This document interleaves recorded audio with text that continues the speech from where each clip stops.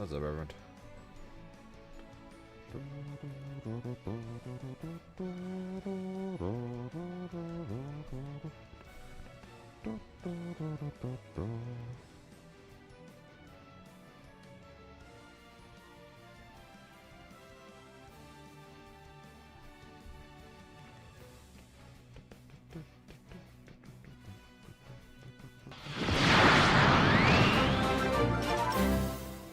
Yo, 20 months and the prime. Welcome home. Thanks, Reverend. Reverend, we here at Zane FGC know you have many options of where you want to spend your prime sub, and we thank you for choosing us. Good to be back, even if it's only for like 16 days. And then I'm off to Orlando. Fun, right? That's something to worry about. Nothing to worry about. Not right now, since I can't even play Grand Blue for the next 9 hours. So going to wait a few more minutes for anybody else who wants to show up to check out the patch notes and the guide with us. Even though I'm sure everyone has read them by now, and then we'll get started. What's up, Alice? What's up, Kitty?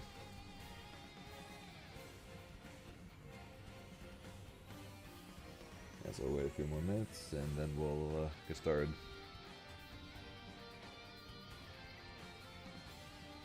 One second.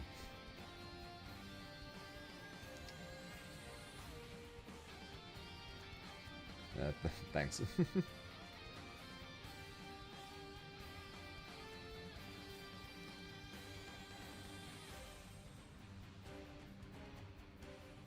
Yep, 16 days till I fly to Orlando.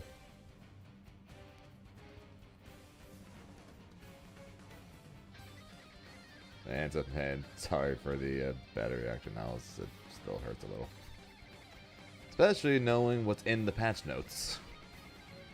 The patch is God. Any hope of me not stressing out over this weekend is just completely got 10 times worse after seeing what's in the patch. Like legitimately, as soon as I started feeling better about the weekend and about the rest of the year, the patch notes dropped. And my God, oh God, someone save me! Someone save me! Bossaraga champion is scary. Yeah, Bossaraga, Bubs. Ladiva's Lariat now being basically instantaneous.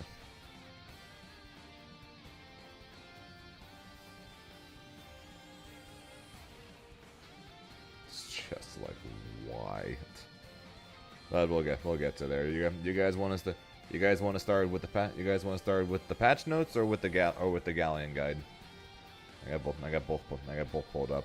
Which would you guys want to start with? Alright, Bubs was probably Grimnir's worst matchup, Vanitas. And yeah, now it's I don't even want to talk about it, but I'm going to have to because we're going over the notes, so I'm going to have to talk about it.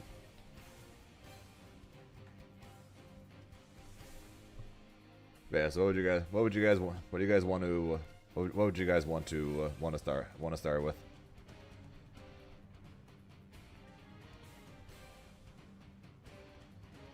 Patch notes or is it guide?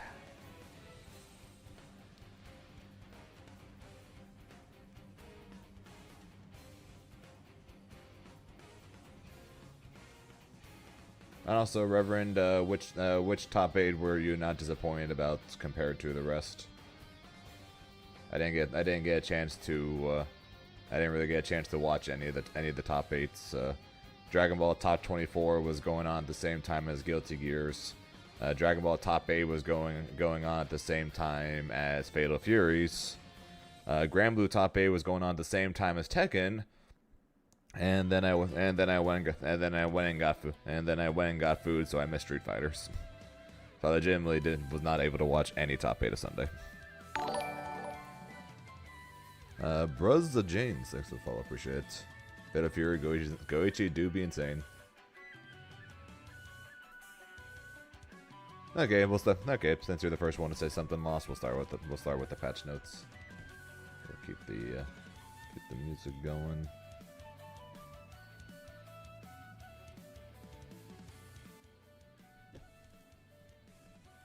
I say we'll start with the patch notes. Patch 2.10. Appreciate it, Shadow. Sorry I couldn't finish it up. I've had a few painful defeats so far in my fighting game career. That was and continues to be the most painful of the ones I've gotten so far. Not the worst beatdown I've ever gotten in a final, but that was the one that hurt the most.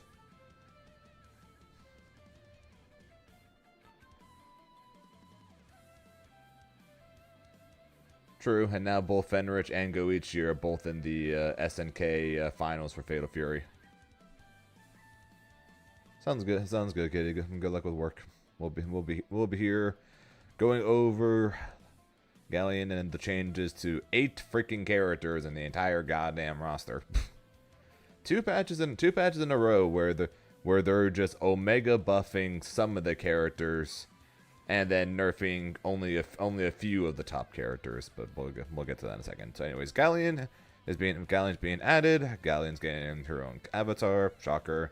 There's a new award. There's new rewards track again. Shocker. Things that come with every DLC character pretty much. Yes, we will watch this afterwards.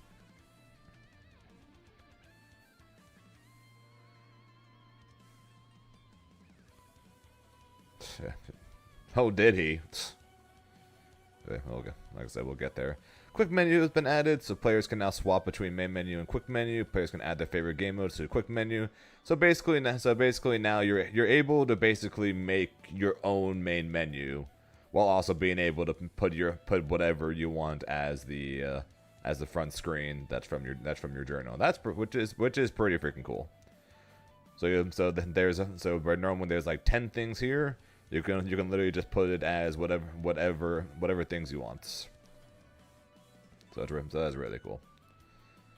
They added training mode in the online lobby for standby stations, which I'll be honest, I thought they had this already. So I thought they already had this. So when they announced this during the show last night, I was like, okay. Sure, why not? Add opponent character as a filter option. So now you can if you're looking specifically for if you're looking for specific matchups, you can now look for that specific matchup. Which is a really nice thing to be able to search for. Add the option to view unlock requirements of obtained trophies, badges, and card designs. Sure. I guess we're going to all learn that in order to unlock the things we want to unlock, we have to all go play Grand Brews, right, guys? We got to all play Grand Brews to unlock the things we want to unlock. Sure. Added multiple characters option, so you can now if you want to make every character have the same player card, I guess you can. Add option to directly remove profile badges from the edit profile card. Add option to view all characters versus ranks from the ranked match records tab. Sure. That's okay. Notification will now display the main menu upon unlocking new trophy. Who cares? Who cares?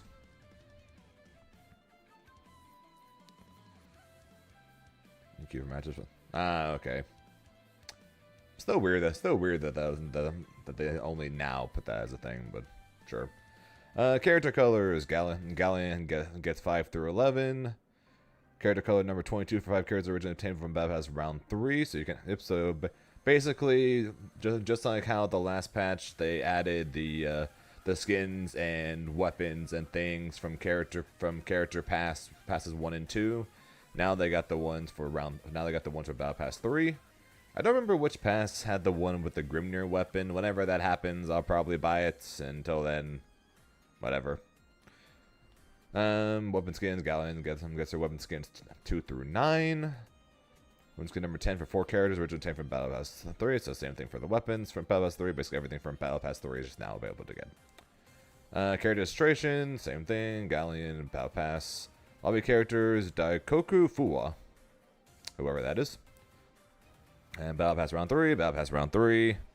And you're able to get the Seiyok skin, the one that makes him look like he's from Attack on Titan, which I am still not really a fan of compared to the original skin. If I'm being honest, like if I played Seiyok, I would go nowhere near the skin. But again, that's just me. Casual closed loop. All right then. Training mode. Punish training has been punished. Oh yeah, more trials. Hey, but look, you can learn how to beat light dash attack into light dash attack. Leaf.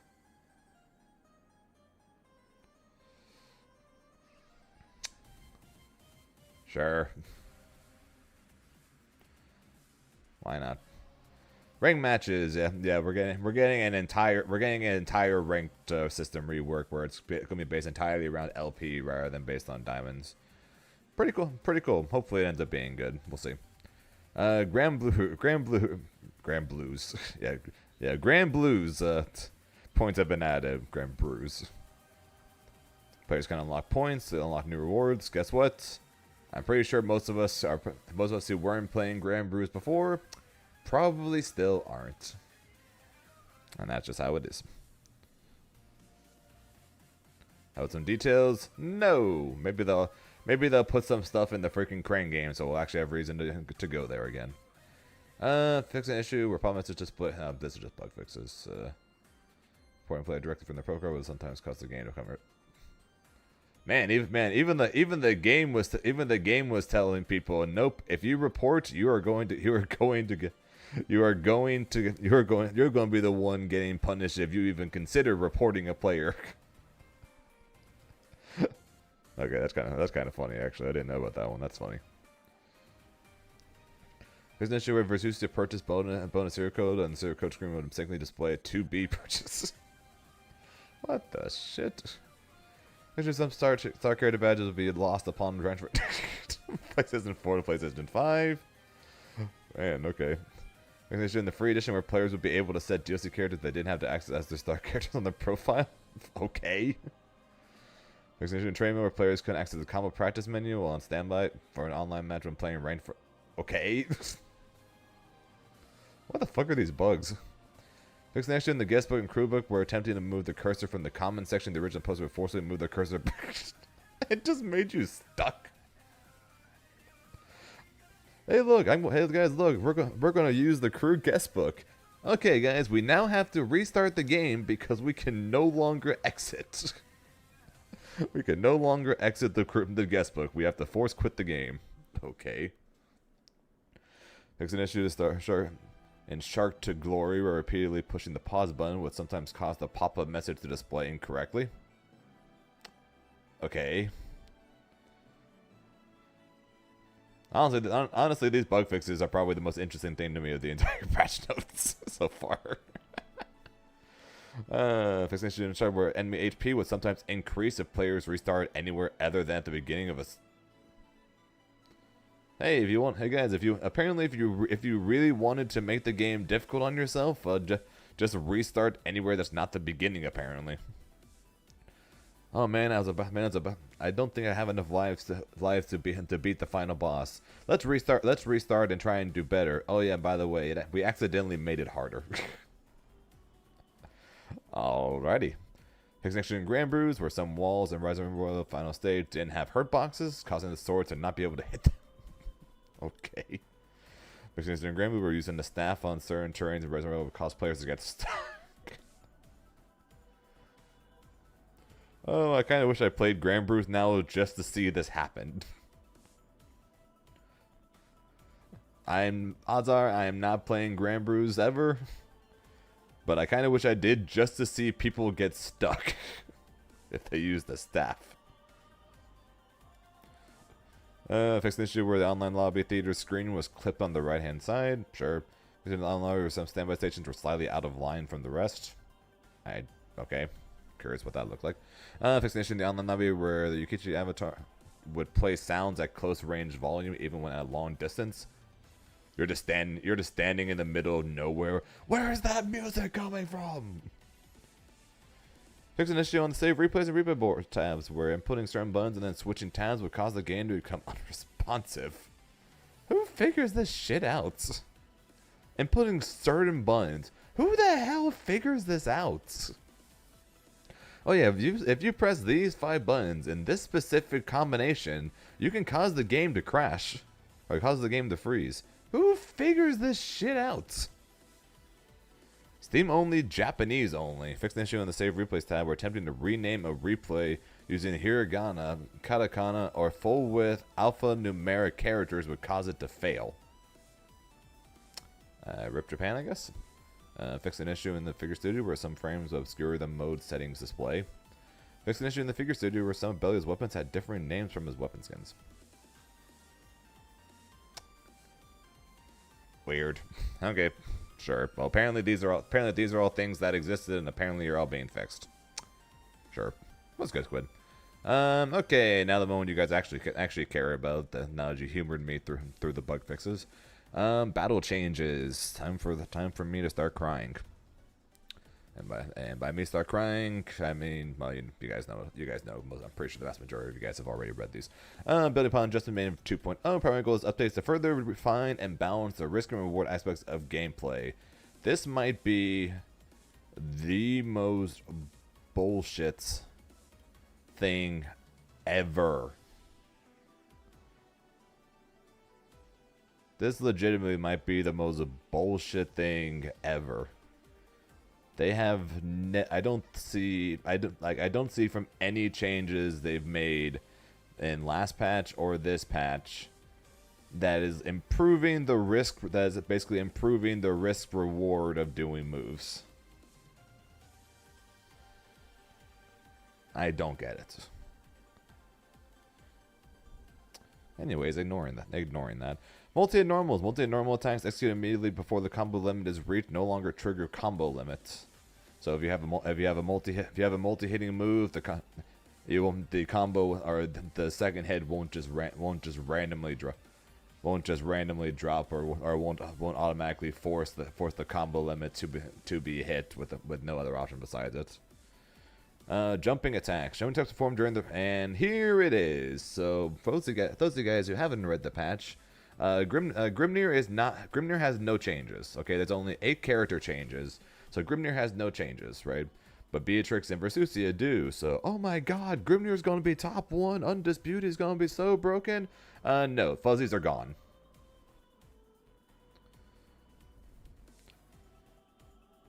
We've decided to make a drastic decision and completely remove fuzzies, these so-called fuzzy attacks, from the game. Grimnir's strongest corner option is gone. Jumping attacks performed during the rising portion of a jump no longer hit crouch blocking foes. It's intended as a response to so-called fuzzy attacks. Despite being a high-level technique that only worked in specific instances, they would create situations where it would be hard to tell why a hit landed. Which is the most bullshit thing ever, because at this point, most people who play the game to a high enough level to be able to perform a fuzzy know... Who thought this was okay? Thank you, King. Who know what... The people who play the game at a high enough level to perform these so-called fuzzy attacks know what a fuzzy is and know why they got hits. So them saying, oh yeah, the reason. Who thought this was okay? Okay, thank you, Lost.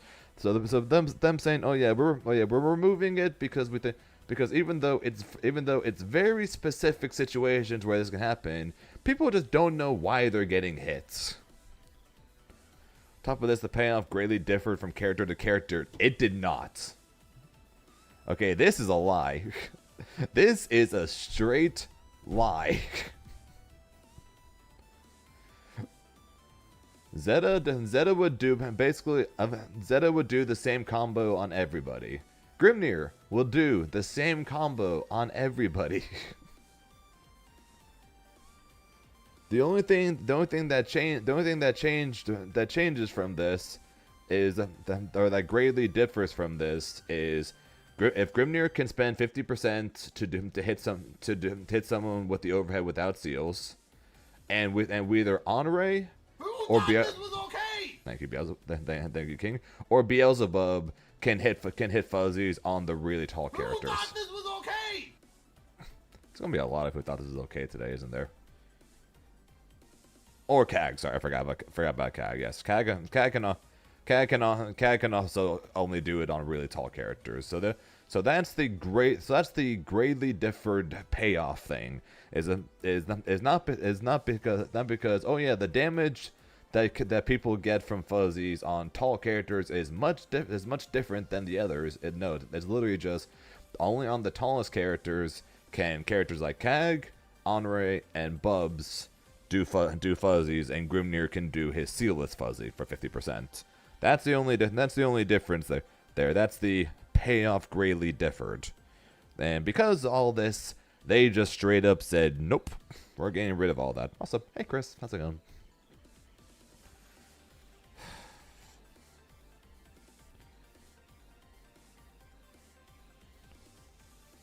And appreciate it, Squid, but I am still... especially after seeing what's in these patch notes, I am hating myself even more than I was all of Sunday for losing that finals.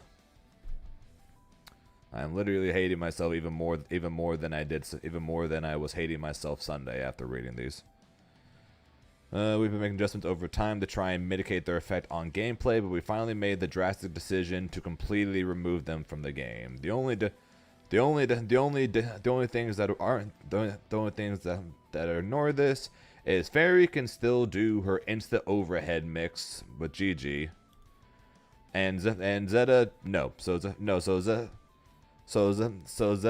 Zeta cannot fuzzy people.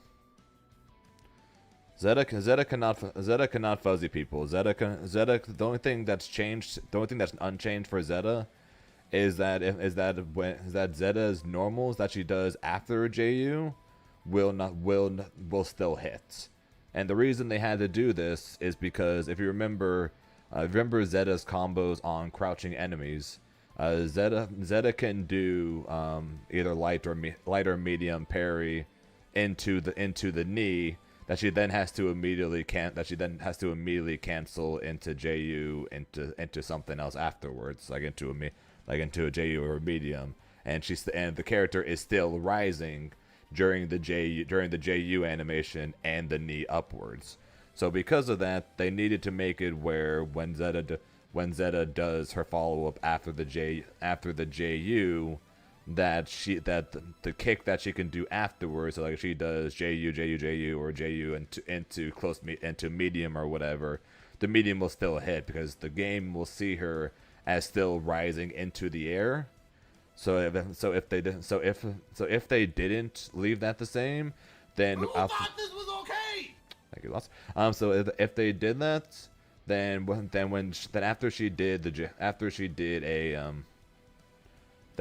JU, if she did any bun afterwards, light, medium, heavy, or whatever afterwards, it'll always miss. Or at least that's what I think it means. Because it specifically says jumping you canceled into mid-air normal attacks will still behave as prior. It doesn't say JU will still behave as prior. That's the thing that makes me think that she does that makes me think that she doesn't get to keep it, because it doesn't say jumping you will still behave as prior. Because it says Fairy's jumping L is thus unchanged. It doesn't say jumping U is unchanged. No. Who thought this was okay was when Gogeta 4 got his infinite 5L and or 4L and 2L. When lab code and every character got their beam into super dash combos. When Cell, Blue Vegeta, Krillin all got their frame 4s. that was what that clip is from. But yeah, so that's why I'm pretty sure it's Zeta's Fuzzy is gone. The only character in the game now that can hit someone with a while jumping button is Fairy. So Shinku with the 10 months, appreciate that, dude. The only character in the game now that can do a while jumping button is Fairy. So that means Grimnir's best offensive tool, best use of guard cancel bait, his best mix up, basically his only mix up that doesn't require meter is now gone. So all you people out there that are still going to try and say Grimnir is top 1, you guys can kiss my ass. Technical inputs fits an issue where whiffing with the following character skills in mid-air would cause the next skill to deal additional technical input damage even when they perform with simple input or cancel into. Grimnir would... Wait, what?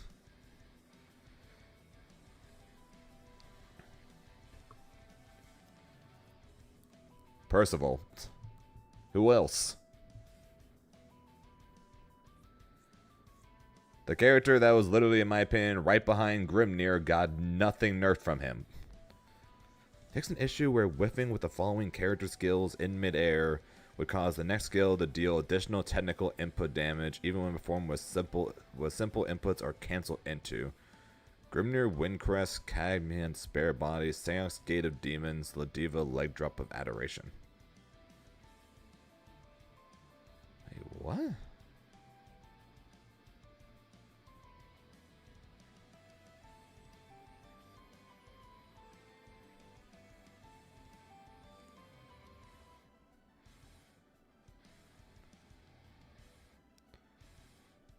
Whiffing Windcrest?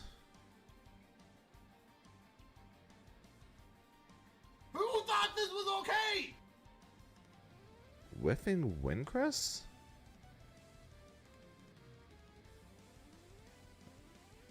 Do they mean 2-2-U or something? That's the only one with the hitbox.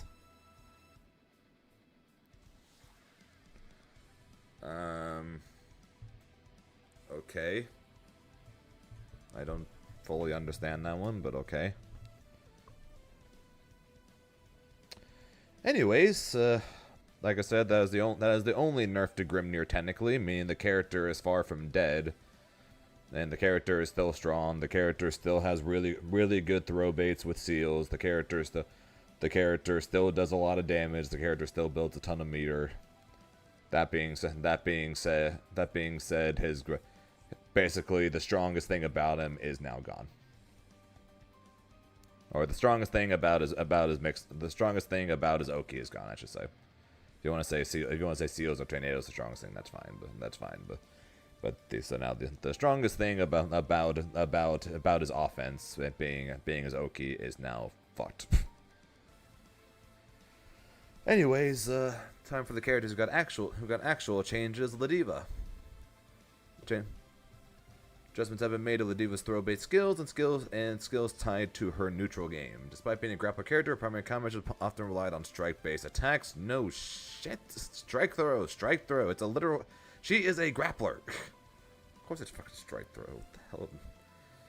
To expand her options both offensively and defensively, the startup of L Jewel Resort Screwdriver has been reduced to 5 frames. Yeah, her lariat, by the way. And the throw range for the U and for the U version has been adjusted to match that of the L version. Yeah, so her ultimate throw now reaches further, and her light lariat is now a 5-frame startup. The slow start for L and M Elegant Lariat makes it difficult to use effectively. While the start remains unchanged, both the travel speeds and distance have been increased. Oh yeah, and by the way, this also goes. This was the grab. Sorry, her grab is now 5 frames. Sorry, her grab is 5 frames. Her light and medium startups are the same, but they just go further and faster. Sorry, I was getting ahead of myself. The L grab is 5 frames. The ultimate version now reaches further, but the L and the L and M lariats are now go further and are faster. Sorry, I got ahead of myself.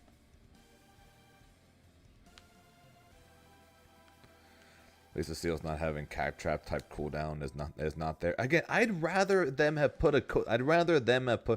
have made it where the traps the seals would go away after a certain amount of times, like Cack Traps, and let me keep my goddamn fuzzy. Why would they sell jeans with holes in them? I'm going to speak to the manager. Mom.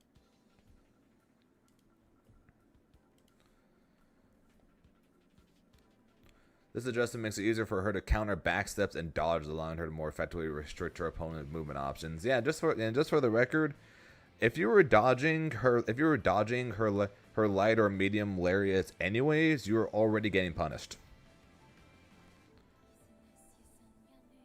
All this does is basically make it where, hey, guess what? You are probably, even if you duck it, you are probably going to get grabbed before you can do anything about it. That's basically all this shit did. If you were dodging her light or medium lariat, you were already getting cooked. Now, even if you do the correct thing and duck her light or medium lariat, you might still get cooked by the now 5-frame command grab. Go away, Game Pass. We don't want to talk about it. We don't want to talk to you. Dove counter projectiles. The projectile envoy. Oh yeah.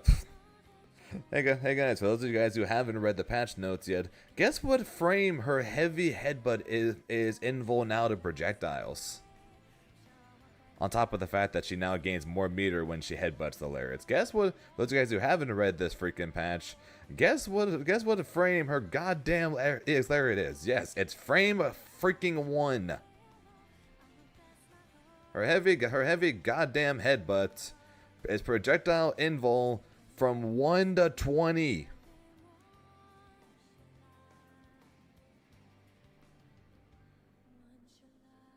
Even her medium one is freaking starts on 10.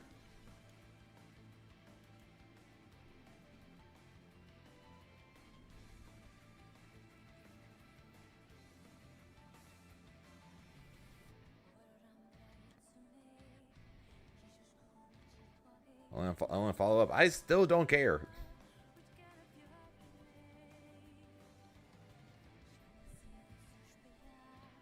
I do not care if the frame one's a follow up. Heavy is still 10, and that means she can just spam the shit full screen if you wanted to. If she ends up mistiming the freaking headbutt.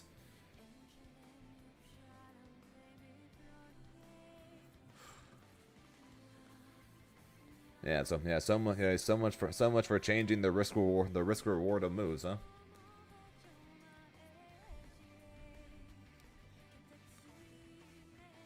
Oh yeah, man, and her sweep also is now both faster and goes further.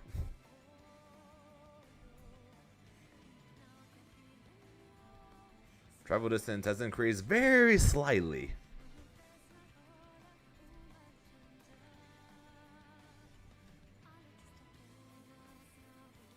Startup has been reduced, yes.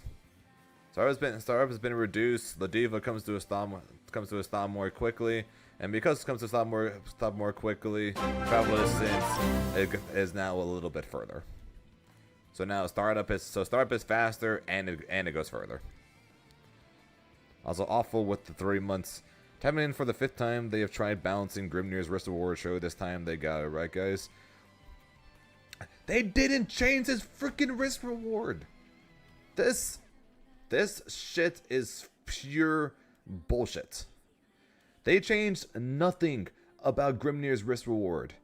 All they did was guess what? Your reward for hitting somebody is now much worse, because guess what? You lost your Oki. No risk whatsoever. Just hey, guess what? Your opponent no longer has to guard cancel you on offense pretty much. Grimnir does a setup on you. Guess what? You no longer have to worry about guard canceling it, because guess what? He cannot fuzzy you anymore. No risk, no reward. So guess what? Grimnir did not gain or lose any risk. He just lost all the reward. What's up, Bumbek? So this is complete bullshit. It was complete bullshit last patch. It's complete bullshit this patch.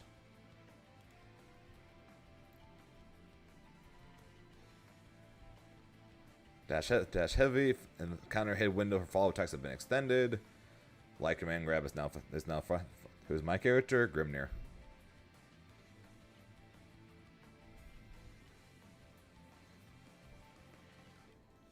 Ultimate now has a ultimate throw now has a further reach.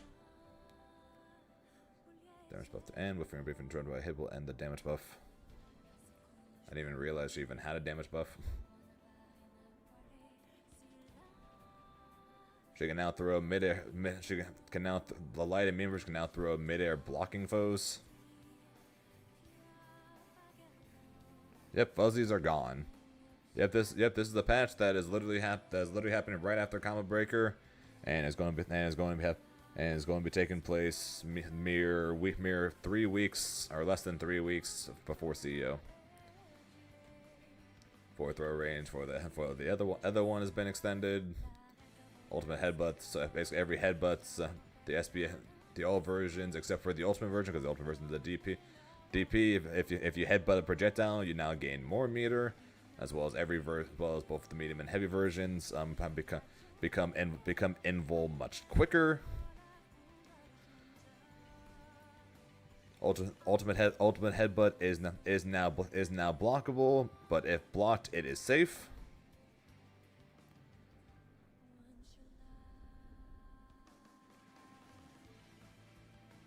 And not only is it safe, if they block it, they get pushed further back. So I mean, that's technically better, I guess. It's no longer unblockable. So I guess that's could be technically a nerf. Although the startup is faster. But they also made it where your invul frames literally goes until the thing is over.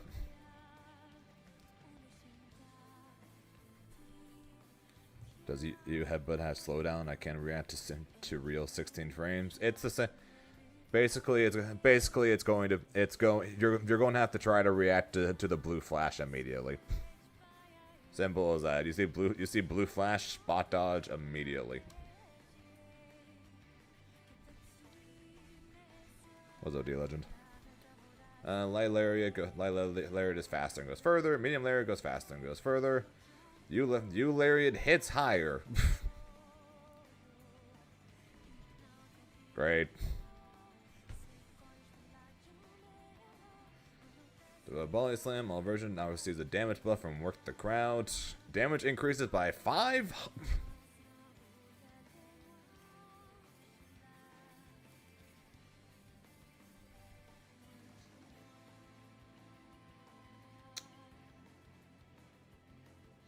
$500 per throw.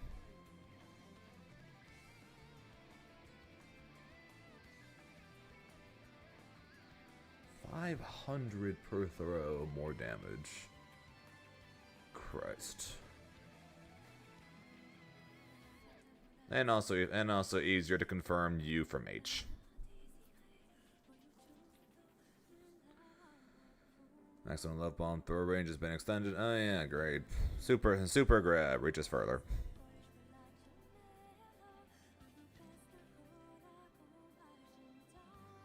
More than you think, Aqua. More than you think. Damage when used outside of a combo has been increased by 400. Okay, sure, why not? Okay, who's ready for the thing that makes every BSG fan wet? It makes every hater, it makes everyone that doesn't play Vasaraga cry and beg for mercy. Because Vasaraga's got a new skin, so clearly got a buff.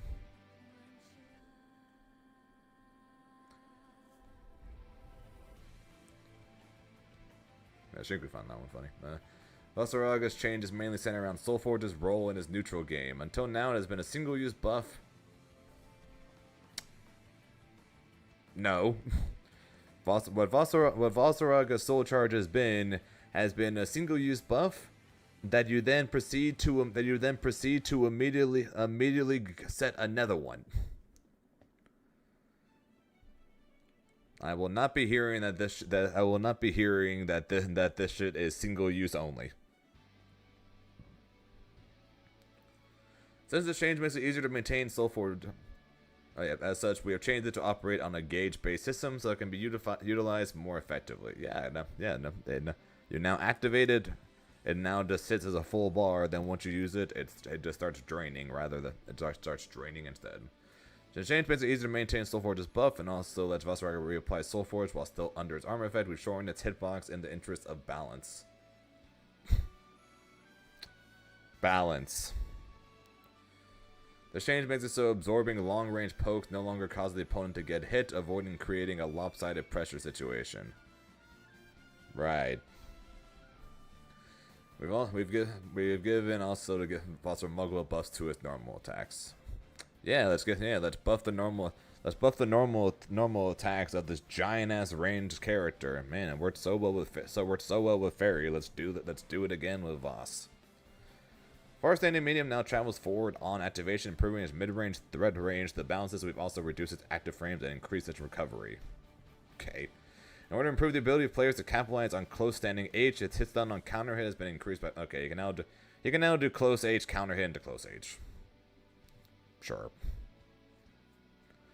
And on hit, we've also adjusted it to cause a crumple on counter hit and increase the foe's hit stun on counter hit by 12 frames. As for far standing H, we significantly increased its mid-air hit stun to improve its combo potential. The L&M versions of Battalions of Fear have had their startups reduced, making them more proactive tools for punishing whiffed attacks and even poking. The H version has had the travel distance of the first tackle increased to make it easier to confirm into during combos, while U version has had its pushback adjusted to leave Valsarag at the same distance from the foe regardless of whether they block the first hit or second hit. So either they make it easier to punish then, or they make it worse. It's one or the other. This is from which opponent could perform close range attacks on Valsaraga mid-air was shorter than when he was grounded, so they now share the same. Okay. So all this change, attacks are within close range on ground. Valsaraga continue to be close range FAV jumps. Now travels forward on activation. Expanded hurt box. Active frames have been reduced from 6 to 3. Recovery has been increased by 3. Mid-air hit stun has been increased from 20 to 30. Mid-air lateral knockback has been reduced. Yep, basically they just want Valsaraga to do more damage than he already is.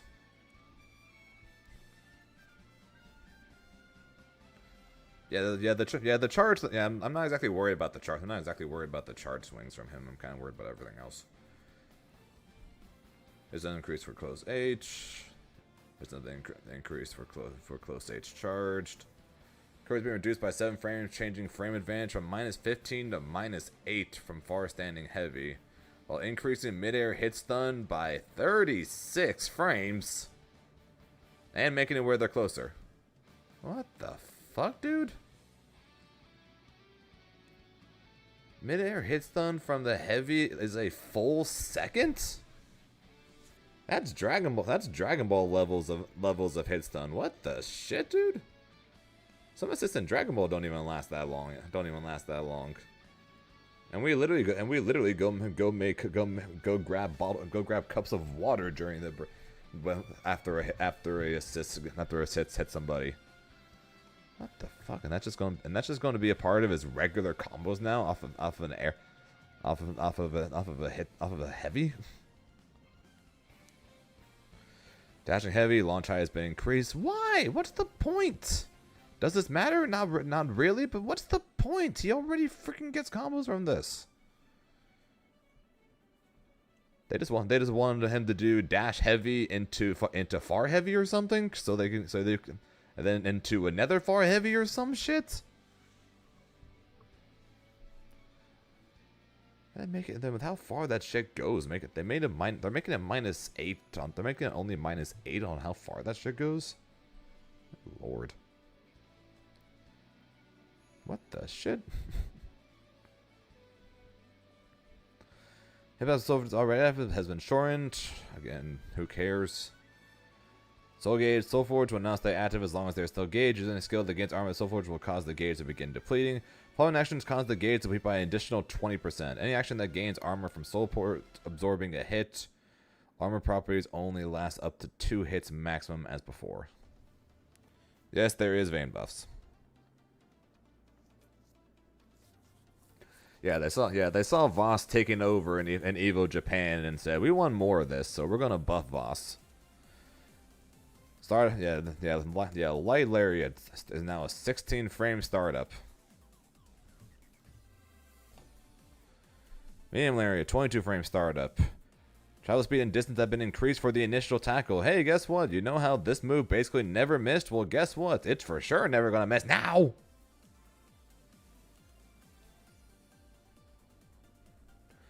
Pushback on blocks has been increased. This only impacts the foe's travel distance, so distance on block in the corner is unchanged. Hey, guess what?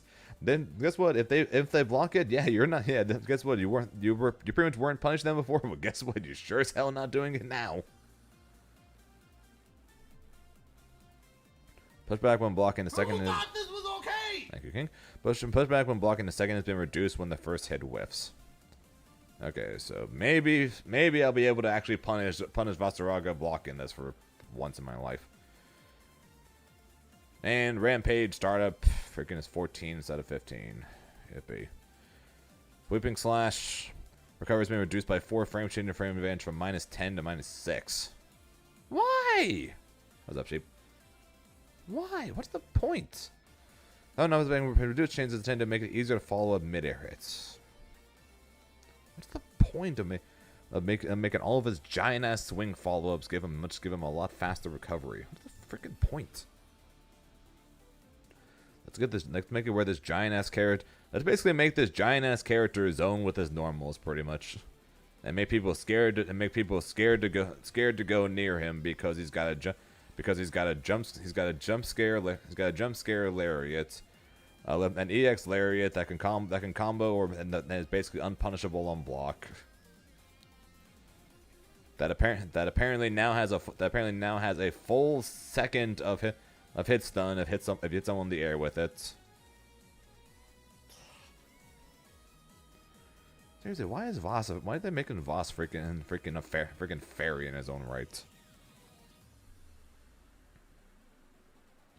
Yeah, basically, a move that's basically already unpunishable. Yeah, let's make it even more unpunishable and put him in an even better situation to use this giant ass freaking normal. What's up, Kazeno? Beelzebub. Just now I get to add to my tiers. Change the. I was already crying on Sunday. Then I started crying when I saw the Ladiva changes. Then the tears started to fall when I saw the Vasaraga changes. And then I read the Beelzebub changes, and then this is when I curled up in the corner and said I'm never leaving. Our changes of Beelzebub focus around strengthening his neutral game by making it easier for him to utilize his projectiles and high jump. This mainly consists of improvements to his mobility and reductions to the startup of his moves. Several of his abilities have also had their hit and block stun adjusted. Mobility-wise, we've extended his forward high jump's travel distance to distinguish its use cases from his normal jump. This should make it easier for Beelzebub to perform aerial offense. As if that was a problem for him. You know how often Beelzebub stayed on the ground against me? Never.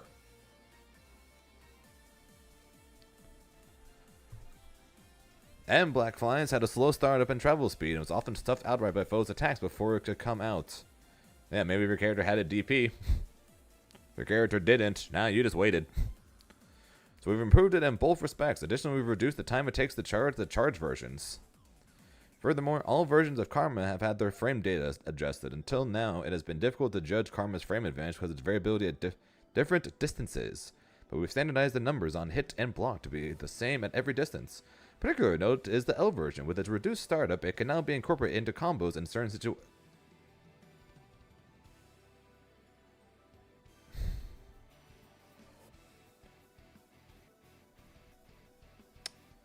You can do L Karma and combos.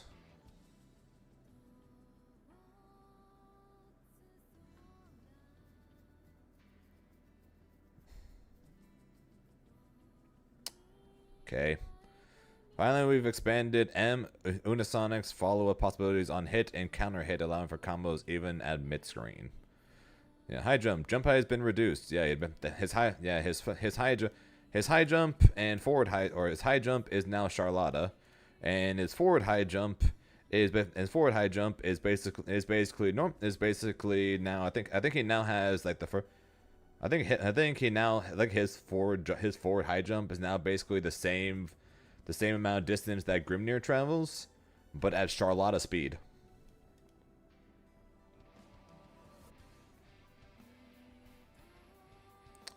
Which is so weird.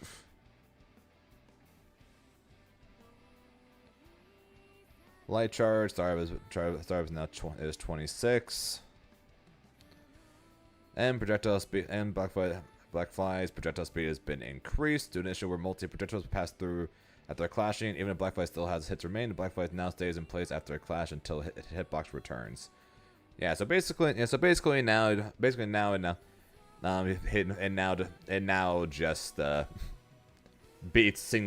just beats single hit projectiles if what the producer podcast thing yesterday was.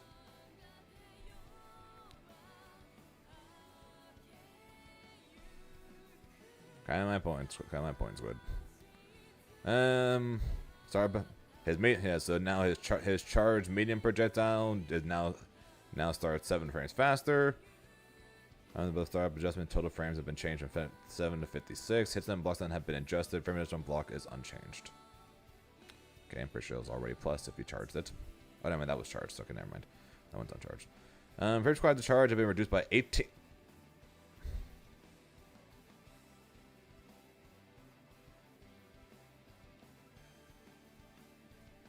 It's a far lot of jump sheep.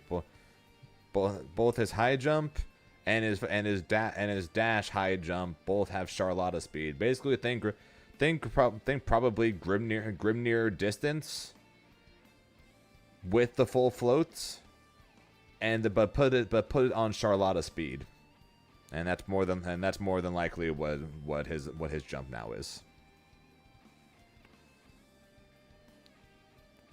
Man, I'll try, man. I am still kicking myself and hating myself for this weekend. Anyway, so charged medium projectile only now takes 33 frames to charge. Oh wow, recovery's been increased by 6 frames. Oh wow, man! Imagine being able to fully charge your multi-hit projectiles 18 freaking frames faster.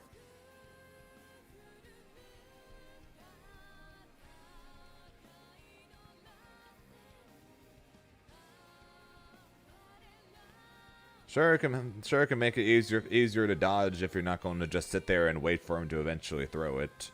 But now he can just throw it. Now you can just throw it much quicker. Same thing with the fully charged one. Also 18 frames faster. Heavy black flies due to an issue where multi projectiles pass through. Alright, that's it again. Ultimate the initial swing now pushes forward on him, making it easier to follow up. Oh yeah, it sucks you in. It looks really weird. El Karma is now 4 frames faster. Frame advantage has been standardized. +2 on block, +26 on grounded. Medium Karma is now 6 frames faster, +4 on block, 31 on grounded. H Karma +2 on block, 26 grounded. Okay. Unison midair hit recovery has been reduced by 41 frames.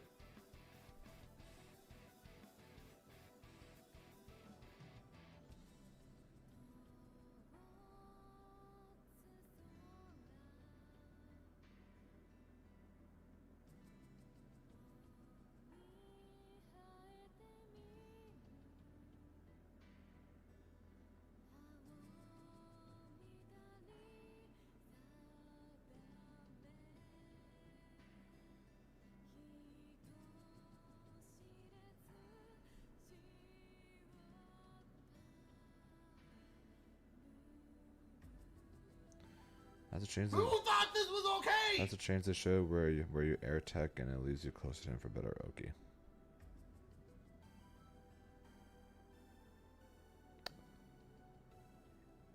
Mid-air hit recovery has been reduced by 41 frames.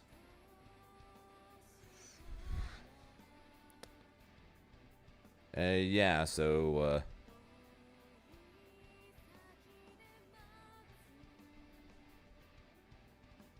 great.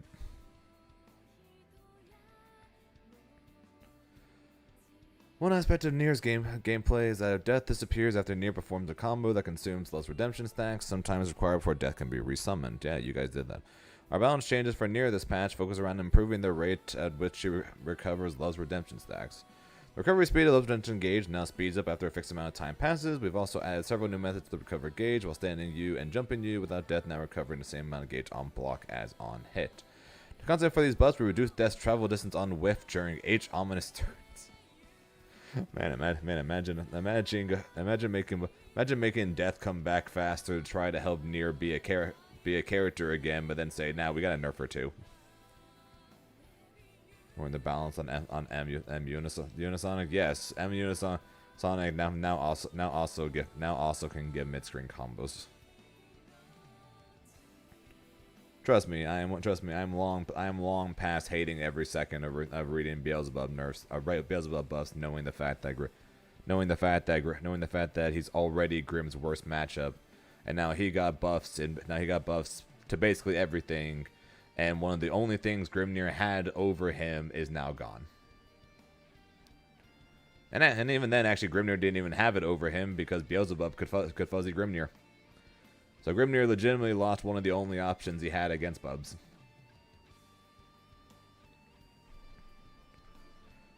In terms of other balance changes, we reduced the startup of far-standing M from 10 to 9 and reduced the knockback on U to make it easier to continue pressure afterwards. Also increased Love's redemption gauge recovery speed after World of Death and Love, reducing the amount of HP required for gauge recovery and time before death can be resummoned. Did they make it where she can Raging Strike while death is gone? Gauge now recovers slowly at first and speeds up. Death no longer disappears after throw breaking. That was a good change. M is now 9 frames. Redemption standing U, no charge. Gauge recovery has been increased. Recovery on block. Yep. Things to bring death back faster. Fatal Waltz. Hitbox has been expanded on hit or block, making it harder to whiff in the middle of the skill. Okay, less likely of it just dropping mid-move. On Misfortune, mid-hit recovery has been increased by 7. Makes it easier to confirm. On Starter Follow version, total frames have been reduced from 67 to 52 when using the starter, changing frame advantage from -5 to +10. Assuming that's on hit, so that's fine. I did say combo starter. U Misfortune, close range auto knockback on the final hit has been reduced, reducing the distance between players, increasing frame advantage. Okay, she's more plus on the Ultimate Misfortune. Actually, no, sorry, not Ultimate Misfortune. Sorry, that's the 5U to build back things. Never mind.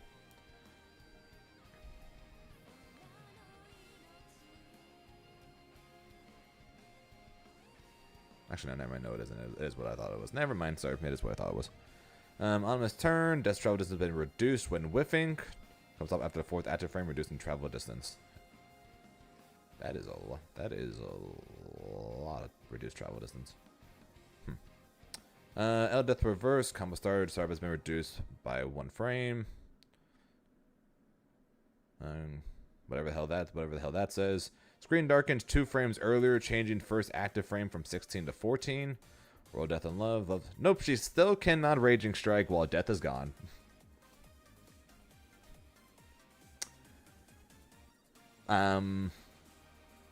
Side games. I think we need to have a conversation. Why not? And trust me, I don't like Nier as much as the next guy. She can stay in hell for all I care. But why do any of this before just giving her the ability to Raging Strike without death? That is like the most basic thing that she should get back.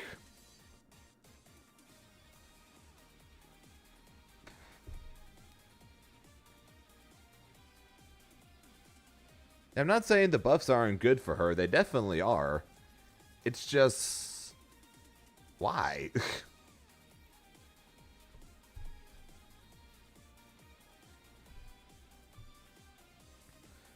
Because basically they made, if you really want death back quickly, you can get death back quickly. You don't have to spend nearly as much HP to do it, which is fine. Makes her one. It's going to be the only install that actually gets buffed here. But yeah, so she still can't Rage Strike without death. Awkward. With Vayne, we've improved the defensive ability and counterattack potential of his One for All. One for All is designed to be an ability that nullifies a single attack from a foe, allowing Vayne the window to perform a counterattack. However, it saw particular difficulty in dealing with dash and jump attacks.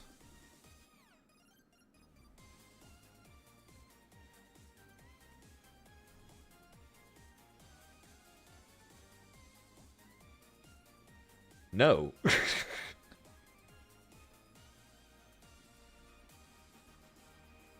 What?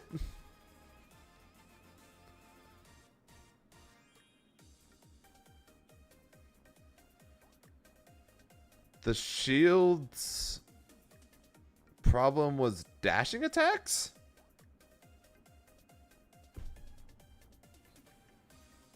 One for All is the shield, right?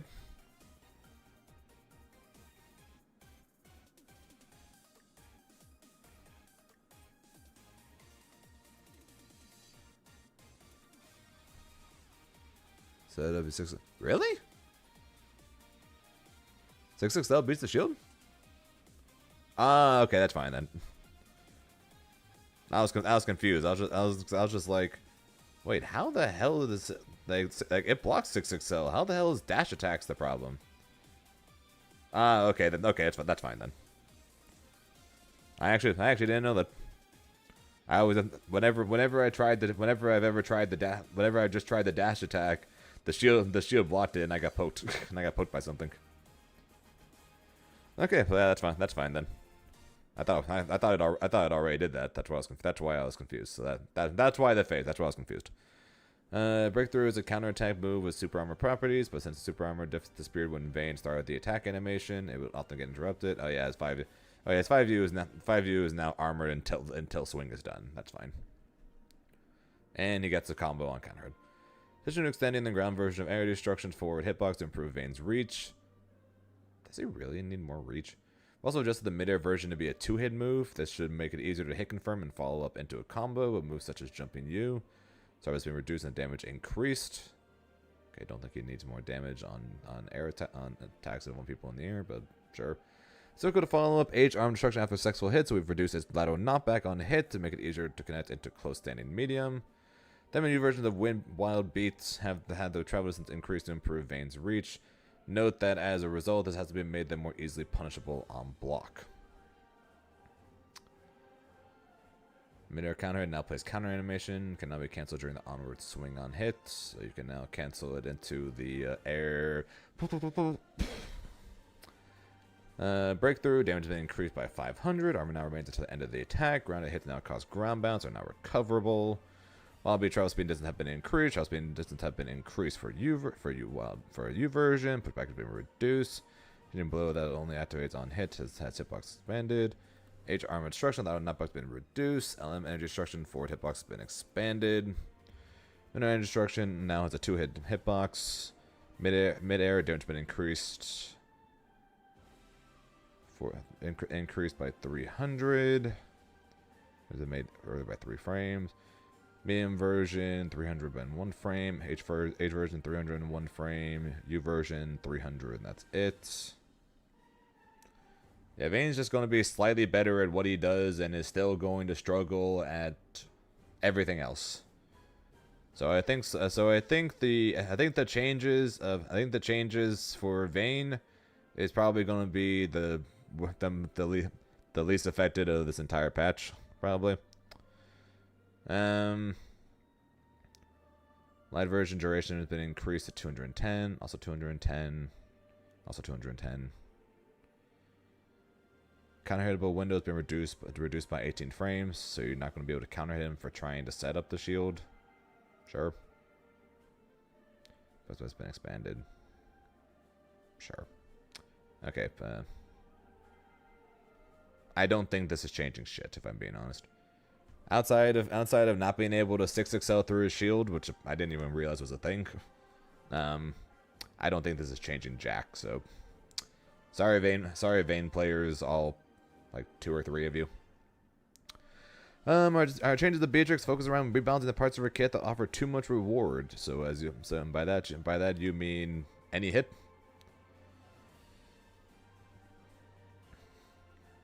Yep, it'll make it more annoying for some matchups and still dog shit in others. That's what I mean. That's what I mean by this is probably going to be the things that matters the least pretty much. Some matchups will still going to be annoying for people playing into him, and he still will not be able to do shit against others. Her unique action, nothing is forever, left the foe too far away for Beatrix to develop offense. We reduce the distance and leaves turn to foe, which will give her smoother time to keep up the pressure.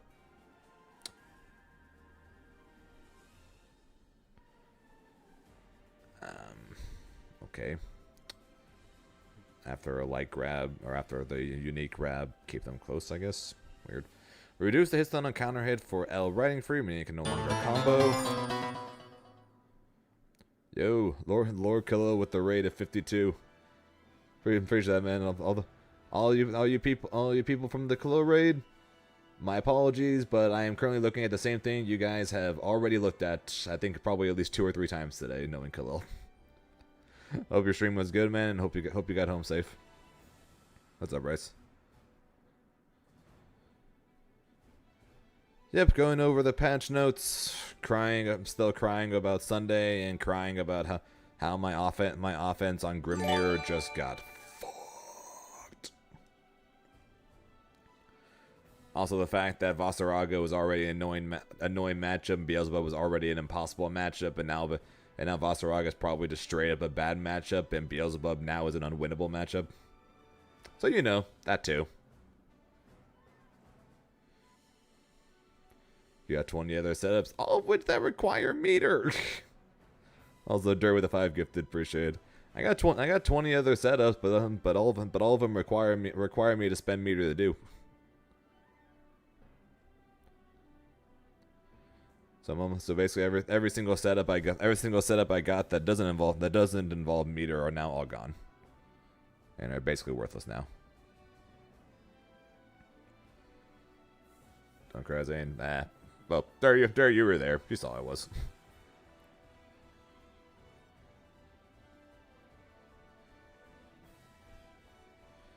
Who is Voss's bad matchups now? Zoners. One of whom I'm probably picking up for this patch.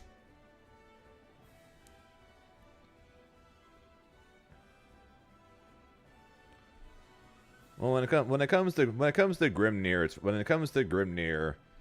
Bea was fine. The nerfs to Versusia is good for Grim. The nerfs to Beatrix is whatever because they were already pretty even as was. Vasaraga, like I said, went from a annoying matchup, if anything Grim favored, to now not Grim favored. Beelzebub went from a went from like his worst matchup to a literal unwinnable matchup. Ladiva, I would need to legitimately play the matchup to see how that's going to be now, because there's a chance depending on when it comes to that lariat, there's a chance she might be so quick with that lariat that she could literally headbutt a tornado and then Larry before I can throw another one, or just spot dodge the tornado and then Larry me before I could even throw another one.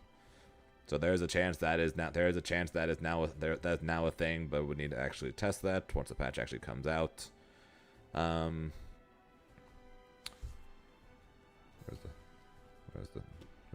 else was changed again? Near changes are probably not going to affect anything. Vayne was already an annoying matchup. Now it's just still an annoying matchup. Nothing's really changing there. Grimnir likes to go in the air. Vayne wants you to go in the air, so that's still going to be annoying. Nothing really changed in that aspect. If anything, it just got slightly more annoying because Vayne's going to get more damage when he does hit me. So that's pretty much the only thing that's going to change. Beatrix went from relatively even to now probably slightly Grim favored, and Versusia went from one of Grim's matchups to either close to even or probably still a little Versusia favored, since Grim can't fuzzy Versusia anymore anyways. I wonder.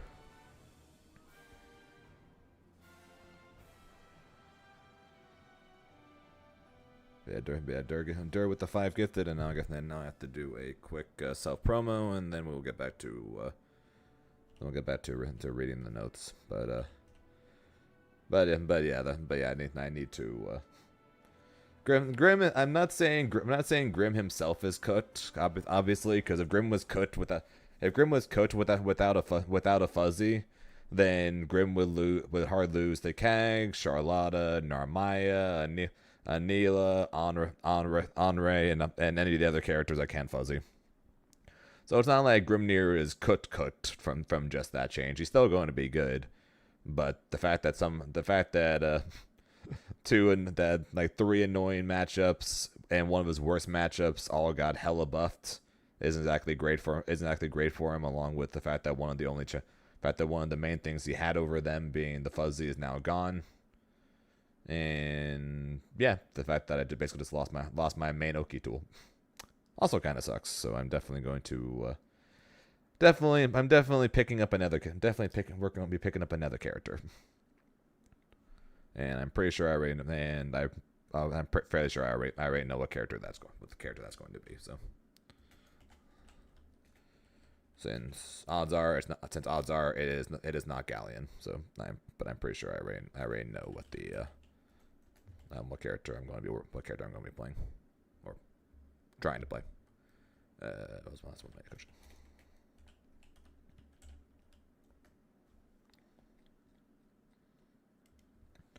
Anyways, before we continue on with the patch notes and then get to the Galleon guide thing. Hello, everybody. Welcome to the Zane FGC Twitch channel. I am Zane FGC. I am a very sad individual because I've lost the finals on Common Breaker, and now I am suffering the consequences for it. But hope you guys had a good weekend. Hope you guys who are at Common Breaker, hope you guys had a good time. Hope you guys that didn't go enjoyed watching it. Sorry I couldn't finish it up. I tried. Anyways, though we are back. We are on the grind for CEO, or will be once Grand Blue is actually playable again. So if you guys want to check that out, check me out trying to figure out another character while at the same time trying to get used to playing Grimnir without fuzzies, you guys can go ahead and check whether or not what they do to Catalina. Not a damn thing. Then you guys go ahead and check to see whether or not you are currently following. Then if you are, you'll be ready to go for the grind session. If you aren't, why not? But besides that, of course, if you guys want to do something good for me, of course, as long as you're doing well in the IRL first and foremost, you can do something like Dur did and look at the subscribe button, where if you do so, you can get many emotes, including many a Beerus, many a Grimnir, and even some of my face. Why some of my face? I don't know. People seem to like them, so we have them.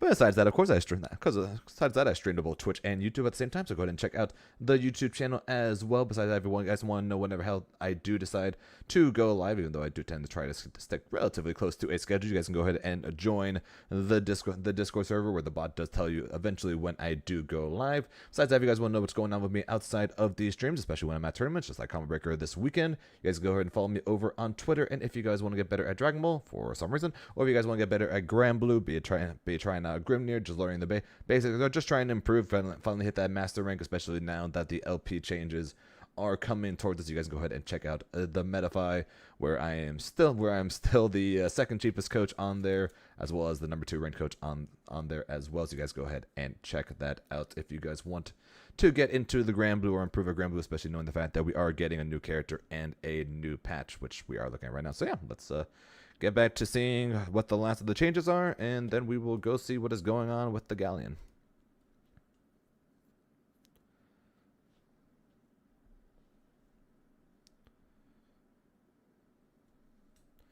Dude, if you think the removal of fuzzies is not a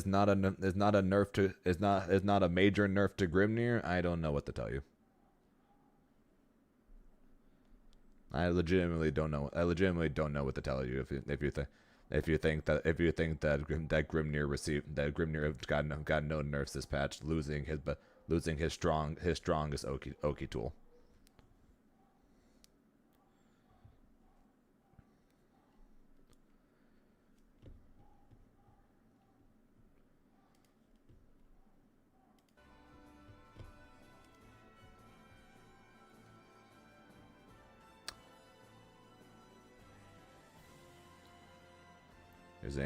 Your main need popular for nerfs. Yeah, my character is not popular at all. Oh no, it's definitely not what needed to be changed. That's why the character is fine. The issue is I now have to basically treat every matchup as if it's Cagliostro, and I don't like that. Because I hated it. I hate fighting against Cagliostro. But I now have to treat everyone like that. Also I now need to go do a different Oki. Anywho, Beatrix. Our changes to Beatrix focus her unique action. Nothing's forever. Left to right. We read that already. Reduce hit stun on counter L riding free, making no longer combo. To compensate, we've buffed L Thunderbird by increasing initial speed and total travel distance, as well as making it possible to combo if that second hit counter hits grounded. Okay. Second hit and onwards of the H and U version of Riding Free can now be blocked while standing, and the H version has had its recovery increased to make it easier to punish. Thank you, God. U version wall bounce resistance on the final hit has been increased, allowing for increased combo potential. Finally, the lateral knockback on the final hit of U and Breast Sword has been increased when at close range to prevent Beatrix from switching places with the opponent after the hit.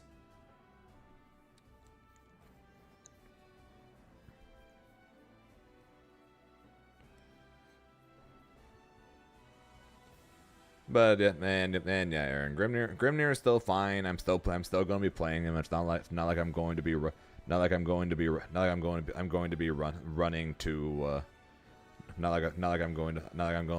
to the character select screen over the next 16 days. I need a new character before CEO, or else I'm screwed.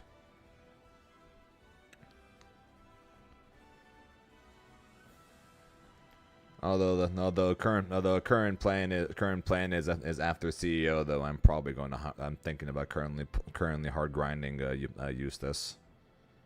That's the current plan, especially if Beelzebub and Vasaraga end up becoming more popular.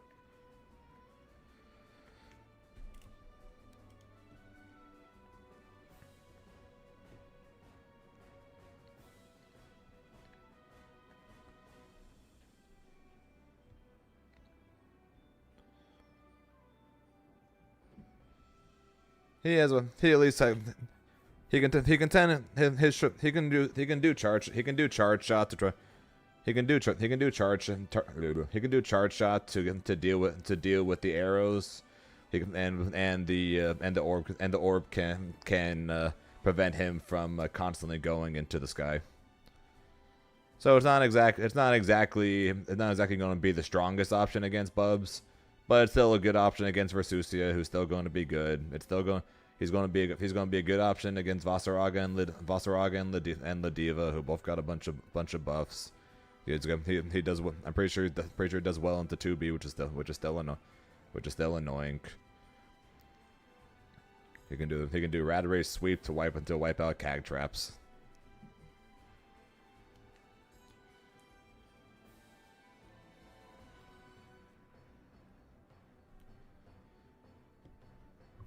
I'm not saying that as in I'm considering picking up Eustace specifically for only Bubs, because he does have other uses for some of Grimnir's bad matchups, or at least that's the idea.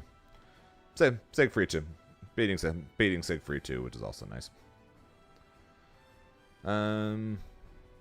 Original. Oh yeah, and one thing I don't think they mentioned in this the her H projectile now launches people, so she no longer gets LLL EX projectile far light into riding free, which hallelujah.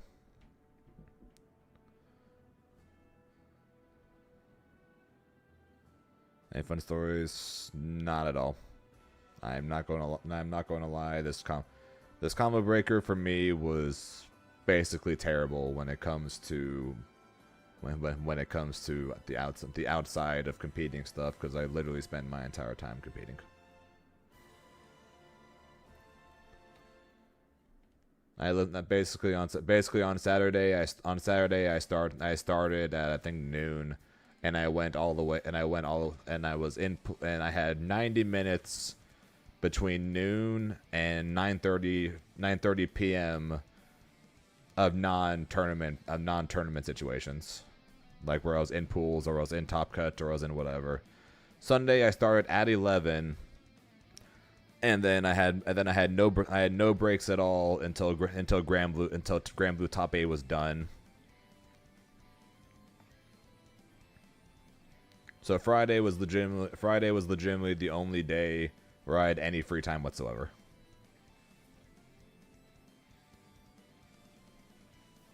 So if we're talking specifically non-competing situations, yeah, this is easily the worst. This is easily the worst combo breaker, but I'm not blaming combo breaker or anything, because that is all my doing.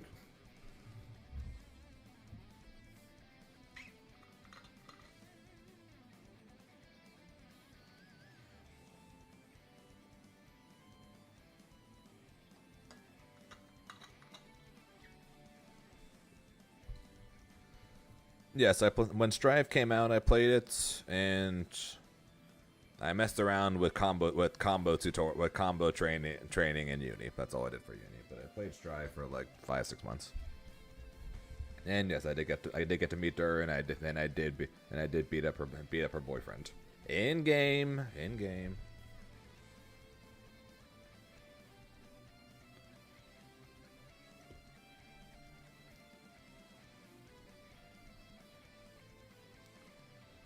Versusia. Each version of Versusia's abilities were overshadowing her other options in her neutral game, so we brought them slightly back in line while buffing the rest of her kits. Standing Light's use as a poke to prevent a foe's approach was too strong, so we shortened its hitbox and reduced its clash level. Her unique action, Celestial Strike, often led into lengthy, highly damaging combos, while her abilities cooled down, so we've changed it to launch foes on hits. In compensation, we've adjusted Samsara's frame data to ensure it can be smoothly followed up into after a Celestial Strike. Deadly Flare was seen persistent use as a poke and neutral tool due to its large lock-on range, so we reduced that while extending the lock-on range and reducing the startup of the M version to improve its usability. Similarly, we reduced the active frames of H on Anitya? I don't know how to say that. Anyways, that move to curb its space control potential while extending the active frames of the M version. We've also adjusted the M version by increasing its total active frames and adjusting its travel speed. Oh yeah, the orb. It now begins slow but gradually accelerates. This should make it more useful for Versusia's neutral game rather than just her combos. Her M version now just goes across the screen rather than stopping. Delay before Versusia can dash after dashing has been increased. Time before the other dash cancels is unchanged. So Versusia now can basically, dash blocking already didn't exist in the game. Versusia is now the worst dash blocker. Standing Light is now shorter and worse clash level. Crouching medium upward hip has been shortened. This change is extended to rectify the fact that Versusia's hitbox hitching was slightly higher than other characters, so now 2M won't hit so high.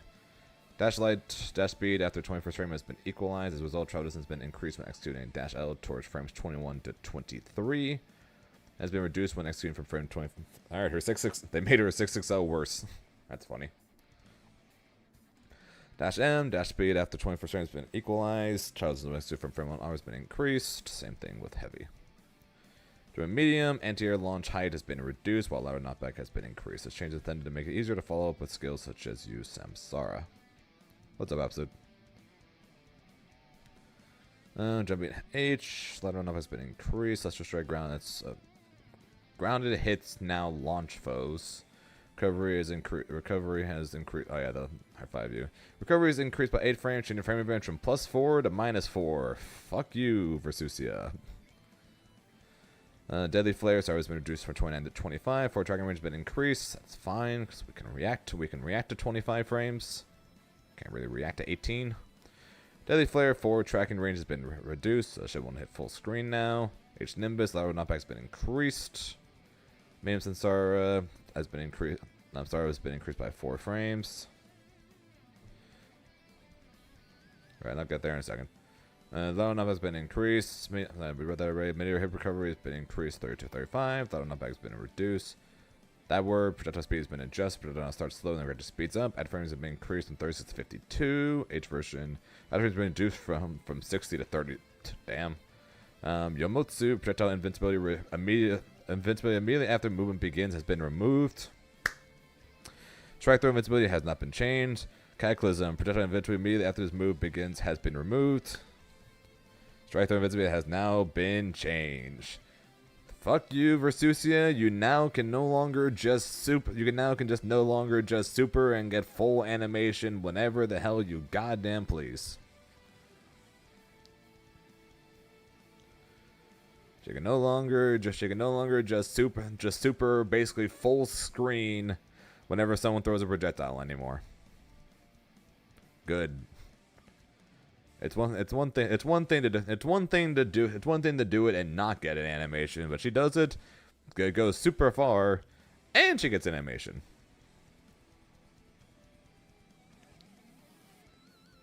Oh yeah. You can't just mash the EX pillar and call it the day for neutral. You can't just mash light button. You can't just mash the light button all day and call it footsies. And you can't just mash super every time a projectile gets thrown and then call it outplayed.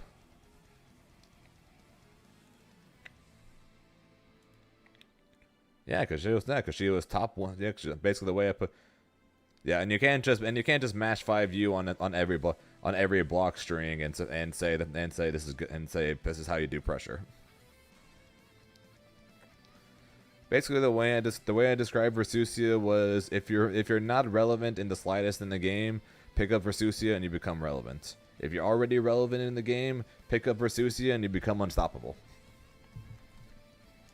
That was basically the joke. That was basically the joke I described for Versusia.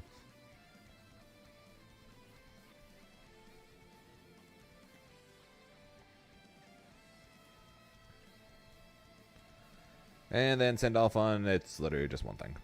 Elemental alignment input has been adjusted in the following ways. Hitbox now also activates on button release.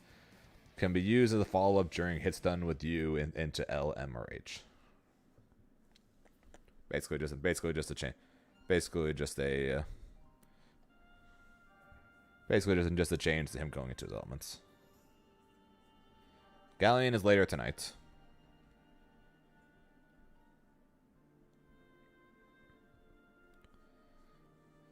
Skill icon to the following character skills will behave erratically during cooldown. Weird. Fix an issue where foes could be hit by far-standing light while in a hit stun from Fairy's Whippet. Good. Okay. Never disappears when counter-hitting a foe behind her. Disappears when counter-hitting a foe behind them.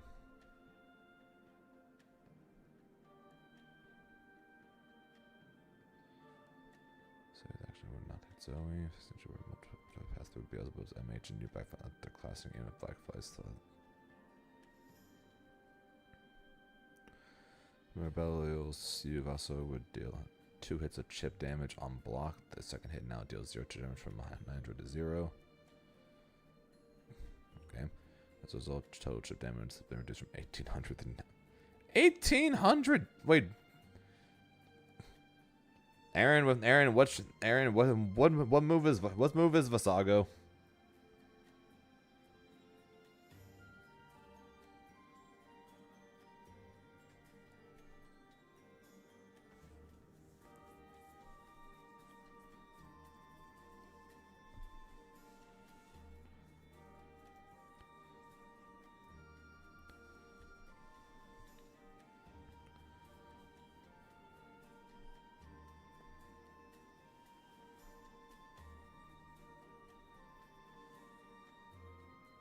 Chip damage on block. That can't be the Vasago is his parry. How do you do chip damage on his parry?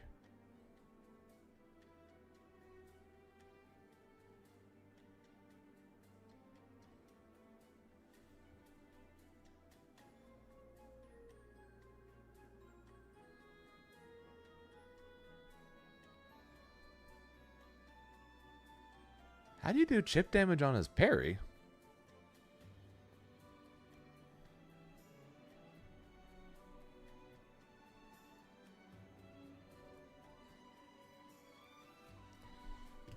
To dust loop. VSR.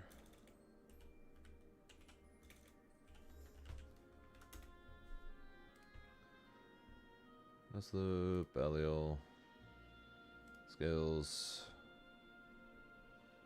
Artorias, Modius, Vasago. Yeah, Vasago's the grab.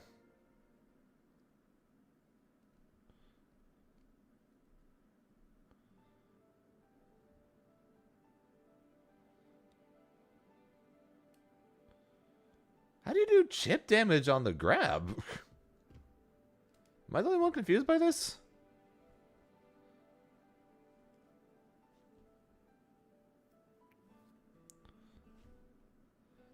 Falcon Belial parries a fireball? Maybe?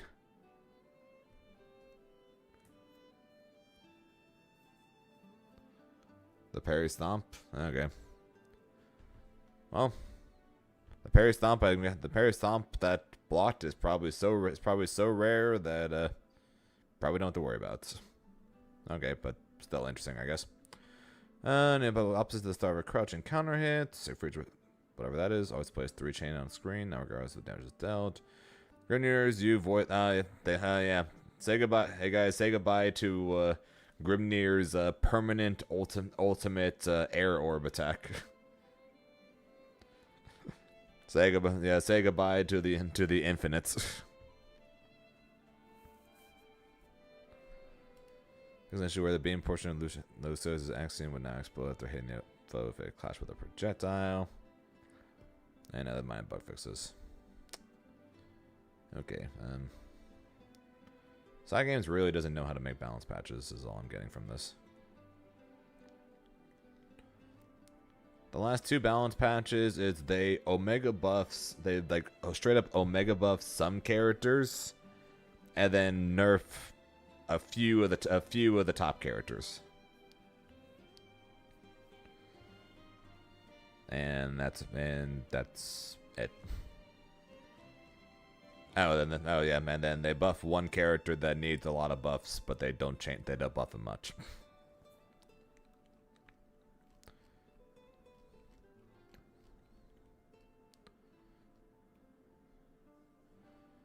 Belial Beelzebub got a ton of buffs. Fasaraga got a ton of buffs. The Diva got a ton of buffs. And then they slightly nerf Beatrix, slightly nerf Versusia, slightly nerf Grimnir, but Percival is A-OK.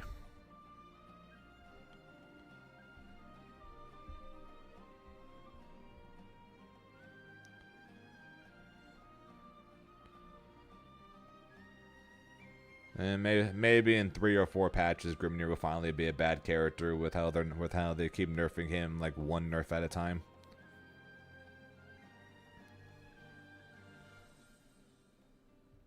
But yeah, I think that's my plan. I think that's my plan. We'll stick with Grimnir for CEO. But I'm probably going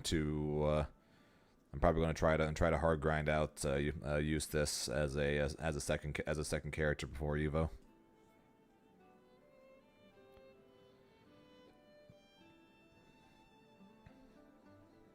No, regular CEO. CEO Taku is canceled this year.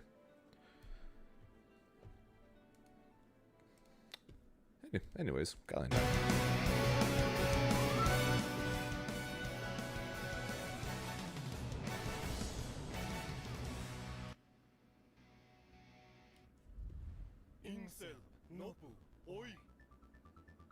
Galleon of the 6 Dragons is the 8th DLC character to join Rising.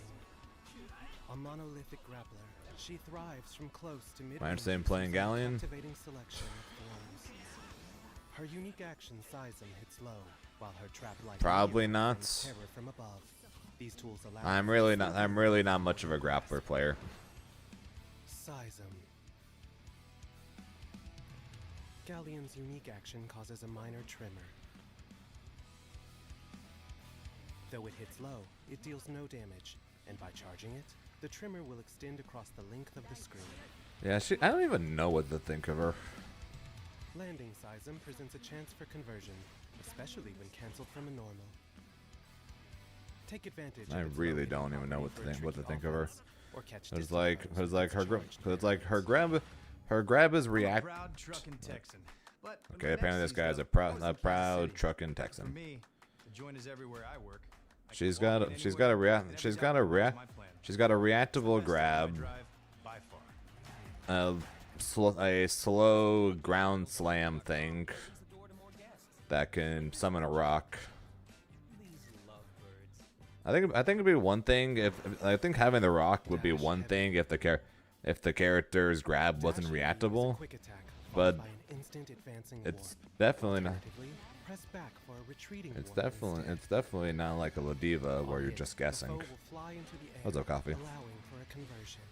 Yeah, but allowed for a conversion, but it's minus 20. It's minus 23 on block. Become active, giving Galleon a solid counter to most reversals.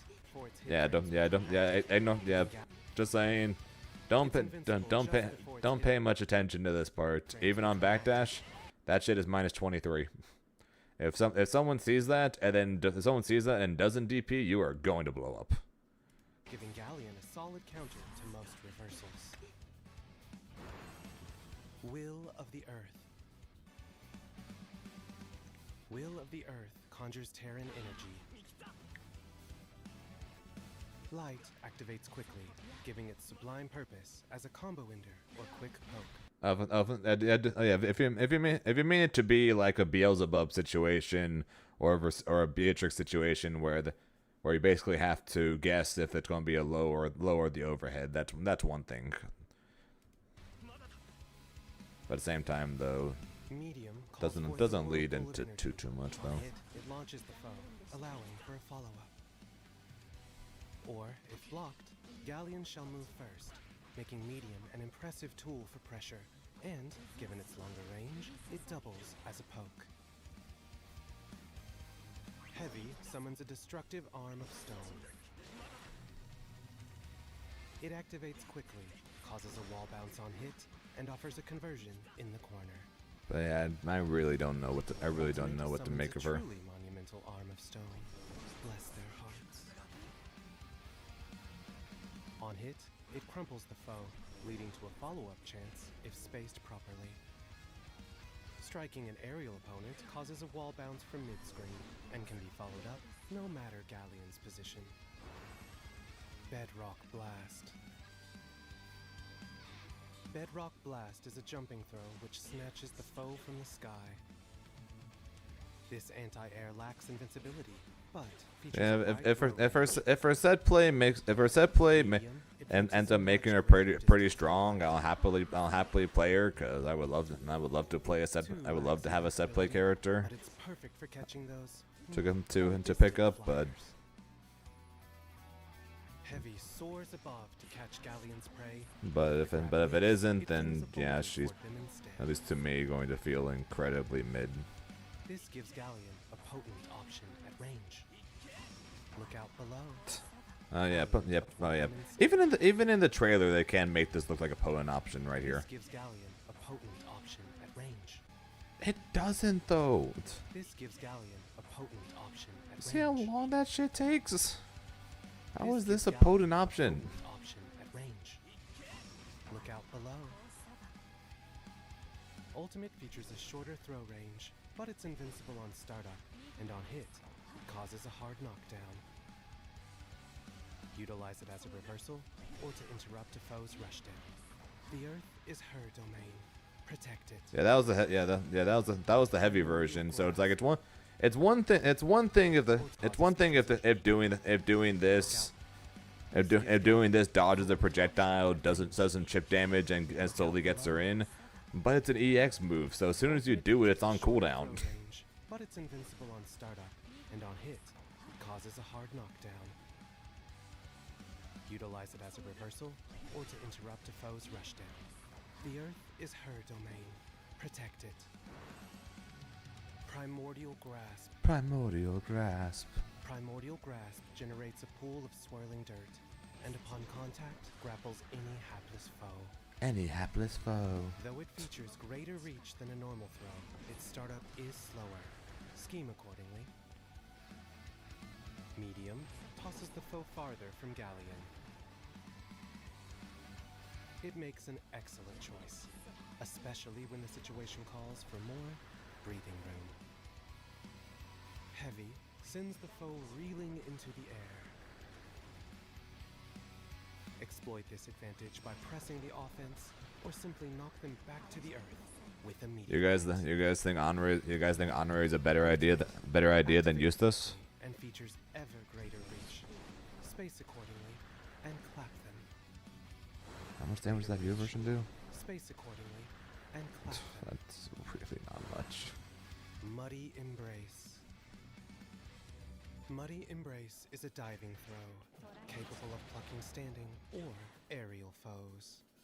I hate you, Aqua. It's best used to counter opposing projectiles or to launch a surprise assault. Okay, I guess real quick, while we're still watching this, I want to run a poll.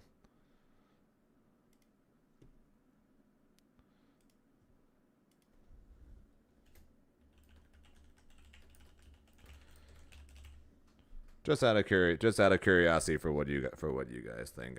I'm gonna be the one making the final decision, of course, but I'll be curious what you guys think. I'll be the one making the final decision, of course. But who you guys think would be a better secondary to play with Grim, Eustace or Andre? From the sky. Medium travels a bit farther than light. Enjoy the flight. Enjoy the flight. This version is best employed Yeah, from mid. freaking I can do this along with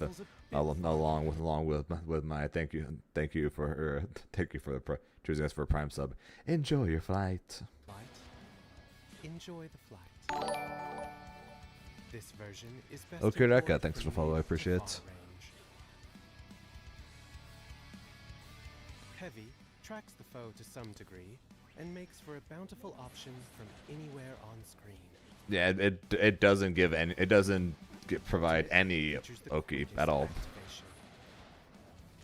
Only the U version does. It causes time to slow down, giving Galleon ample room to fly over pokes or projectiles. It really isn't all that great of a tool.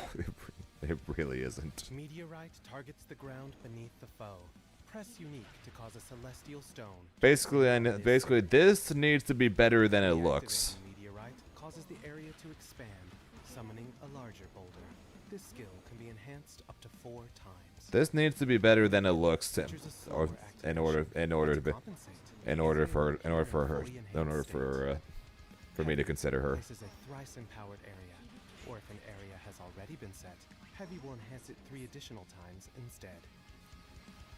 Ultimate swiftly tracks the opponent's position and immediately drops a boulder upon them. That's good, at least.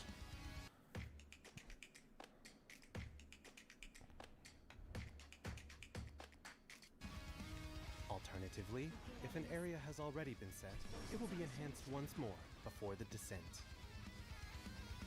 Once an area has been set with Meteorite, use Seism to imagine Versusia's EX pillar, but on a U scale, and that's basically Galleon's U rock there. And on block, Galleon will be able to act before the foe.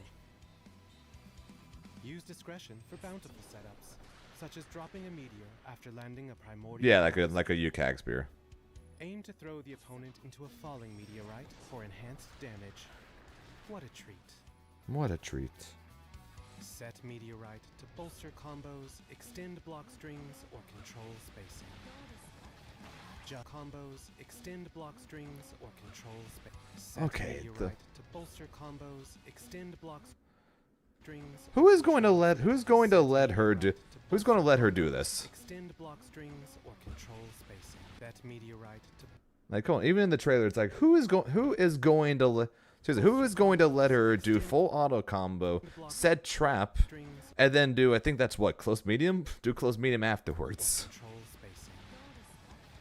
Just as the Earth knows no boundary, neither shall her handler. Terrestrial pulse. Throw. Galleon channels her true form to cradle her foe. This invincible throw can also nab aerial foes mid-combo. It features impressive range, making it a cheeky reversal in close quarters. Terrestrial Pulse. Projectile. This version of Terrestrial Pulse launches a gleaming sphere, which turns into a whirlwind upon contact. I like that. On hit, it leads to a conversion, and on block, it leaves Galleon to act first. But tread lightly. This version features no invincibility. Doing a far poke into that and into setting up the circle is fine. It's like what I do. It's like what I do with Grimnir Seal. Invincible on startup. So that's fine. Or that would be something. Terrestrial Pulse. A reversal or combo finisher, it guarantees stratified damage. Stratified damage. Though Galleon lacks mobility, she specializes in catching opponents with her myriad throws. Like doing that probably could be okay. Meteorite limits the foe's movement, while Seism and Will of the Earth offer destructive damage in turn. Come, let Mother Earth embrace you.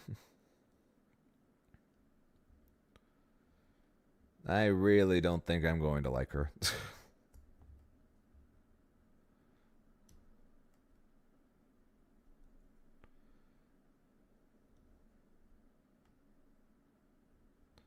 I really don't think I'm going to like. I really do not think I'm going to like her. Aaron, what do you think between Eustace and Henri, or if you have a different idea? I'm all ears as well. I was talking with Kill earlier a little bit. That's where the Eustace idea came from. Well, the Eustace idea originally came from me talking to Chad before combo. Talking to Chad and combo breaking, we were talking about ways to beat for Susia, which is kind of ironic. I'd rather play a zoner to deal with Vasaraga than pick up Vasaraga. Do I know how to play cooler? I do not. Oh, it was the poll basically. Who do you think was a better? Who did you think was a better pick to play with Grimnir?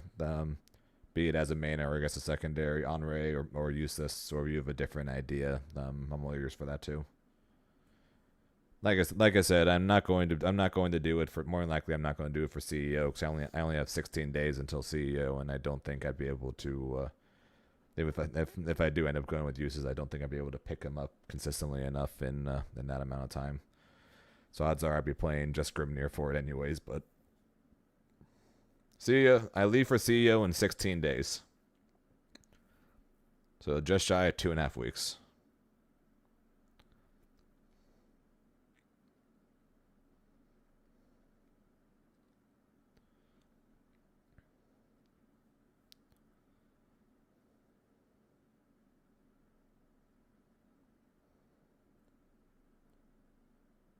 Yeah, not really much help with that answer. No, I'm never playing. No, I'm not playing Vayne. Fuck no.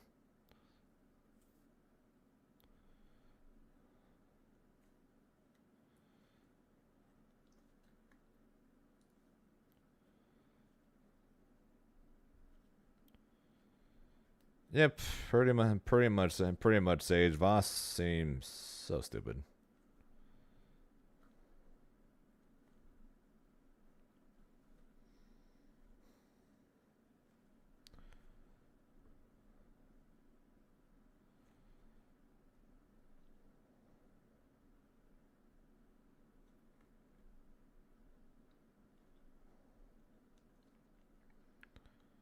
I do already have an honor, technically.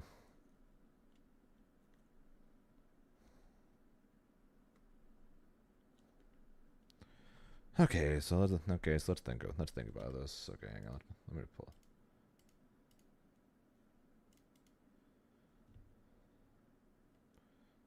Okay, let's think about this, shall we? Not like I got anything better to do since Grand Blue literally there's enough. Let's.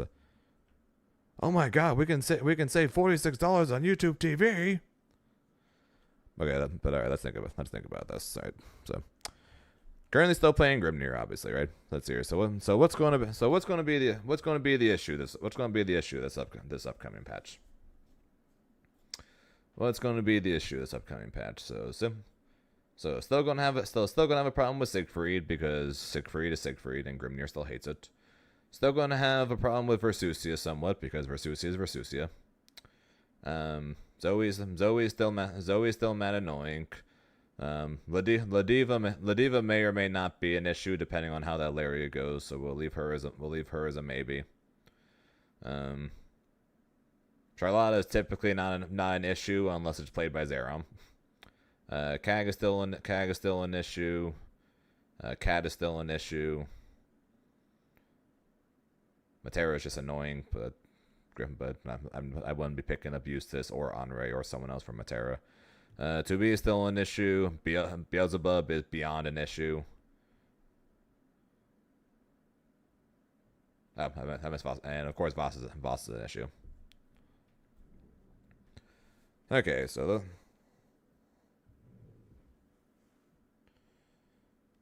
who's a good cooler? No. Sorry to say, Sleepy.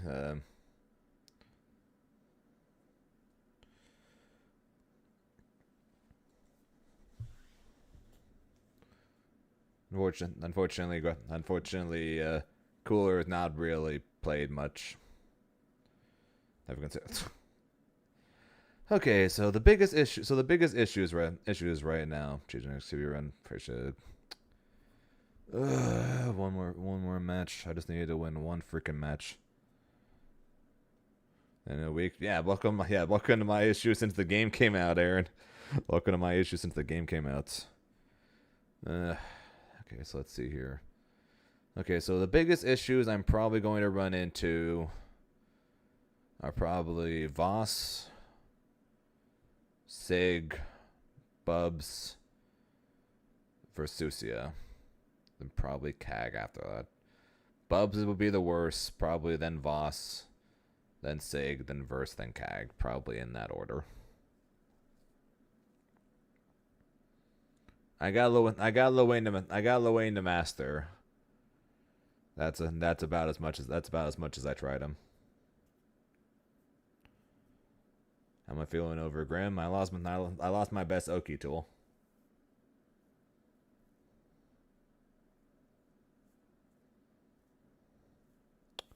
So I'm not exactly overthrilled about that. Okay, so what character? If we ignore the boredom aspect, right? Because more than likely I will get bored at just about any character we think of probably.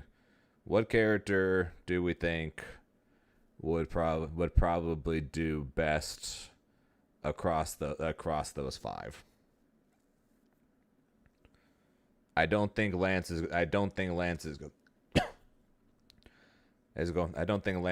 going to help me against Bubs, Voss, Sig, Voss, or Kag.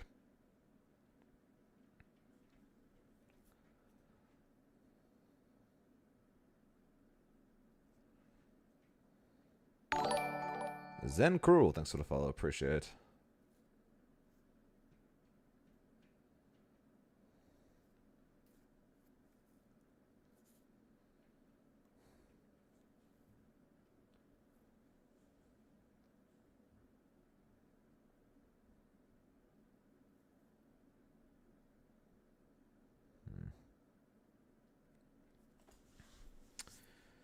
If I did go with Henri, I could have him ready for CEO. That's probably the one buff, or probably the one better thing about Henri. If I did go with him instead of Eustace or somebody else. What does Percy look like in Voss? Percy probably looked better in Voss before the changes. The changes probably make the matchup not as much fun anymore.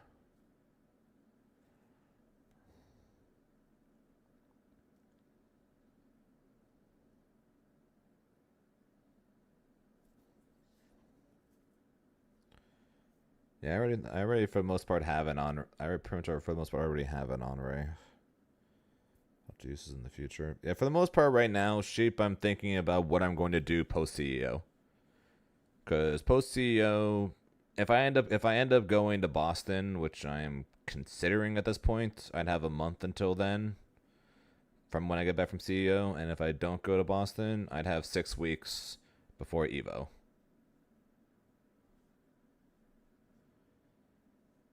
Do we know exact time the update is dropping? Well, they're open.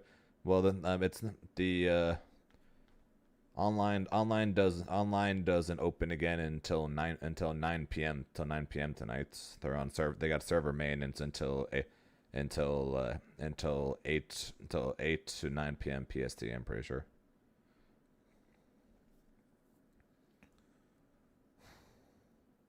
I don't think picking up Lucilius is the call. As cool as Lucilius is, I don't think Lucilius is the call for what I need for the second. I don't think Lucilius would be the call.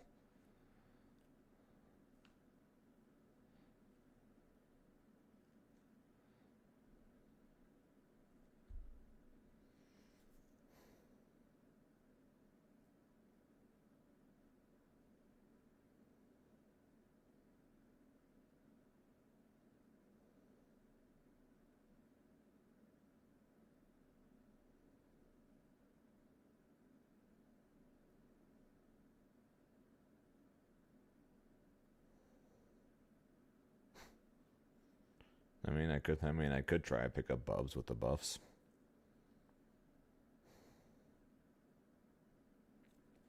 I won't put on music. It's too quiet.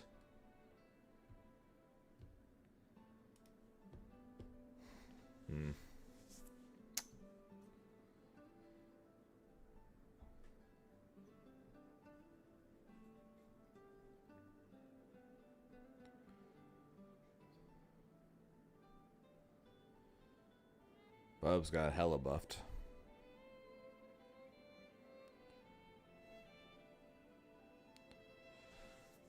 This is gonna sound weird, but I just want to put it out. Just want to put it out there on the thought process.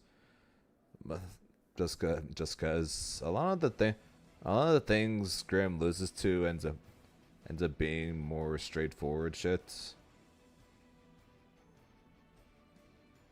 Send Alphon. I know he's for the most part still based. I know for the most part he's more of a Shoto, but he's probably the most interesting of the Shotos. And he's got good normals, multi-hit projectile for Voss, solid DP.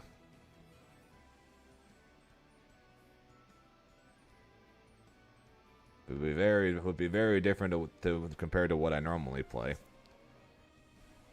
which would be an understatement.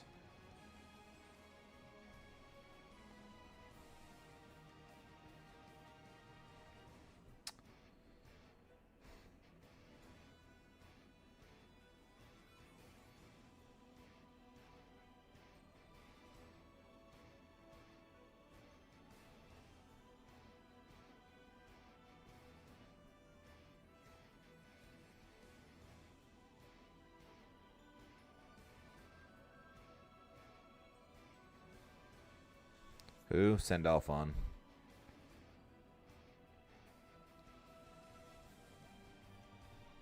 Would I get bored of him? Probably.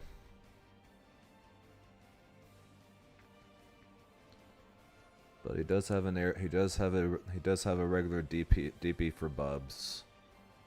He does have a multi-hitting projectile for Voss. He does have the normals to fight against Sig.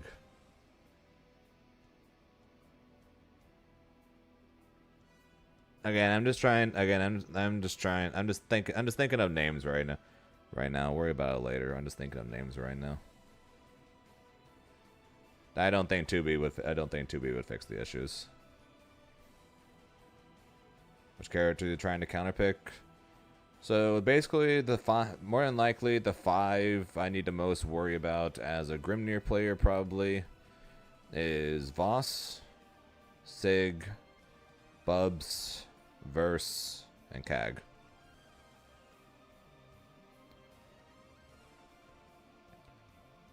Sig isn't played all that often, so I probably don't need to worry about him as much. But the matchup still sucks. We're probably going to see more Voss players now. We'll see less Versucia players, but I'm sure we're still going to see plenty of her. And we'll probably see more Bubs players, and that matchup is ass. That should probably win from one of the worst 7-3s in the game to borderline unwinnable now with the changes. Shit is now minimum an 8-2 now.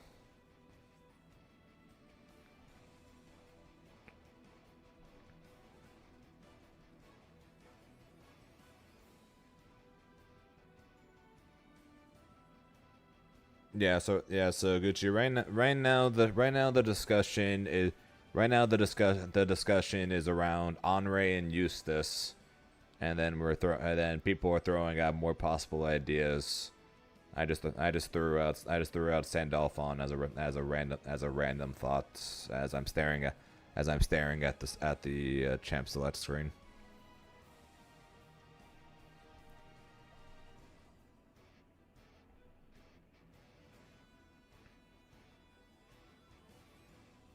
No, Reverend, I'm probably not playing Grand. Thoughts on the fuzzy changes? I hate it. I hate it because of the fact that Grimnir just lost his strongest Oki option. I would have been fine if they nerfed his damage or his meter build, because that's honestly what needed nerfed more than anything else. But the fact that the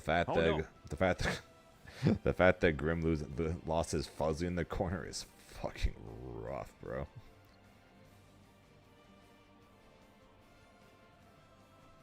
Nerf his damage, nerf his meter gain, make it where his seals go away after a certain amount of time. Why the fuck did they make it where he can be where they lost his fuzzy? It's the most random nerf they could possibly done for him, and that the gym would just. Ugh.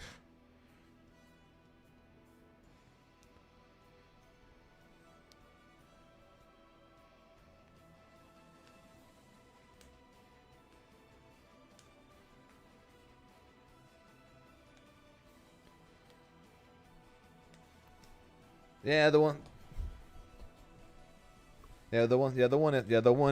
much the issue now with that Gucci is that, and again, I'm not saying it's bad because yes, he still has them. If he didn't have those two, he would be literally cooked.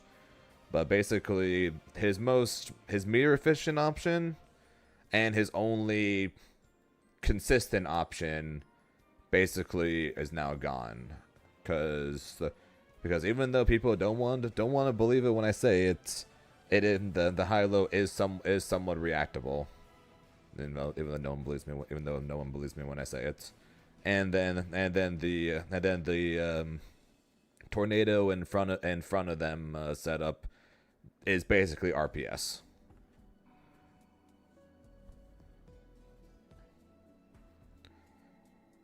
So Grimnir basically lost his most consistent Oki option from that, which, like I said, just bites. And the only one that didn't cost him 50% since during the last patch they made it where Grimnir doesn't get a refund off the 623H.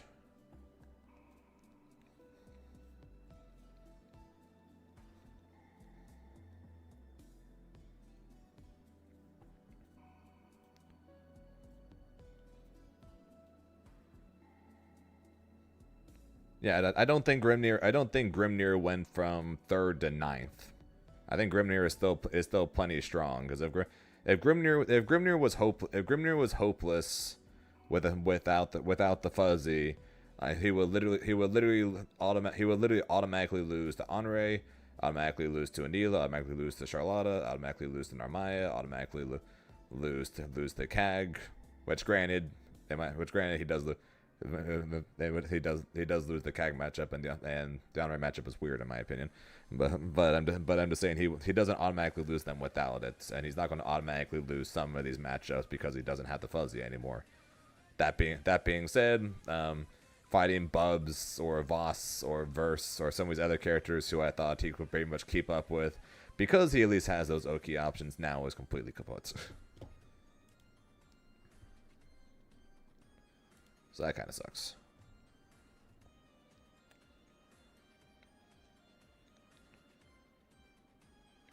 Yeah, no, he's far from worthless, but basically, if it was almost impossible to win by solo maining him now or before, it basically is impossible now to win solo maining him.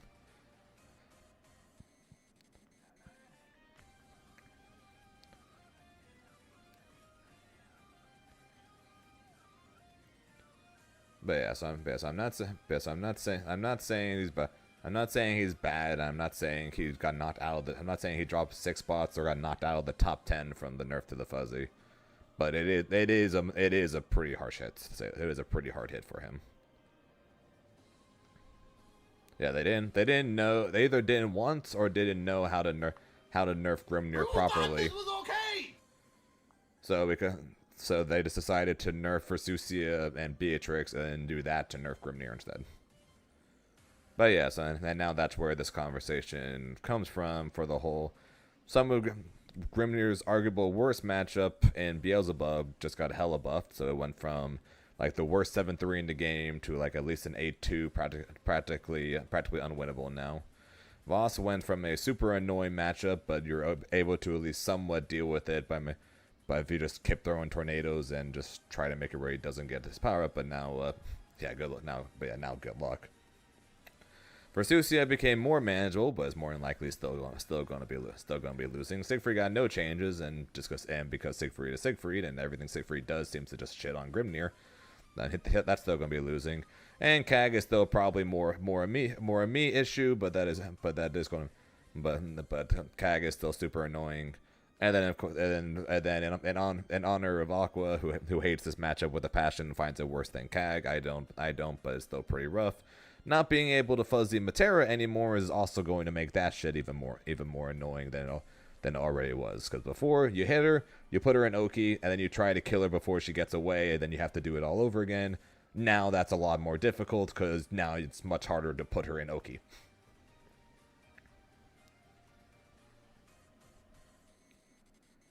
So the Matera matchup went from super annoying to now fucking helped. Matera I find annoying as hell, but I find it either to be even or slightly grim favored. Where Aqua doesn't say that. Aqua says Matera wins. I say that CAG wins, and Aqua says nah, CAG is pretty even. So me and him are pretty much opposites in that sense. But either way, so yeah, so that's where that's where I'm at right now, pretty much. So if I want to go with the all around more boring idea, but could probably cover all the matchups pretty evenly, Sandalphon probably could be a decent pick for that matter. If I want to go with the riskier choice, but I already have some knowledge of the character, I can go with Henri. And then if I want to go with a more difficult path, then that would probably be useless.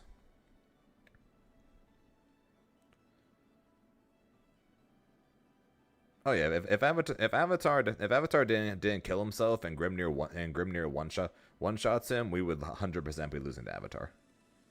We would 100% have a losing a matchup to Avatar if Avatar didn't let us one shot him.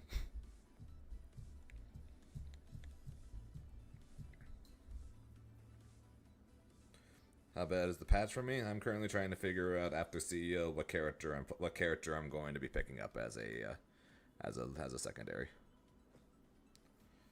But yeah, so that's my current thoughts right now. For initial thoughts say Eustace, because even though Eustace isn't as good as Henri against Beelzebub, he does at least still have some ways to keep Beelzebub at bay. And of course he has some level of set play with the grenades. Could go, but then I could go with Henri, who, like I said, I have some experience with. Not quite as good against Voss, but is much better against some of my bubs. And the dummy world with the 1 year just joined. How we feeling? Trying to figure out a secondary right now. How you doing there, world? And then yeah, the downside of Henri on top of that is that if I want to be optimal with him, I need to be 100% ready for the PS5 delay. Bub's looking good. Bub's looking broken, especially against Grimnir. So uses would be simpler for that. And then like I said, if I want a really simple to pick up character, consistent as all hell, probably isn't going to hard win any matchup, but at the same time probably isn't going to lose any of those matchups. Like I said, of the more straightforward characters that I'm probably just going to find boring, Sandalphon probably is technically an option that I could possibly consider. Because like I said, fast projectile, multi-hit projectile, and a DP, meterless DP while having good normals. Oh yeah, Grimnir is still top tier. Don't get me wrong. It's just now that basically any matchup that Grimnir was either winning or even again, specifically because he can trap them in the corner with his fuzzy setups, that's kaput. That's basically the difference now. But Grimnir still has high damage. Grimnir still has his seals. Grimnir still has his tornado. He still has his setups that require 50%, but he still has setups.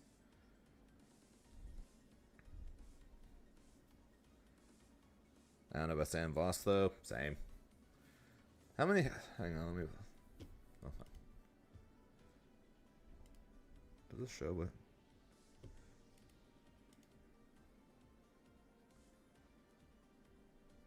How many? Okay, so it's. Okay, his H fireball can break through armor though.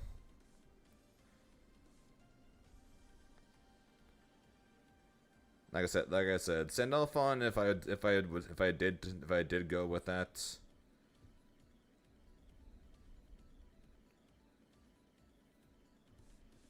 it's a basic. If I did go with Sandalphon, that would basically be the pick where if I said yes to that, then it would be. He's not going to win matchups as hard as Eustace would or Henri would, but he probably covers everyone like the most middle.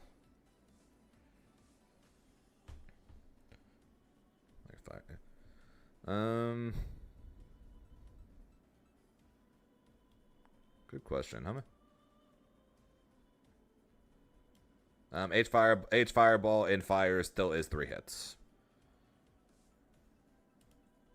So I don't know about what. Actually, so I can literally check. Water is. What? Actually, isn't water just always multiple hits? Yeah, water is always 3. Fire is 3. Earth is 7.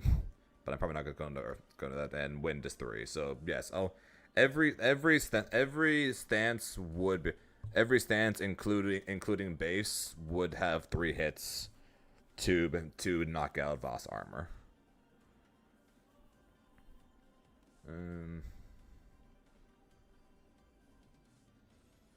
DP is only 2 hits is the downside of theirs. I can't just DP to break his armor. But I wouldn't be able to with Henri or Eustace either technically.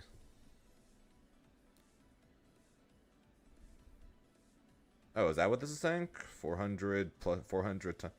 Oh yeah, never mind. You're right. It is 3 hits. Yeah, 700 and then 400 times 2. Never mind. You're right. That is 3 hits. Okay, so never mind. So DP beats that as well. I don't think I'm going to be using. I don't think I'm going to be using lariat to to break the armor. Then what's the how many hits is a slash?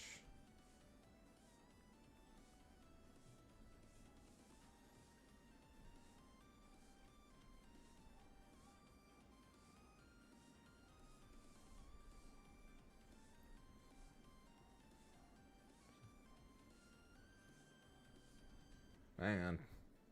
We're reading up on Sandalphon.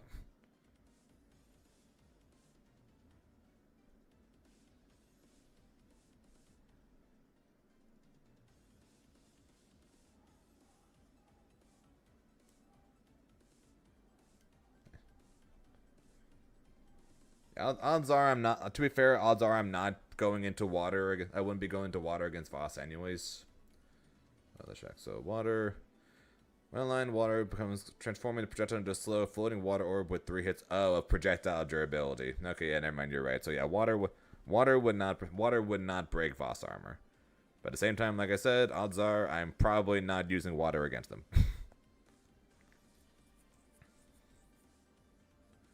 So yeah, odds are fire would be the way to go against him. Because even medium version is 2 hits or is 3 hits.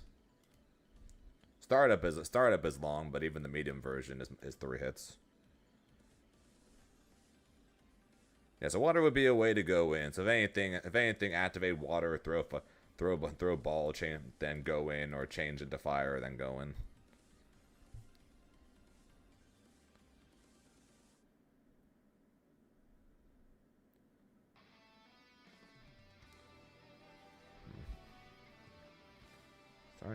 Starting to think either Eustace or Sandy.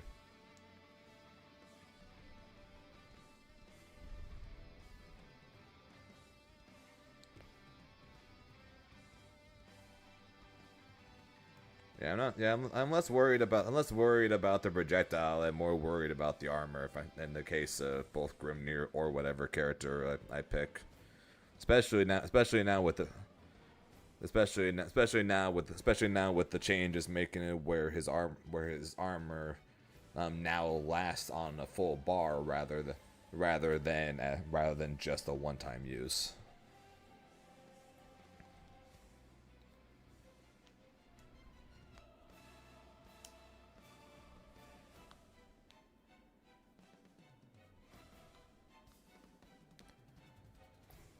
What do you think when it comes to air? Nothing.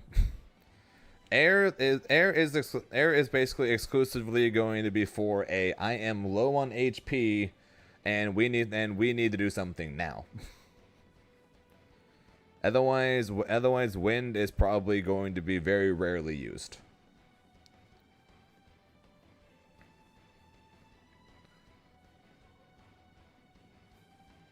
And yes, if I want to pick up a character and want to pick them up like that, like pick up something as quickly as possible.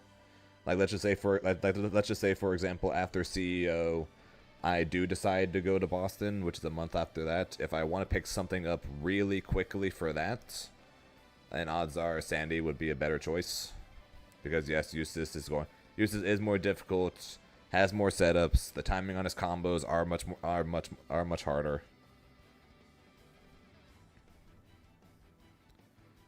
And also, again, Sandy is kind of, I don't know. Sandy, if anything, is probably would be considered borderline. What Zane might even consider playing. Since despite the elements changing shit, it only changes projectile, which is still incredibly disappointing. I did get Sandy to master when he came out.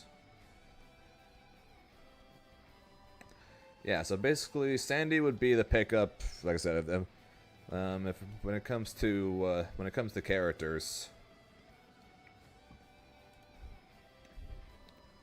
if I'm talking about looking for characters specifically to deal with Bubs, Voss, versus say Cag, because not Matera. If I pick Sandy against Matera, I'd probably cry. Probably not as I probably wouldn't cry as much as I did playing Percival, but I still probably would end up crying anyways. Then odds are wouldn't go quite as well as Eustace in some of the situations. Primarily, so I think Sandy would do better against Bubs than Eustace would. Eustace would definitely do better against Voss than Sandy would. Eustace would do better against Verse than Sandy would. Sandy would probably do better against Cag than Eustace would. Or at least, I'm purely guessing on that. I could not tell you. And Eustace probably does better against. Actually, I'm assuming Eustace does better against Sig. I actually don't even know what Eustace does against Sig. I don't think I've ever watched that matchup.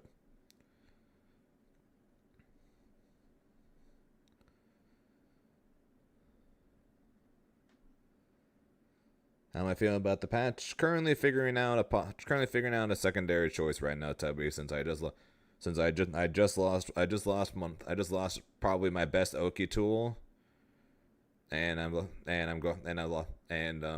I just lost my best Oki tool, and my worst matchup just got way better, and Voss, who was a mixed bag type of matchup, just got.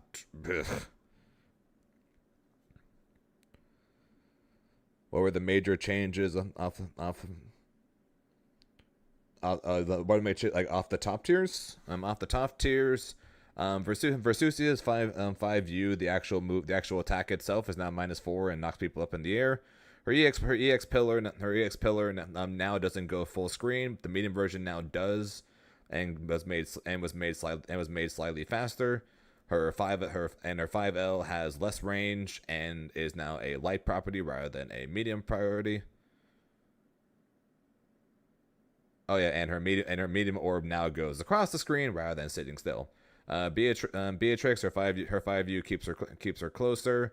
Her projectile launches people, and her 2-2H, the first is a low, but the rest are now mids. And it's now -8 rather than -6. And her 2-2U now wall bounces. And Percival got no changes. Grimnir along with every character Fuzzies no longer exist in this game. So Grimnir lost his primary offensive tool. Go ahead and read them the diva changes for you.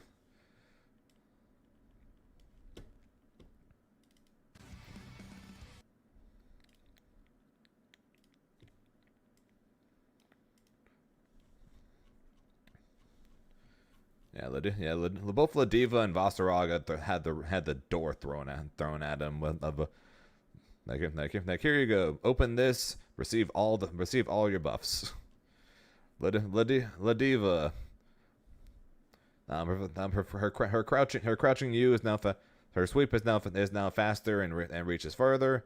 Dash H is now slightly better. Her light command grab is now 5 frames rather than 7 frames. Her U command grab now reaches further. The L and M version throw a leg drop now throws people in the air. The U version throws further. The medium headbutt. Ooh. Every version of the headbutt when breaking a projectile now builds more meter. M headbutts is now frame 10 invul from projectiles. Same thing with heavy version, but every headbutt after the first headbutt is frame 1 invul from projectiles. U headbutt is now blockable, but is now a 16 frame startup and pushes them really far back and is only -4. So basically, you are never punishing it. Well, you can spot dodge it, but yeah, spot dodge the 16 frame DP. Enjoy. Her light and medium lariats now go further and faster, and U lariat now reaches higher. And when she's got work the crowd going, all of her body slams now do 500 extra damage. Oh, and the throw range of her super was extended. How long is Main's going to last? For another 6 hours and 25 minutes.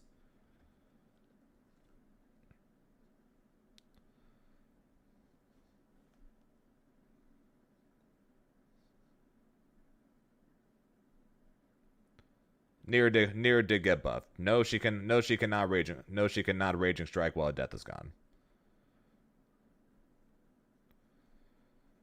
Basically, when death is gone, after a certain amount of time has passed, the bar will fill up really quickly. When you break a throw, death no longer goes away. Far M is now 1 frame faster. When she uses her 5U, the amount of bar recovery on death is higher and works whether it's blocked or hit somebody. Fatal Waltz, the hitbox has been expanded, so that way you're not going to whiff as often. Mid-air recovery for Misfortune is increased by 7 frames. When you do Misfortune, you're now going to be more plus. Ominous Turn doesn't travel as far when it doesn't hit anybody.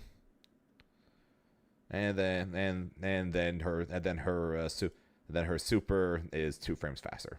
Oh yeah, and she no longer is going to require as much life to gain, but she's not going to require as much life in order to get death back when you use her install. What's up, Tuff? Yeah, Sandy only got the 0.5 because he literally got 1 change.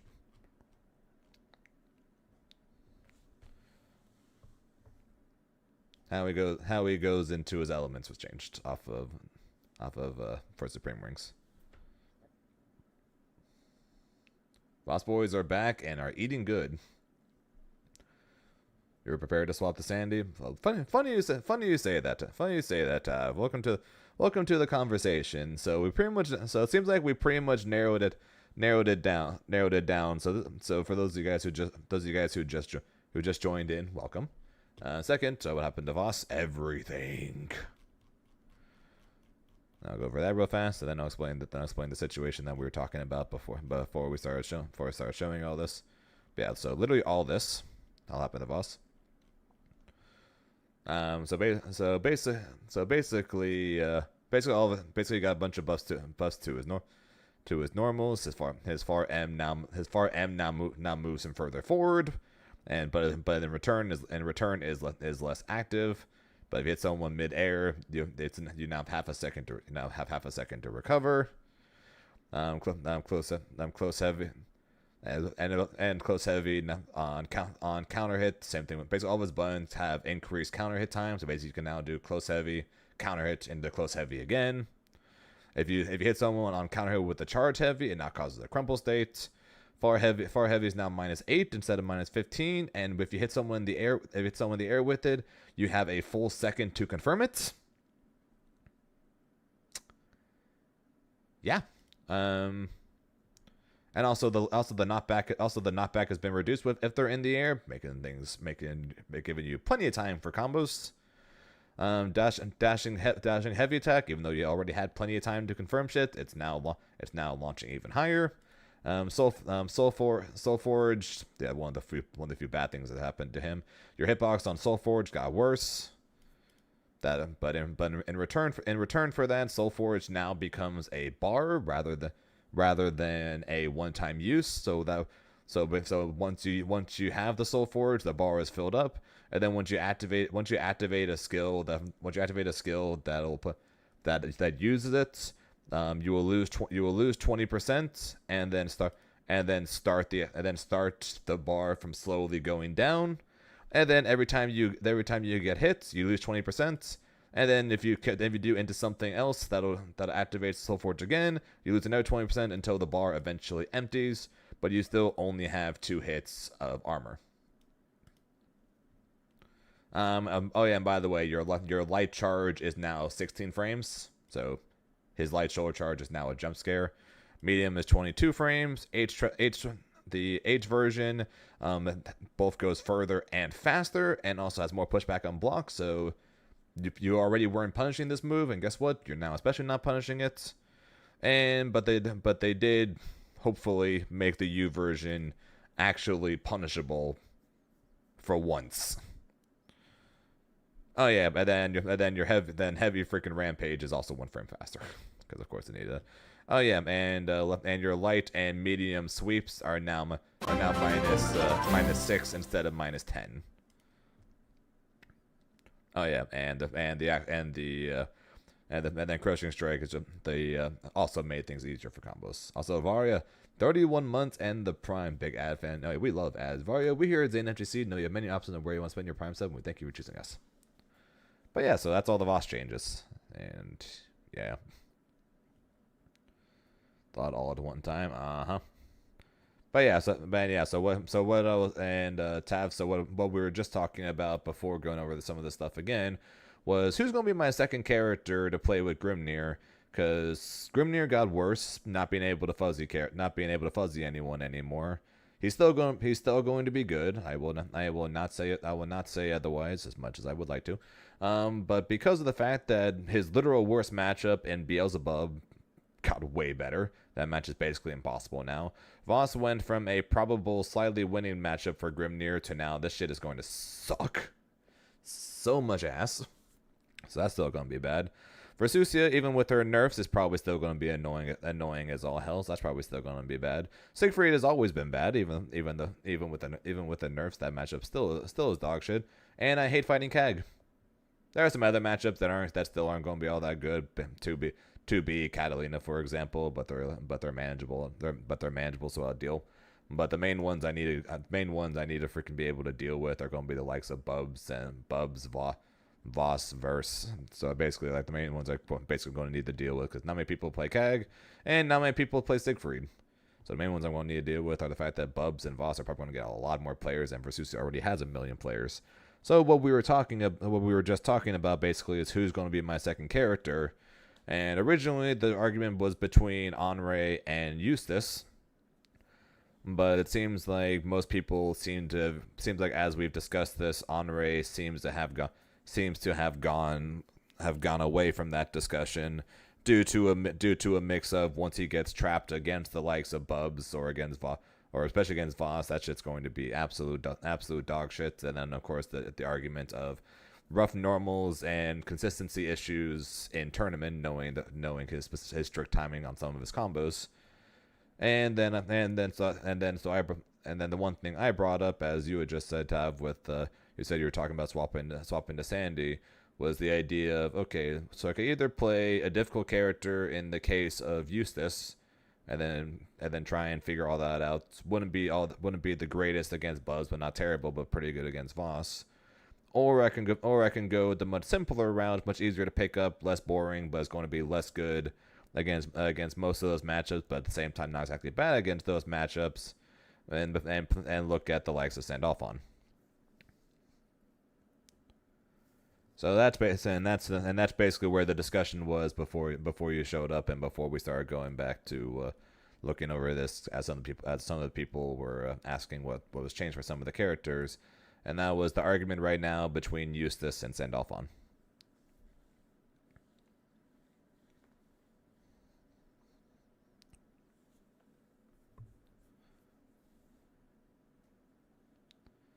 So yeah, that's where we were at right now.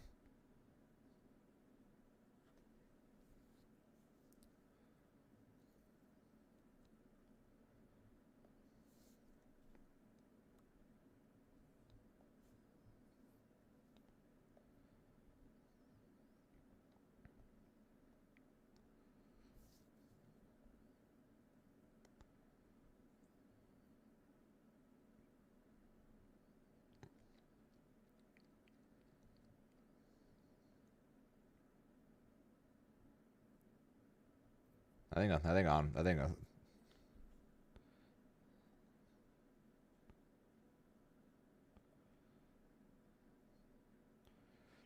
just being grand to this character. What's in?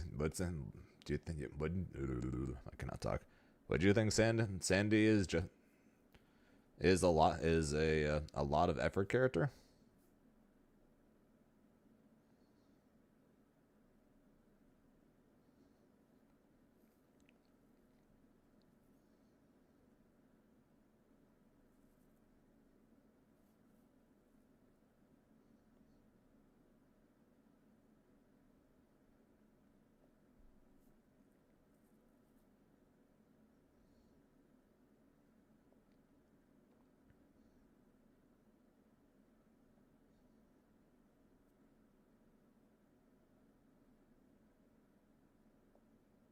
I don't know if Belial maybe.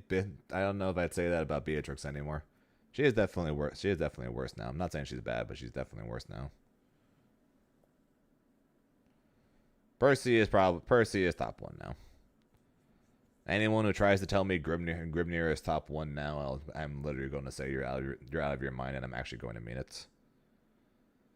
Okay, I do not have a box on me, so I'm going to refund your points, and then I'm going to tell you to message me on Discord so we can figure out what box you want me to get.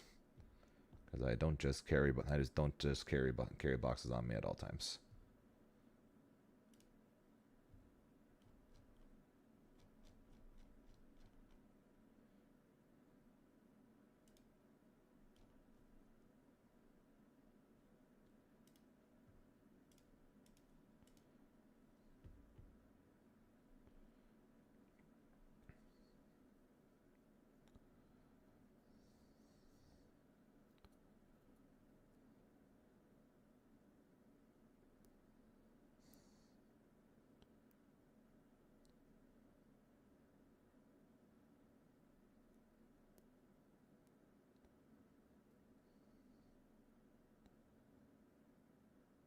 Fair enough. All right, I'll go.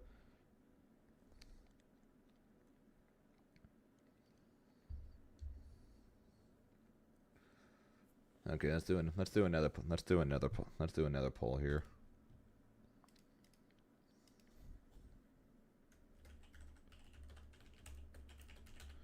Okay, we're gonna do two polls here just to get thoughts. So, first one is going to be Matera and Eustace.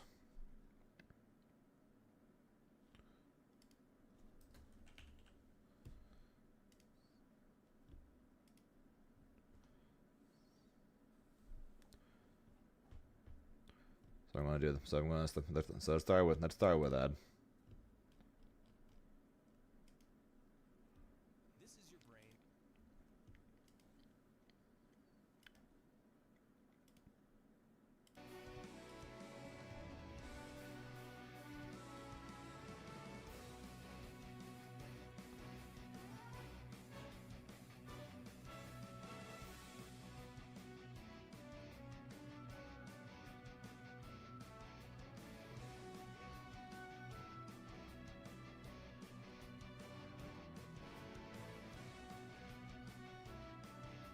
Percy is definitely top 1 now. To that I have no doubts.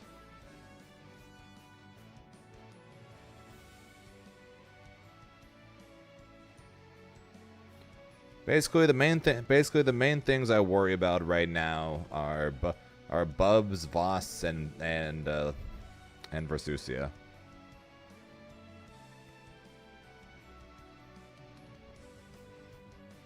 Bubs, Voss, Versusia are the main ones I need to worry about.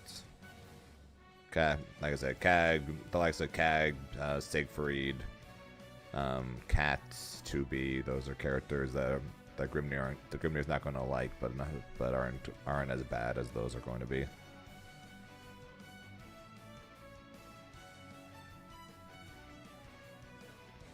Yep, no fuzzies exist anymore. I did not play Hunter x Hunter this weekend, no.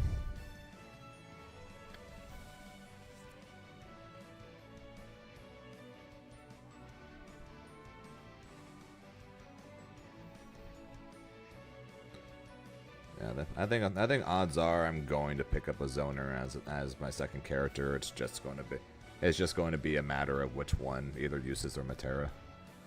Both of them are zoners. Both of them have set play.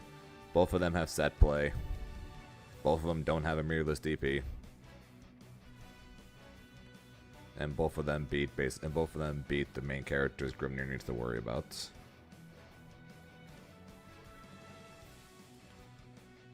You're just gonna say play Bubs Lost. I know you are.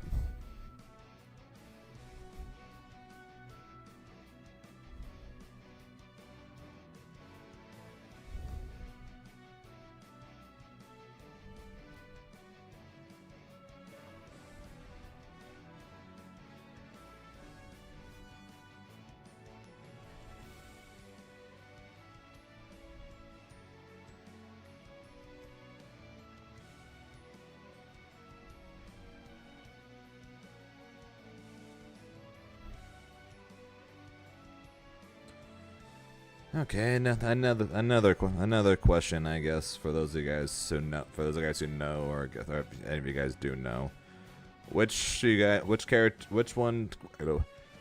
do you guys think is base Tez? Thanks for the follow, appreciate it. Which you guys think is a more difficult character to learn, Matera or Useless? I know neither are exactly on the easy side, but which character do you think is easier?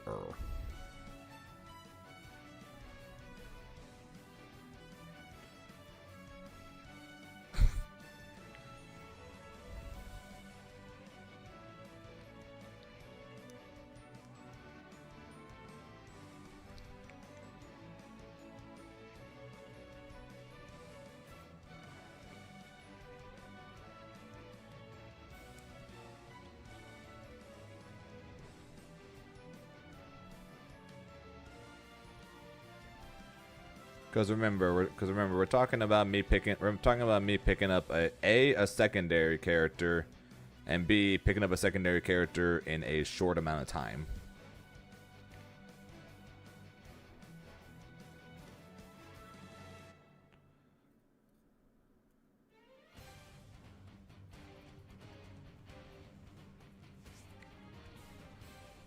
So that's why I ask.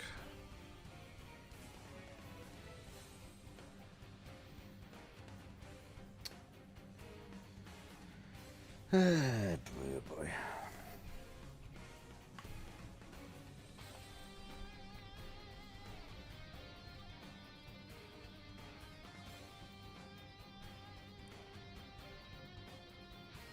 Like I said, I don't think I'm picking up a character for CEO. I think at this point, with 16 days until CEO, I'm pretty much locked in on Grim or Bust in that situation.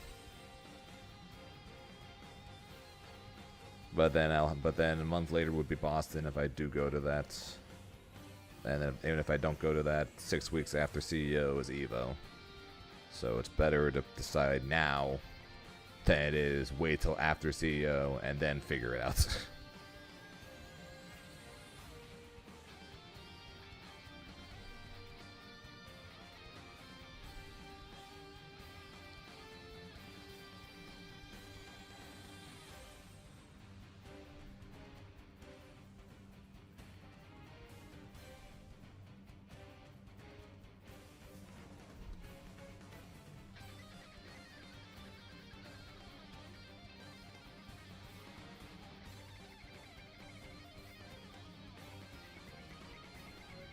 Well, I've got CEO in 16 days there, King. I gotta be grinding, man.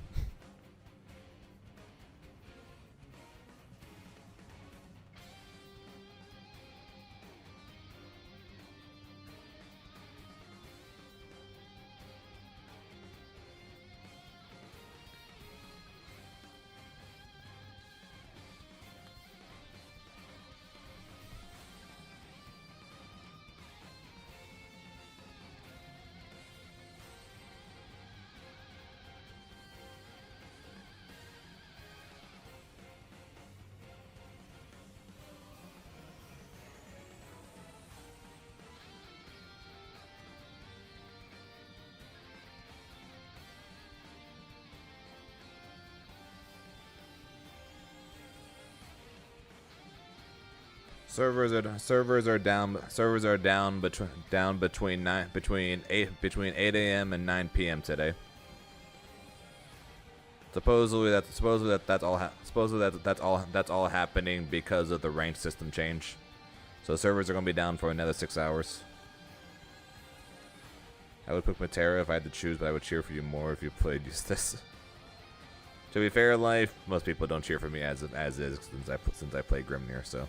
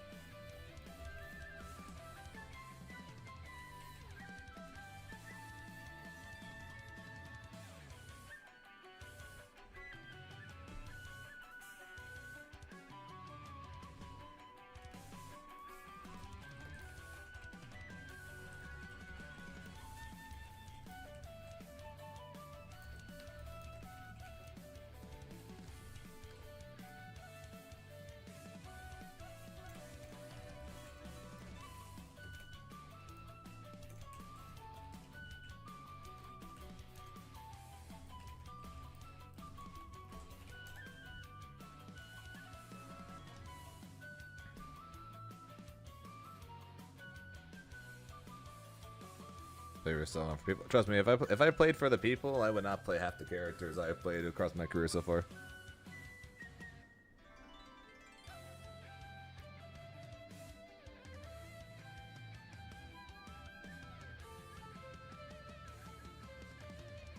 Yeah, so basically, Voss does a charge and has a full bar.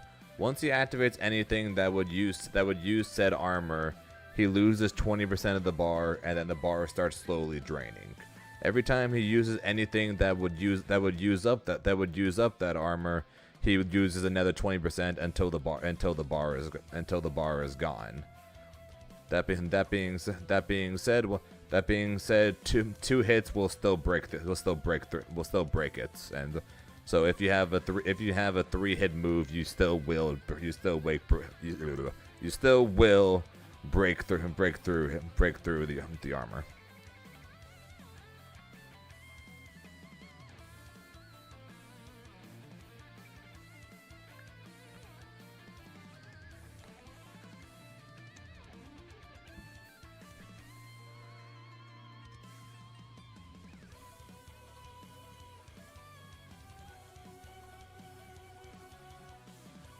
Pretty much. Honestly, Voss. Honestly, that change is probably the thing I care least about Voss.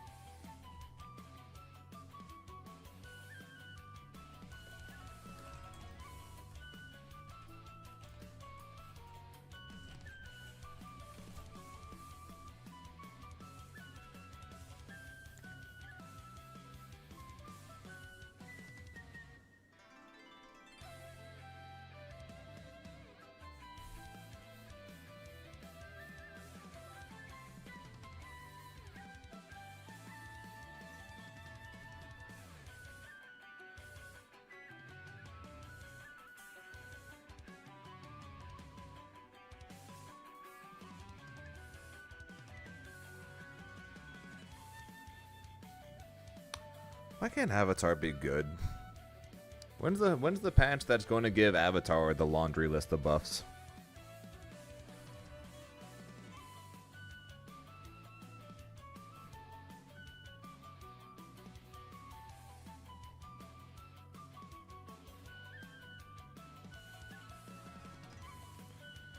Tackle Soul is the same counterplay, but that shit. But you ain't reacting to a 16 frame count. You ain't reacting to a freaking 16 frame shoulder tackle.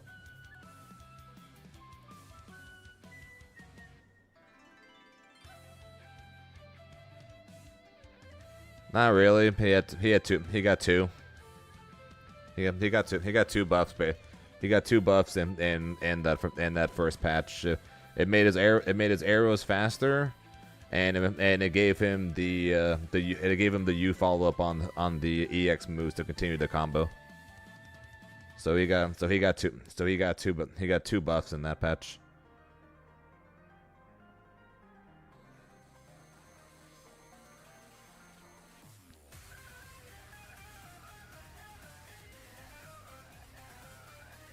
Okay, it's different to react. It's different to react to a blue flash than it is to react to it just happening.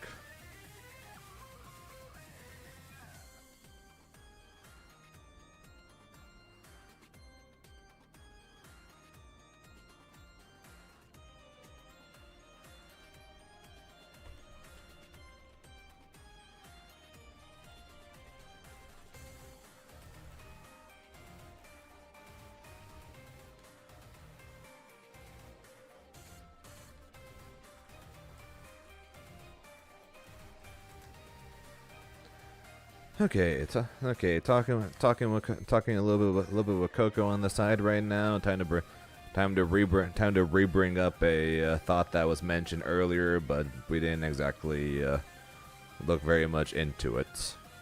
So you guys know about the laundry list of buffs that Ladiva and Voss and everyone got, right?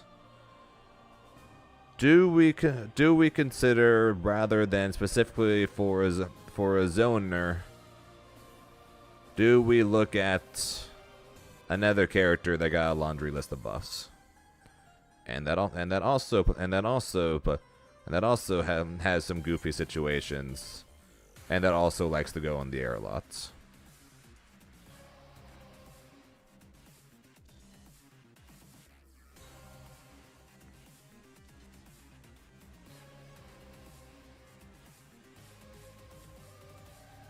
Not the most difficult of characters. Not the most difficult to characters to play. Not the most difficult characters to pick up. Has zoning potential with the arrows, and which are now better at dealing with multiple hits.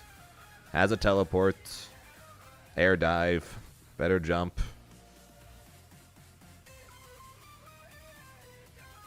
Technically a 50-50 off the auto combo with the low and high.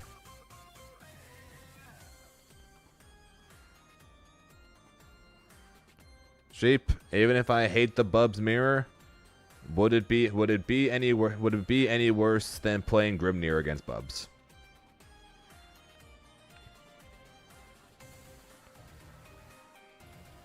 And I technically could see me, and I'll be honest, I could see me as a Bubs player. I technically could see it.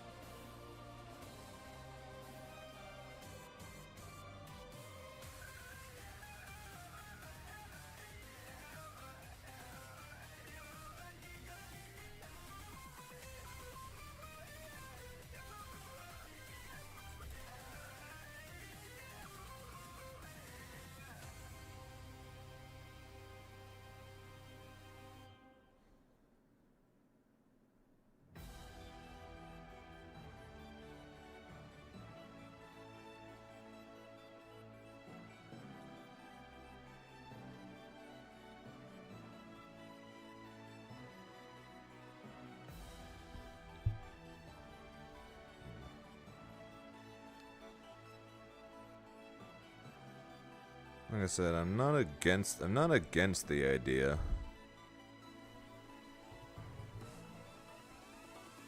And he does, and technically he would give me back the command grab super of Avatar.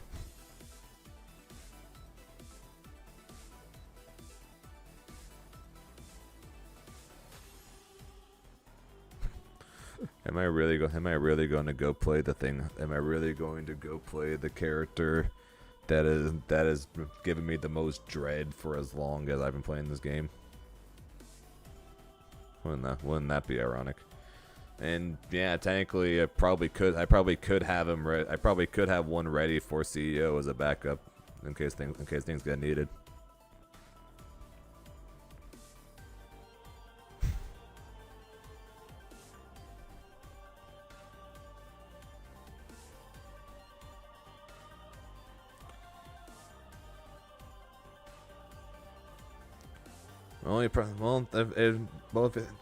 The only thing that makes him not a Zane character is the lack of set play.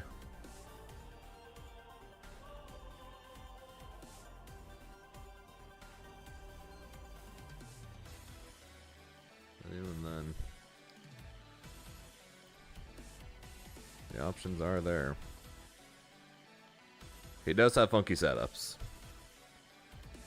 and I would get foot dive.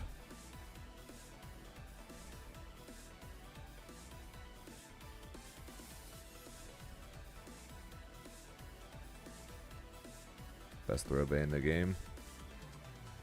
So you mean like run forward, dash back, 2M into sweep or something, or 2M into the whatever the EX sweep thing is.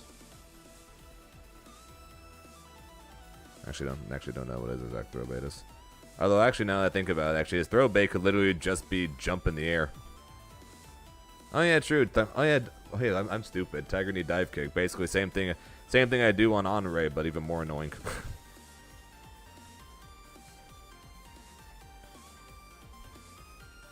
He also has Kag jump technically, so.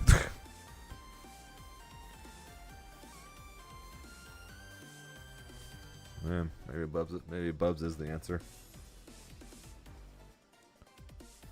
All right, well. Hope you guys like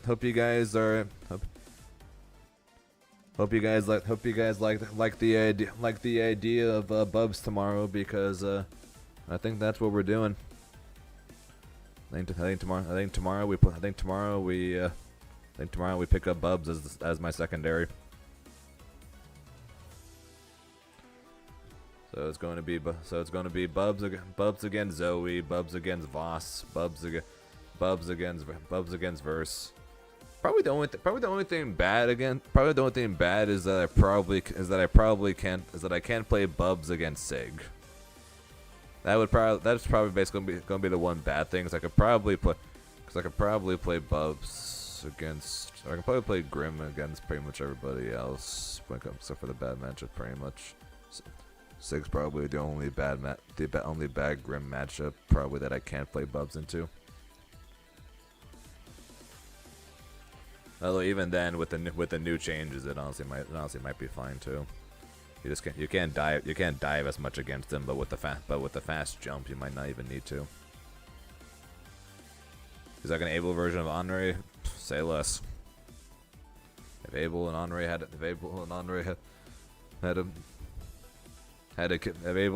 a kid that was somehow twice as big as Abel, Bubsig might be better than Grimsig. Yeah, probably.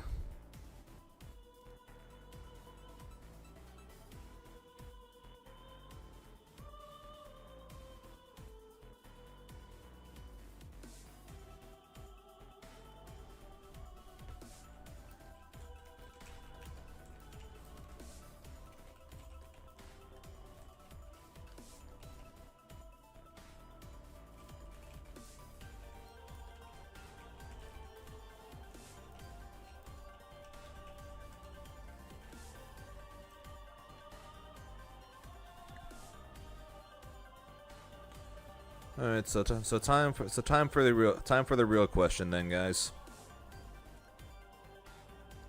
Oh, god damn it. I was gonna pull up the colors and say which one, but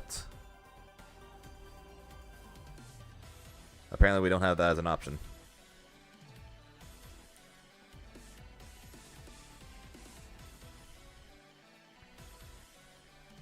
I have to go to Google for that.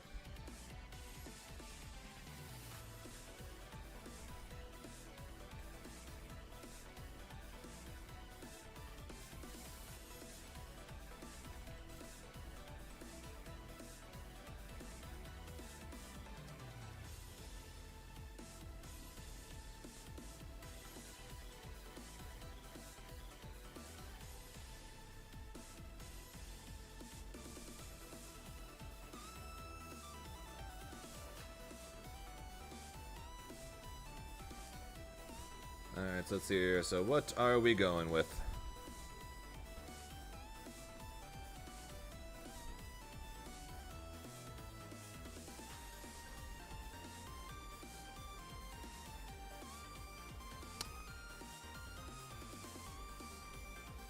I think I found a winner already.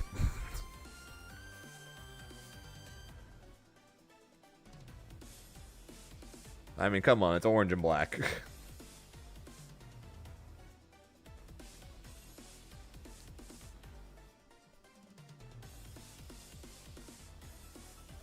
Well, then is good too. I mean, Code Spooky. It's literally my. This is literally my logo, minus the. Although I'm pretty sure the claws are the weapons. I think that even changes. And six is at every. Are we choosing your color? Yeah, of course, Coco. That's the most important decision after deciding on a character. Nothing is more important after deciding on a character you're going to try than picking out what color. When I was trying out Percival, the first thing I did was check to see what color. Also, I legitimately cannot play the game right now. Okay, that's a lie. That's a lie. I can go offline in the game, but it's a maintenance. So, Cybernetics, thanks for follow. Appreciate it.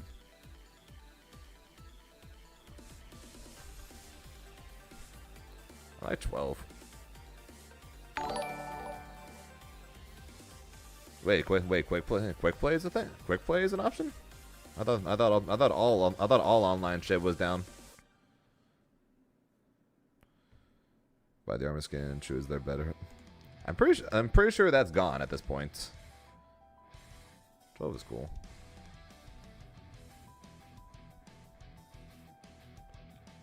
Ah, okay. 15. Black. Crane game.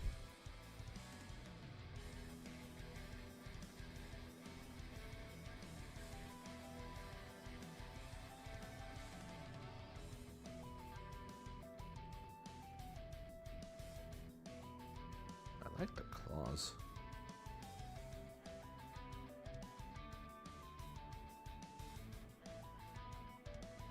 Ooh.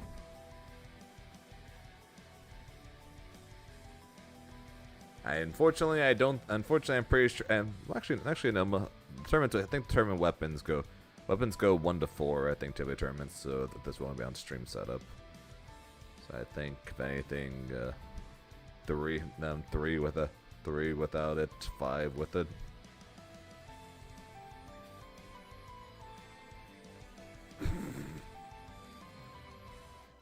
It's cool too.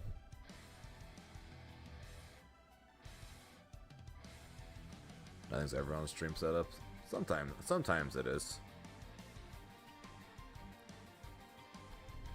This one's also really cool, but this was from Battle Pass 5, and we're two more big patches away from this.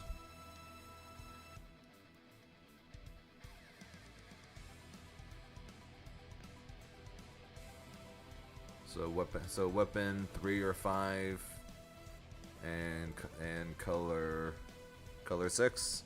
This is what we're doing. But yeah, I guess that's the plan. Guess we're gonna try. Guess we'll try Bubs. That was my secondary choice.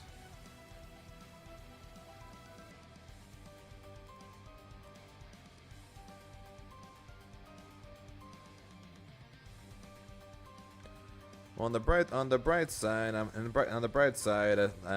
think I know someone who could ask Kazunkai to send me some files on how to play Bubs. Right, Der?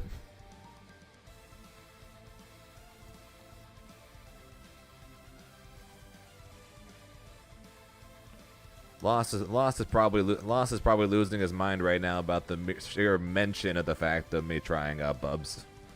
I think he might literally die of excitement if he actually sees me playing him.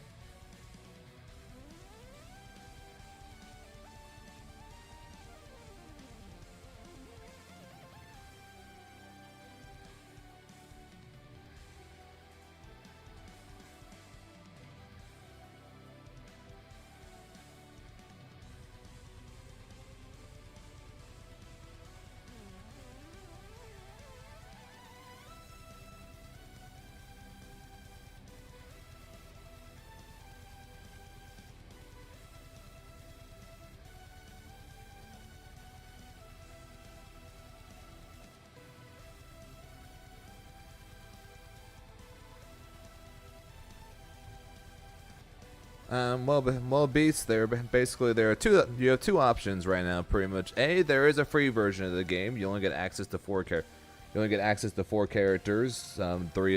One being Grand, three being Rotating. So if you don't want to buy the game and just want to try it out, you have that as an option. And besides that, as of right now, I don't know how much longer it's going to last. But as of right now, you can buy the deluxe version, which basically means you can buy the full game, including the entirety of the Season 1 DLC for 61% off. Don't remember if it's on the site or not. Products.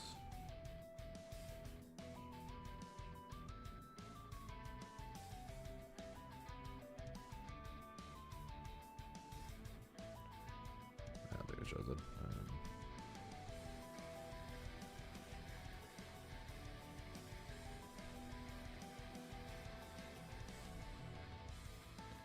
So you can literally buy the deluxe edition, which literally has the entirety of Season 1 until June 3rd for $30.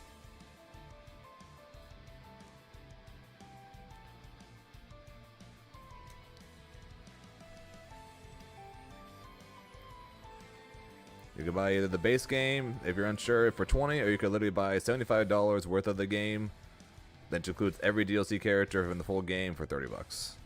You're really not going to see much better deal than that right now. But like I said, that is till June 3rd. So you can literally download the free version and then try out the game for yourself. And if you think it might be a game you might be interested in, then you have until June 3rd to then take advantage of this deal. So you don't have to do it right now and take a shot. You can try out the free version, try out the tutorial, mess around with the game for a little bit, since you do have most of the features of the full game, even in the free version. You just don't have all the characters, of course. And then if you think it might be for you, then you're able to give it a try. Easy to find matches. It's honestly pretty easy to find matches. It's honestly pretty easy to find matches online most of the time, depending of course if you end up like in the very bottom rank, you might struggle to find some people, but typically it ends up not being too difficult to find matches. But especially if you're already a fighting game player, you'll probably be fine. And have a good day at work there, Zambi. Yeah, I'm sure you'd be fine finding people at least. And Coco, I don't think, wasn't expecting you to say it's gonna feel like playing Lab Code again, even though the Bubs does technically have like a spin as well. So I guess technically you can say that. Basically the way we were discussing it, or the way it was being described to me, was that basically picking up Bubs was basically going to be like combining Avatar and Honore. Tony, thanks for the follow. Appreciate it. I'm going to have the command grab and the arrows of Abel, and I'm going to have the air dive kick of the Honore.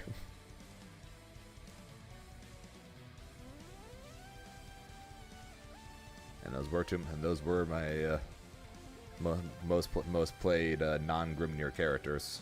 So I didn't play Zeta for all that long.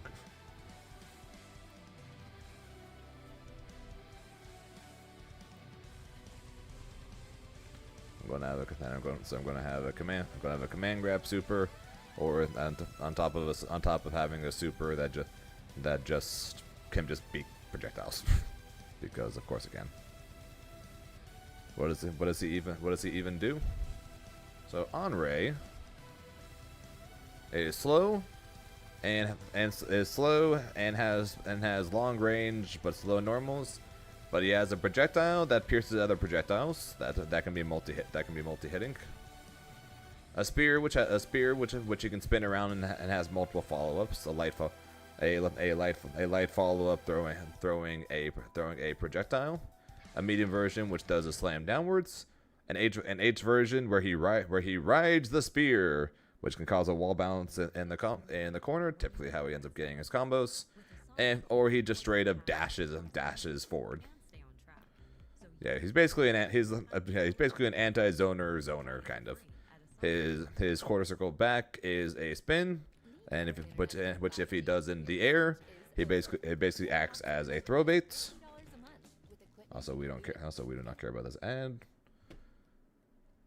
And then his down special is a parry.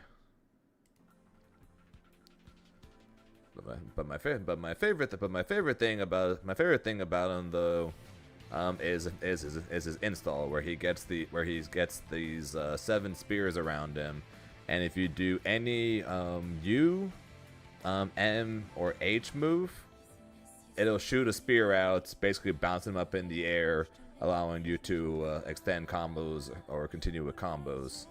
And then each spear can be fired in a single combo or across multiple combos. But if you want to fire multiple spears in a single combo, then you have to do it on different buttons. So if you do close medium, you can't do close medium again to shoot out a spear. You have to do close medium, close H, far M, far H, etc., etc., etc. Not in that order, obviously, in order to be able to shoot out the spears.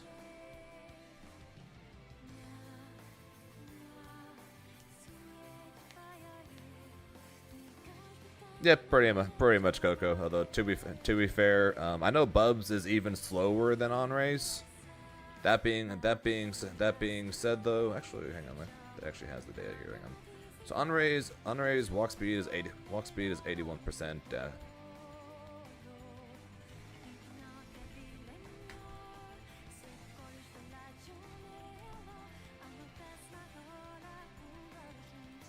Let's compare.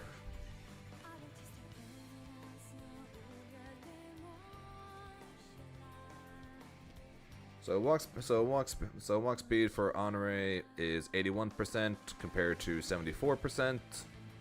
Backdash speed or backwalk speed is 90% compared to 100%. Dashing speed 70 compared to 80, and acceleration 108 compared to 96.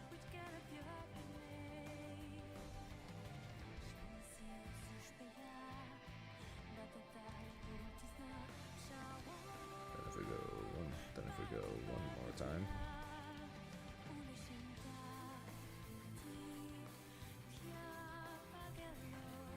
We compare it all to Grimnir. Yeah. Everything for Grimnir is fast. How's combo mechanics? Combo mechanics, basically how it works is that combos can last infinitely on the ground, but the longer the combo lasts on the ground, the further that your character gets pushed back. Therefore making where eventually you will miss. Once you send the opponent into the air, that's when combos start. That's when combo limits will start. And it basically will build up based on what buttons you press. So basically, if you do a light button, you'll reach combo limit faster. Medium a bit slower, then heavy slower than that, and then you could basically use that to determine when it comes to combos. Also, there is no OTGs, and there's also no limit to amount of times you bounce off of the wall. Basically, your combo limit is basically the name of the game when it comes to combos. So most of the time, your combo structure is going to end up being basically flowing through your different specials pretty much.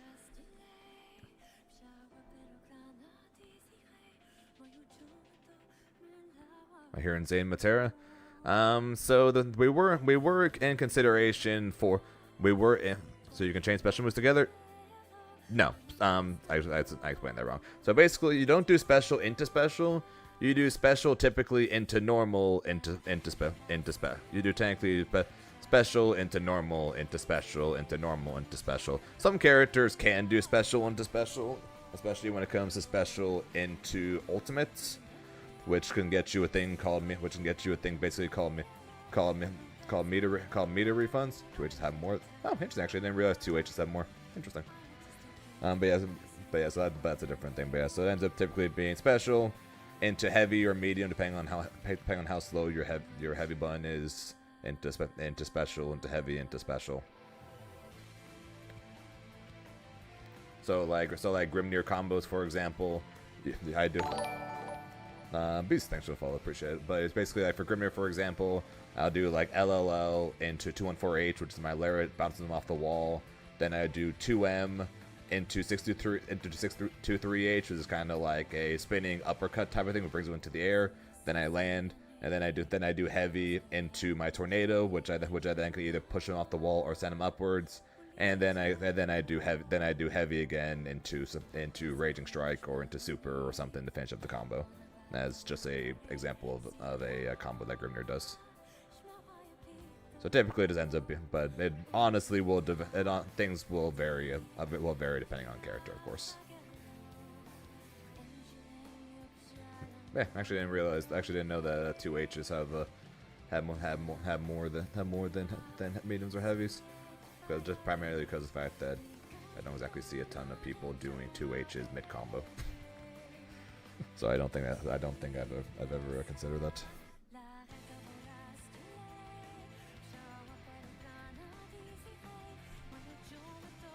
But yeah, so Bubs is slower than Honoré. So like Honoré is 30% slower than Grimnir when it comes to walking. 20% slower when it comes to back walking. So Honoré, Beelzebub is about 10% slower in both compared to Honoré. So going from Honoré to Bubs will technically be at least slightly less dramatic than Grimnir to Honoré, but he is still slower. Twitch set 3, Cumberland set 2. Interesting. Actually known that. True, it has been useful in Grim routes before, but typically when at least the routes that I've done, whenever I do 2Hs, it tends to be near the end of combo routes already, or mid screen, for example, where you're not exactly going to be going into too much ends from there, or in terms of in the corner, right, literally as the combo's ending, since I do 2H into 5U. That, and also, the whole the combo limit bar thing didn't exist yet, so I didn't actually pay much attention to that either, because that didn't exist yet. Yeah, so yep, that's the whole point of having the free version there, Beast. Might as well take advantage of it. Bubs is indeed slower than Honoré. The only thing that Bubs is faster than Honoré in is how fast he accelerates from his dash. But the initial dash, even Honoré's faster. It's like Honoré when he first starts dashing, it starts at 80% compared to Bubs is 70, but the acceleration is 108% compared to 96%. So it ends up somewhat equaling it out. It's just that the initial dash speed is slower. Yes, and thankfully he has much faster blends. And then, yeah, you know the whole air everything he does. And then, of course, you also have to teleport. Granted, the teleport is risky as all hell, to say the least.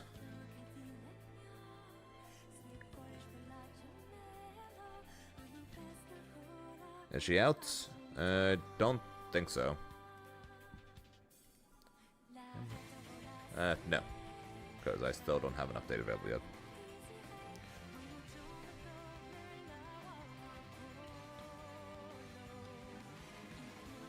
Neither.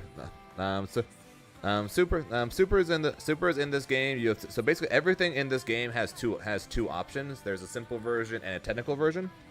And that's the same thing with supers. But supers for the most part are basically generic in this game, where it's quarter circle forward plus the skill button for a skybound art, or it's quarter circle forward plus the skill button and the U button for super skybound arts.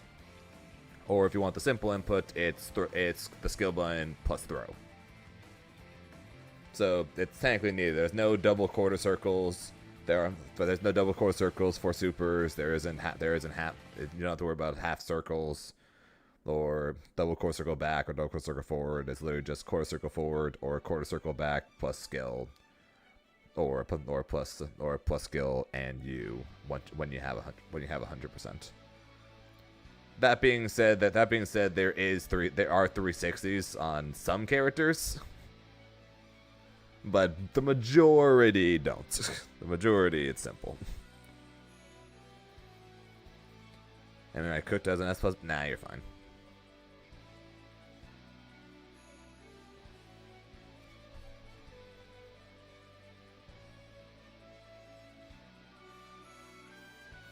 Yes. So basically, the one thing that's generic across the entire game is the fact that every character's got a skybound art. Okay, Bubs is a bad example because he's got multiple, but I'm just going to use this as an example because I'm already on this page anyways. So he's got a skybound art and a super skybound art. So, and the difference is, to use a skybound art, you just need to have 100% meter. To use a super skybound art, you need to have 100% meter, and you need to be below, and you need to be at 30% HP or below. Think of it kind of like Tekken Rage arts. Once you hit a certain HP, then rather than your HP bar turning red like in Tekken, your HP bar and your meter bar turns blue. And then that's a sign that you could do a super skybound art. Yeah, in the case of Beelzebub here, he has 3. He's got the spear. He's got a command grab, and then he's got a super skybound art. And then both Onrei and Grimnir, both of them have just a regular skybound art. Their core circle back is a install, and then they have a super skybound art.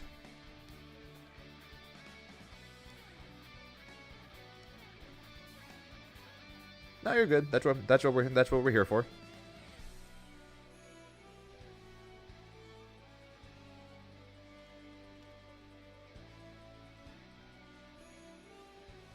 But yeah, going from Grim to Bubs is going to be an even more drastic change than Grimnir to Onrei. So that part's kind of disappointing. But at the same time, at least Bubs, I get to go in the air and do stuff, and I'll have fast dive kicks and a teleport, I guess.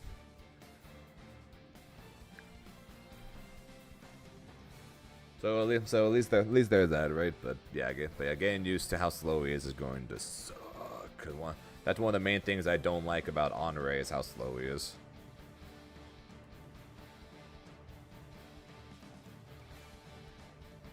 That's unfortunately one of the things I dislike most about Onrei is how slow he is, and Bubs is going to be even slower. Don't like that. Definitely don't like that. I like a lot of the other things about him, but that's one of the main reasons why I didn't why I hadn't played Bubs before now is because of how slow he is. But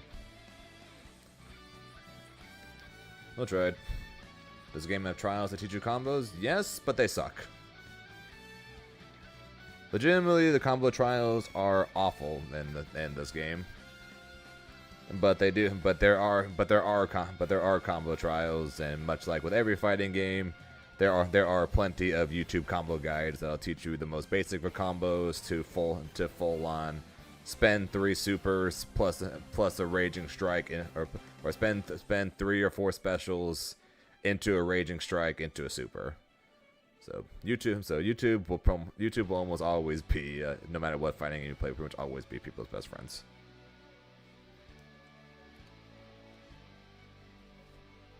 Can be worse than DBSZ's? True. I think this one is. I think these ones are better than DBSZ's, but that is not saying much.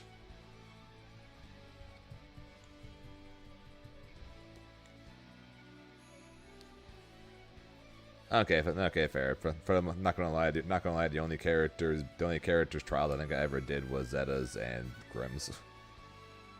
Actually, I don't even know if. Actually, no, I don't even think I did Zeta's. I think I legitimately only did Grimm's because that was when the game first came out.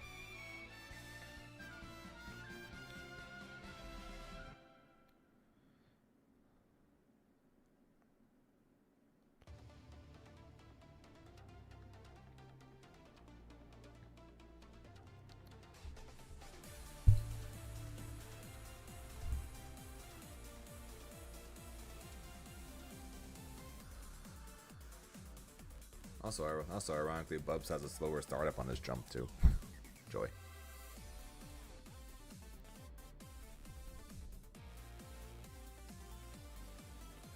It's plus on block die kick. Fire block needs to be space to be plus. A command throw super. An excellent spacing frame trap. Doesn't move towards a power strike throw game. Space control meter excellence. He's just very slow. Weak damage and Oki mid screen damage isn't the worst, but in order to get enemy for expansion, that corner requires spend hefty amounts of meter or land a counter hit with one of his heavies. Furthermore, his Oki on non-meter combos leads to no continued pressure. That's fine.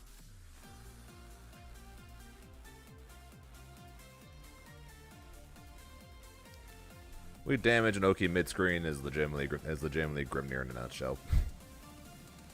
Although odds are Grimnir's got better corner carry though, so well, I shouldn't say weak damage. Grimnir's damage is solid if you spend meter, but either way.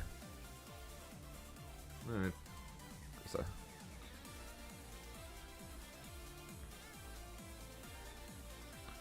yeah, well, no one freaking plays them, so.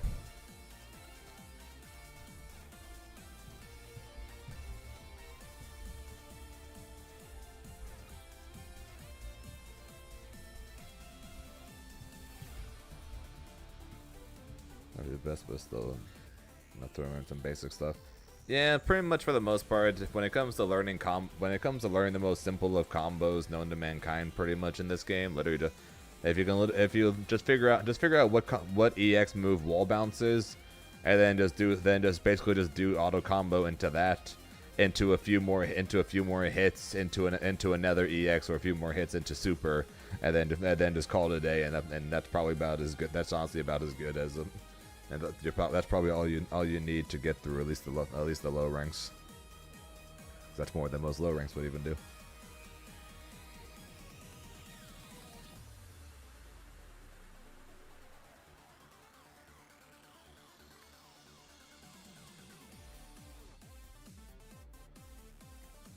And we'll wait for nothing to get back before I answer his question on final thoughts.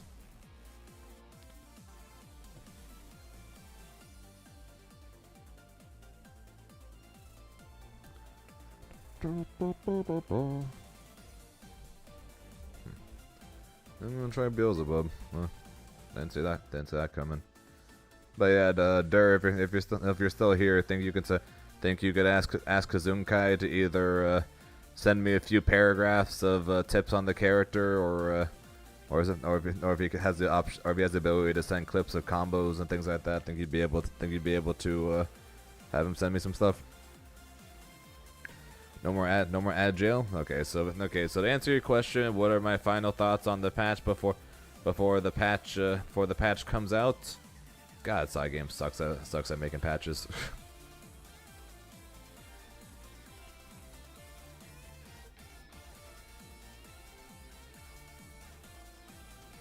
Because this is now two patches in a row where they omega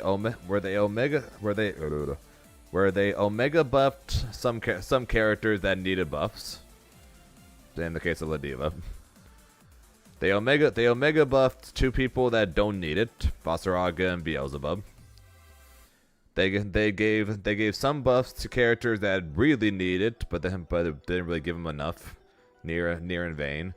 Then they slightly nerfed some characters that needed more nerfs, Beatrix and Versusia, and then technically Grimnir too, of course. And then some random change that's probably gonna mean nothing. In the case of Sandy, it's basically two patches in a row now that where it's basically the exact same thing. They changed very little while omega buffing some characters that didn't need it. Gave some omega buffs to a character that did need it, and then did some things that just make no sense. Because it was the same thing last patch. They gave okay, not for Lucilius, because Lucilius got nerfed really hard. But they omega buffed Matera and Fairy, gave some buffs to Vicula that basically did absolutely nothing. They gave some slight nerfs to Grimnir, and slightly more than slight, but nerfs to Belial. And then they just straight up left Beatrix alone. So it's basically the same. It's basically the same thing. Shut up, Aaron. but it's basically the same thing all over again, pretty much. And if it ends up working out the same way as the last patch, then we're gonna start seeing a lot of Voss and a lot of Bubs, and possibly a lot of Ladiva. If the patch ends up going the exact same way. And we're probably going to see a lot less Versusias. Not because she got hit unreasonably hard, but just because of the fact that people are going to need to actually learn how to play the fucking game playing her.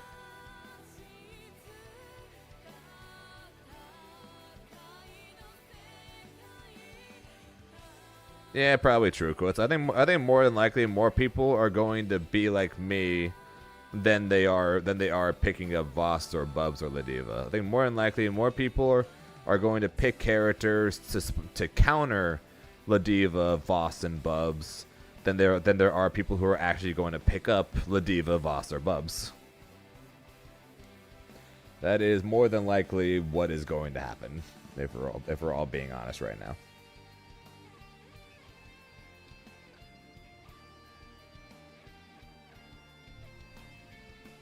That being said, Grimnir at least does okay. Grimnir at least does okay into Matera as is. So I don't need to worry about picking up a character for Matera. So I don't need to worry too harshly about that. So more people pick up Matera, it'll be annoying, but I'd rather that than seeing a bunch of people picking up Bubs or Voss. But the whole reason we're talking about me picking up Bubs is in case people do pick up Bubs and Voss. That, and I kind of need a character to fight Versusia, a character to fight Zoe, a character to fight Siegfried, etc., etc. La la la la la la. Oh yeah, speaking of which, Kazunkai, current plan is I'm going to try and pick up Bubs. If you have the ability to create some, to either or if you have the time to just send me paragraphs upon paragraphs of stuff for me to learn Bubs, or if you have the ability to make clips of Bubs combos or things I should know or should learn, if you don't mind sending me some stuff, I would greatly appreciate it. I'm basically after I end stream today. I'm gonna go look up stuff anyways. I play Bubs again too, just to counterpick you at Evo. Aaron, are we gonna do a freaking Bubs mirror at Evo?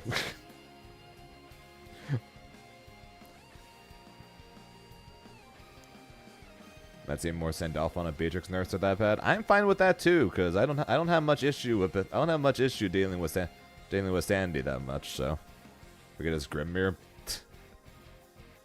We're either going to Grim Mirror, Bubs Mirror, or we're going to do a Grim Mirror, and then whoever loses first is going to immediately swap to Bubs. We'll probably have to come to some. If anything, if we do have to fight, we'll come to some agreement before then.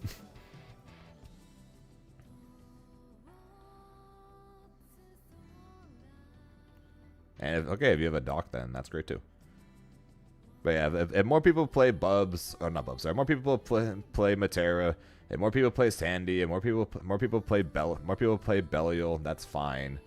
Because I can still play Grimnir against them and be fine. It's not gonna be as good because I'm not going to have the option of the fuzzy, but it's at least better.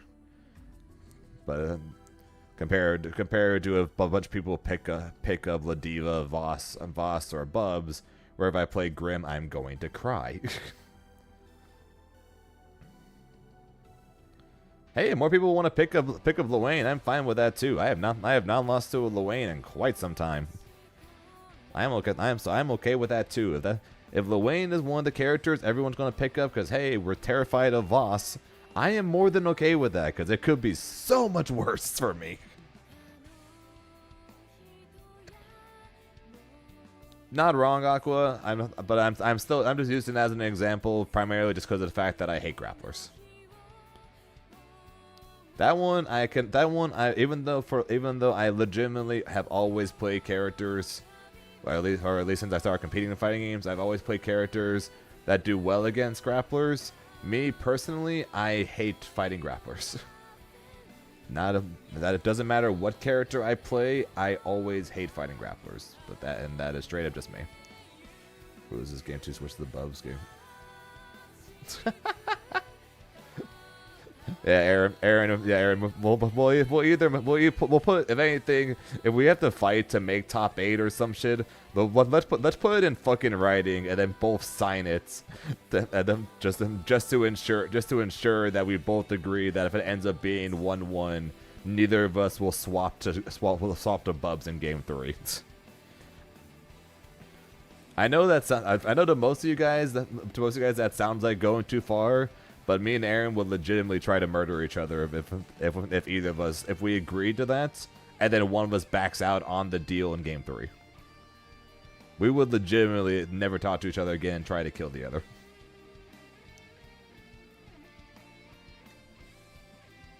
In-game, Twitch, in-game.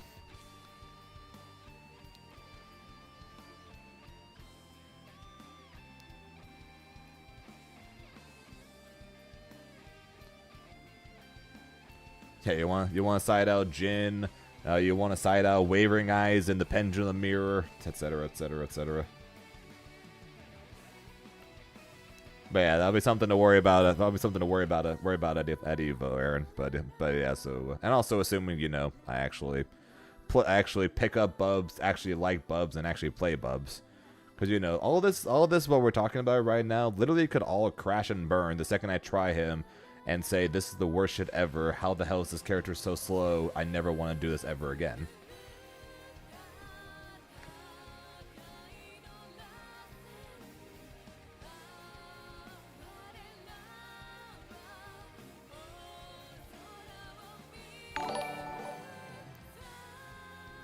Easy Bardbot, thanks for the follow. I appreciate it.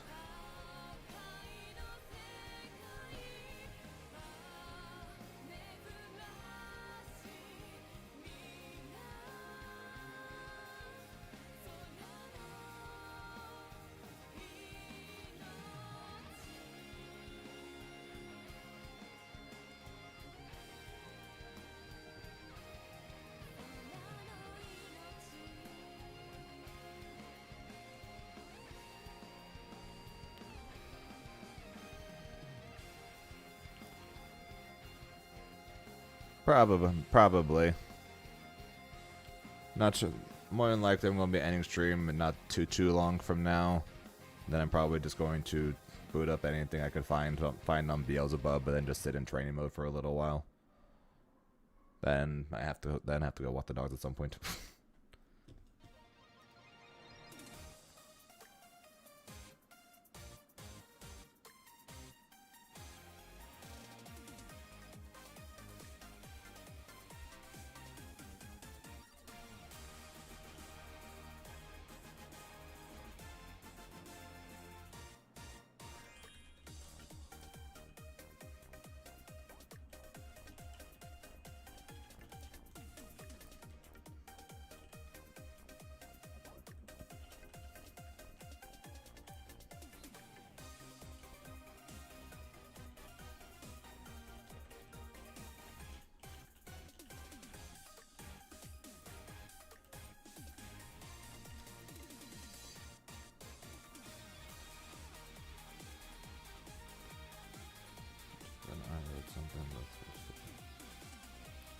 Yeah.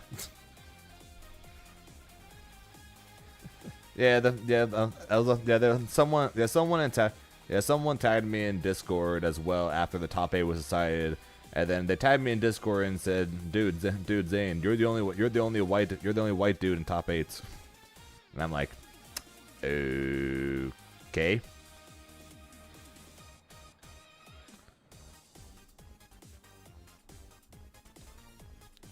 That was literally my answer. Okay.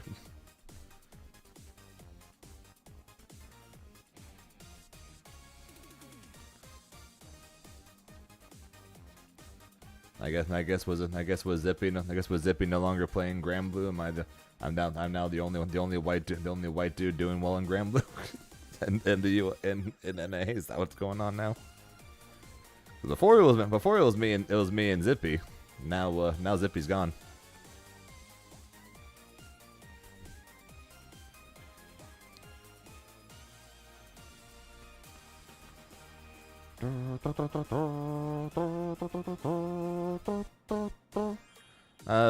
Zippy is hard focusing on Fatal Fury right now.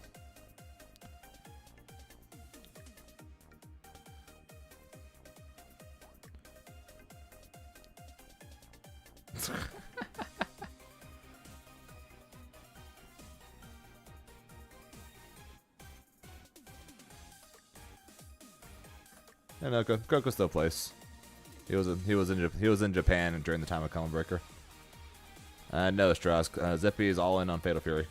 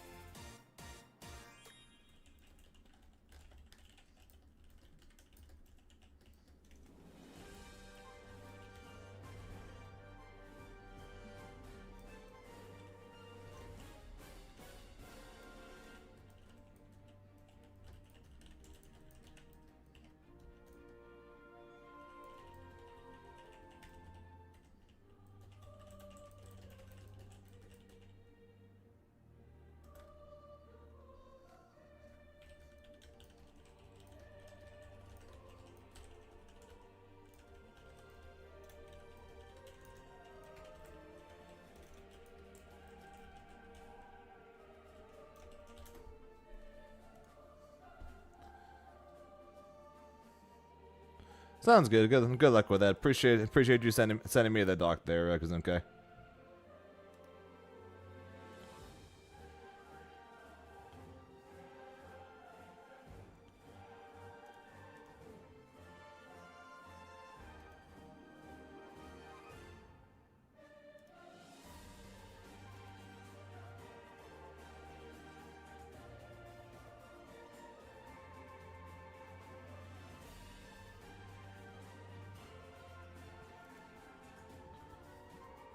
Yep, I joined that too.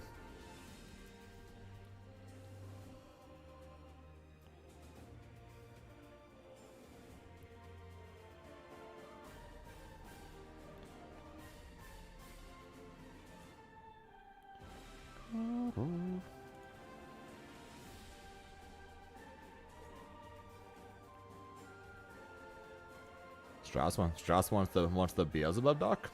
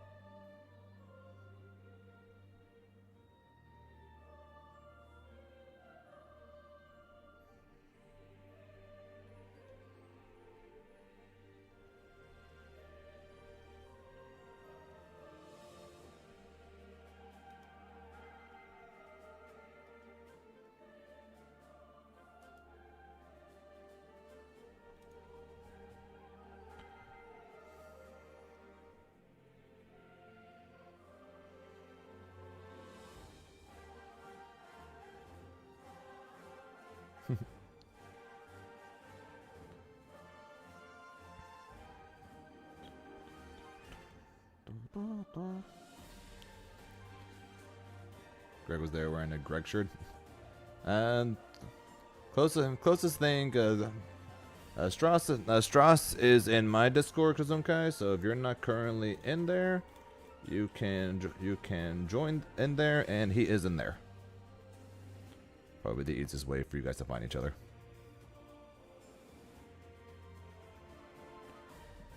The Zane shirt basically is Zane's jersey, which Zane isn't really wearing anymore because Zane wears the Paragon shirts.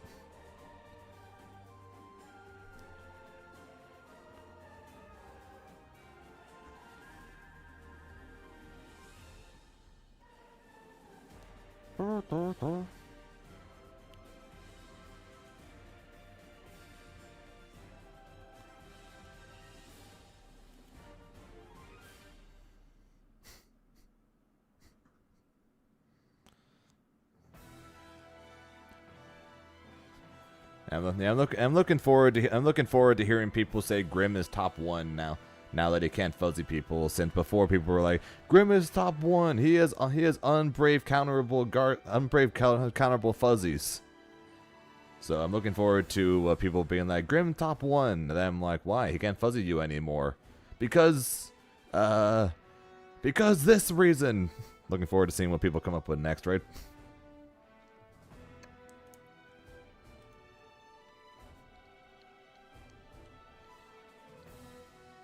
Again, I'm not saying Grimnir is bad, but he definitely in top 1 now.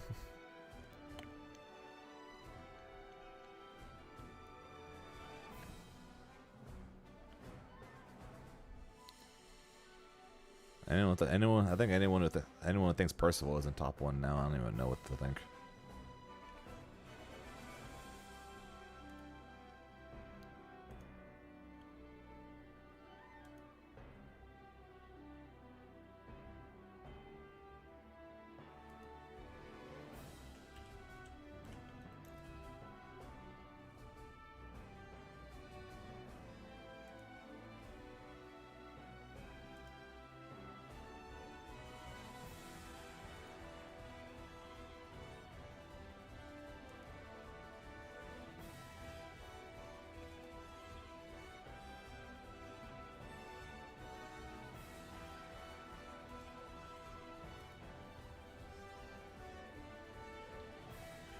I think Versusia now can finally start losing. Beatrix is still going to play a very similar game that she once was, or that she was before. The difference now is that her reward on hits is at least mid screen is going to be much worse now. Without spending meter. And the fact that that's now going to be more risky to just do riding free. Where before like best more than that when you have to worry about is a far light into a special. Now at -8, she's actually going to feel some pain.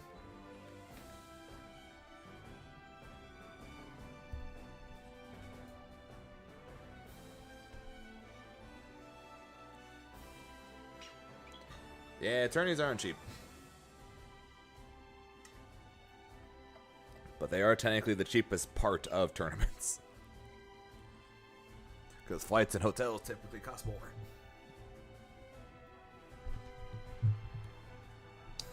Yeah, so I guess that's the...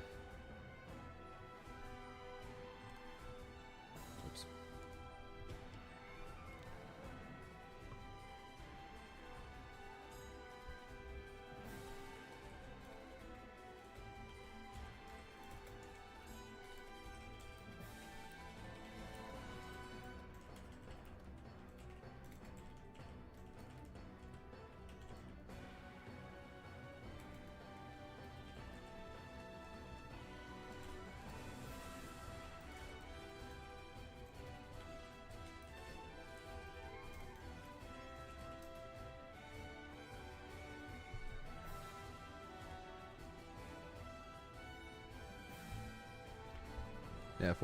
Fortunately, but the one good thing that came out of at least making top 2, besides my endless tears of not getting first. Castile, thanks for the follow. I appreciate you. Weren't following me, you bitch.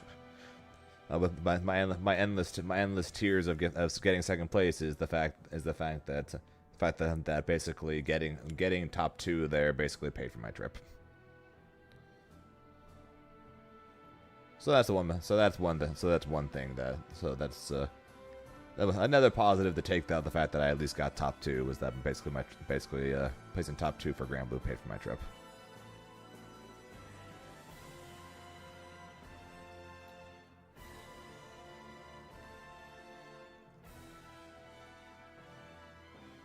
Well, conveniently quotes, if you do go to CEO, the ocean is right there.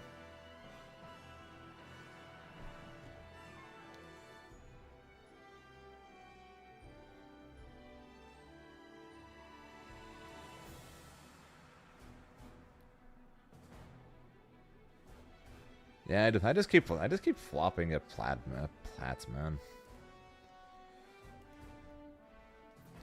I go to UFA.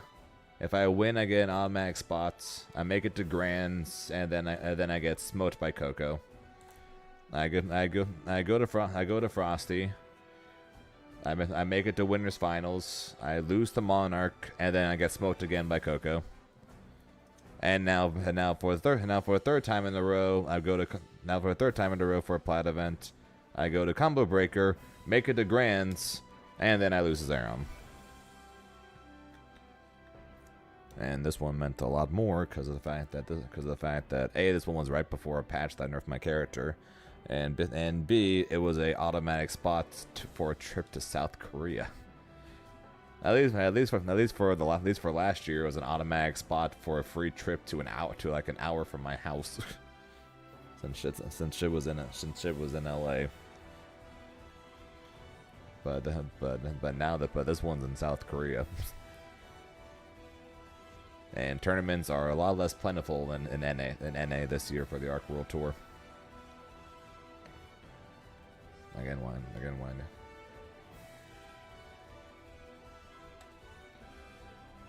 Because at the moment we have in NA we have 3 plat events and 2 gold events total. EU has like 3 plat events and 7 gold events. I know there'll be more. It's just that none are currently announced, and the one that they did announce, they announced like 6 weeks before it's happening. I'm trying to plan a last-second trip to Boston 2 weeks before I'm supposed to go to Vegas. It is not exactly ideal. Yes, that includes Boston. The 2 includes Boston. Because we have CEO, and we have Boston. Those are the only gold events currently announced. Not really, Aaron, because there are eight people that qualify. Remember, 3 golds and 2 plats counts, and getting second at Combo Breaker only got me 150 points. All right, let me pull up the Arc World Tour.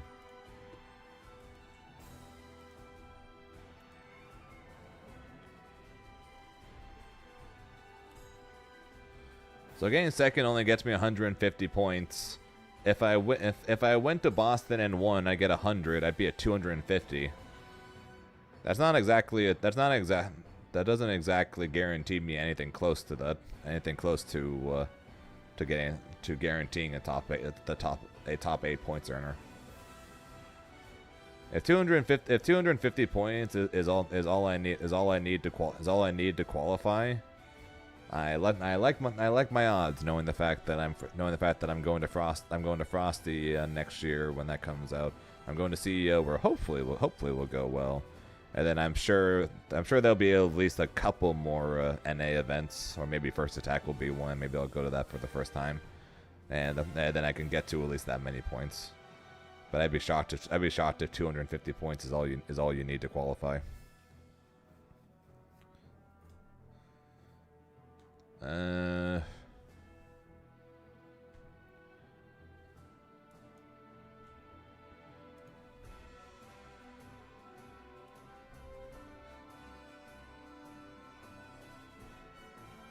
$231.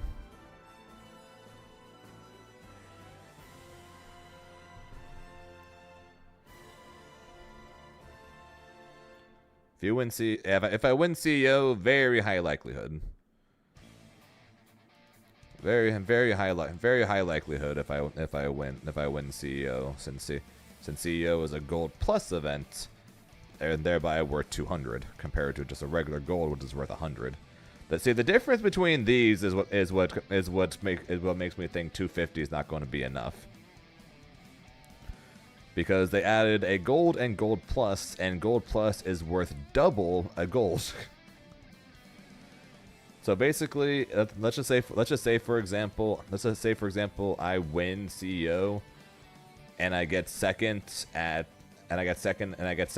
sorry. Let's say I get second at CEO and I win Boston. Just assuming I go to both, right? That would be worth the same amount of points as whoever wins CEO.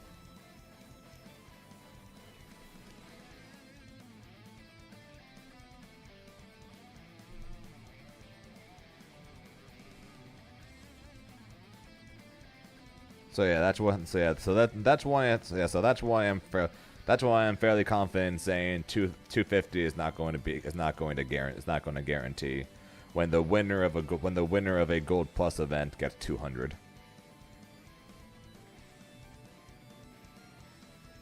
How many gold pluses are there right now? One in Australia, one in Florida, one in France. One in the UK, one in Korea, one in Taiwan. That's it so far. Seriously, why does France have everything? Why does France have everything, dude? What the hell? So France right now has a gold plus, has a plat, and has a plat plus. France has a gold.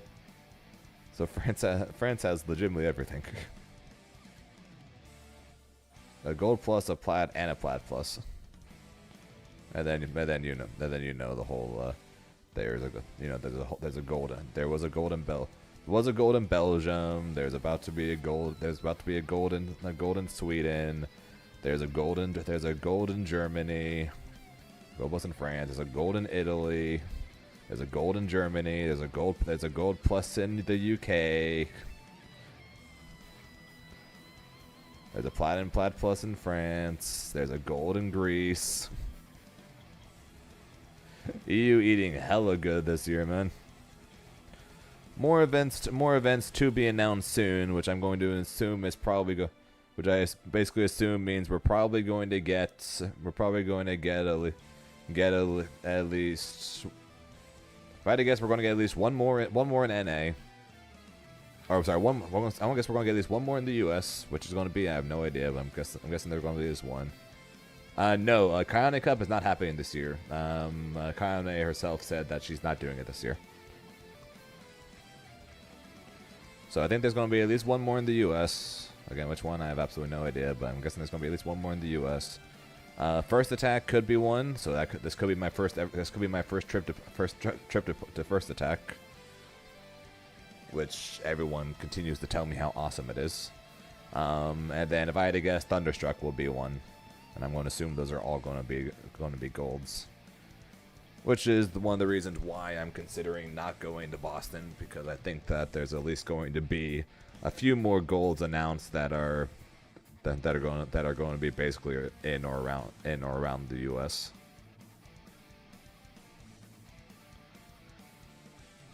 But at the same time, it's risky to not go.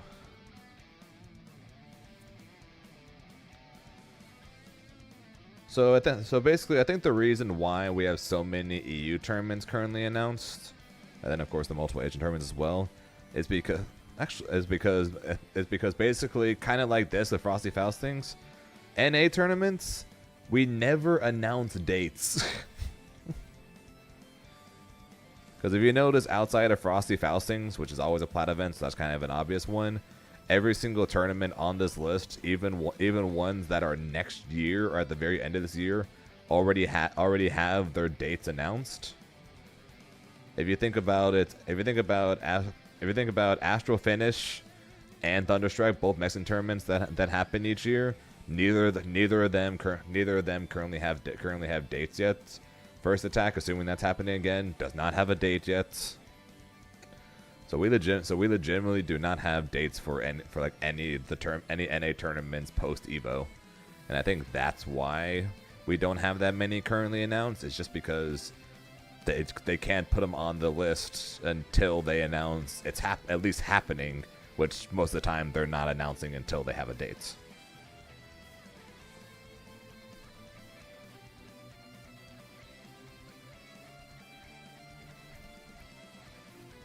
So I think that's what I think / hope is happening, because like I said, I don't want to be forced to fly to Greece in November or something like that in order to be able to get a second or third gold event. Yeah, that's kind of the other issue. CEO Otaku and ECT are both not happening this year, and those were both gold events last year. So that's two other NA events that probably got removed, which is probably why Boston Blue Beats is probably a gold event. Because I'm not gonna lie, I've never heard of this event. Apparently it is. Apparently they do this every year, but I had never heard of this event before. And now all of a sudden it's a gold event. I think it's because legitimately ECT and CEO Otaku have announced they're not happening, and they need to have more NA events announced. So I think that is what's going on / hope what is going on. Because like I said, could I go to this? Yes. Will I go to this? I don't know. Let's see who signed up to go at this point. Because it wasn't that many people last time. I heard Monarch is now going. Joker, Jordan C. Yeah, only 27 people right now. Wildfire, Champ, Uber Cheesecake, Ascrub David, Goldship, Ryer, Wallaby, Somerstone, Kion, Megalex, Aerodad, Vivix, Diggins, Gozer, Semi, Nami, Kyoku, Compi, Wormden, Swine, Nikki, Bisu, Langston, and Viper. Oh, Monarch's not even signed up at this point. Yeah, so if I do go, high likelihood. Basically a guarantee I make top 8 and get points, and decent chance I just win the whole thing.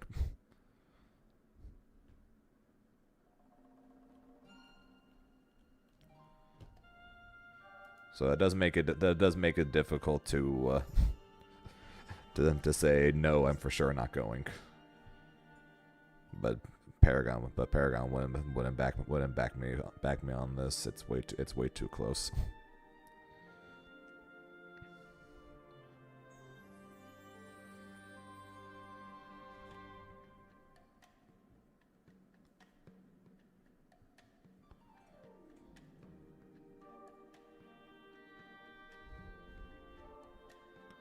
And then it's literally 2 weeks before Evo. Fortunately, Evo is cheap, so for me.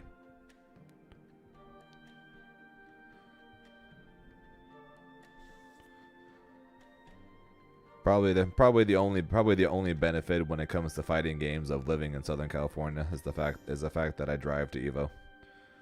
So simply win Evo. That's the idea. I want to.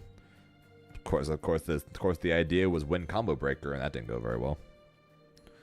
How long between UFA and Evo France? A month. UFA is September 12th. Evo France is October 10th.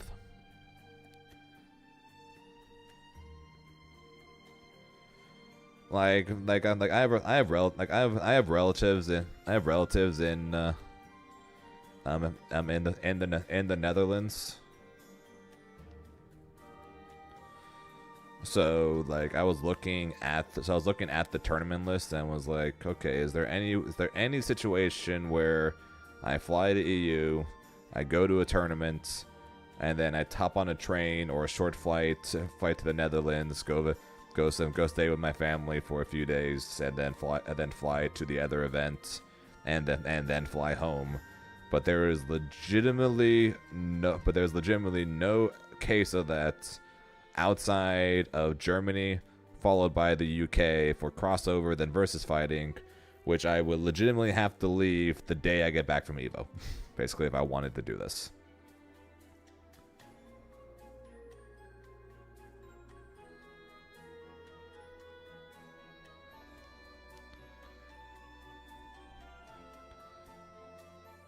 So if this was in October, for instance, I probably could consider doing that. Go to Germany, compete in crossover.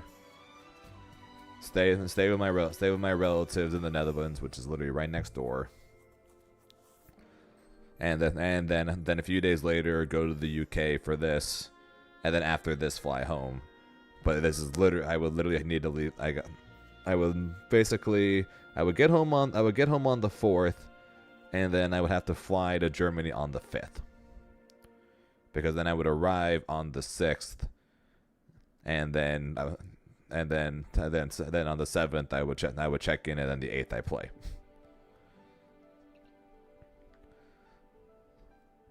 And don't that sound like a nightmare and a half, huh?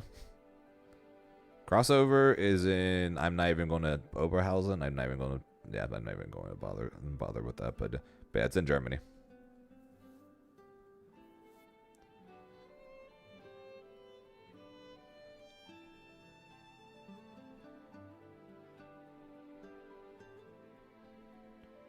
There's that. What event? What Illinois event?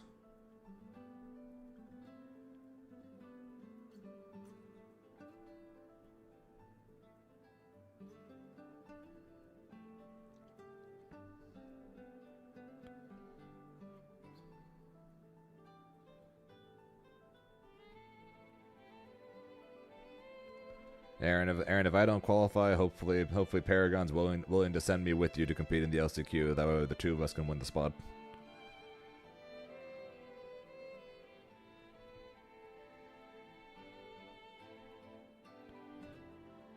I mean, not wrong. One of the reasons why I'm hoping those two, the Thunderstruck and Astral Finish, both in Mexico, take place again, because it's dead ass cheaper to fly to Mexico twice, stay in a hotel twice, and then pay for food and everything twice than it would be for a single trip to Europe.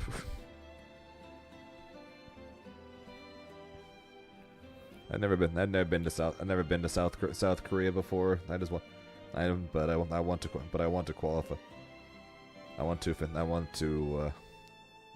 want to qualify for the World Tour, because I want to finally I want to finally qualify and get it and earn a trip to a finals to some place that's not freaking Southern California. Be cheap about the city was finished.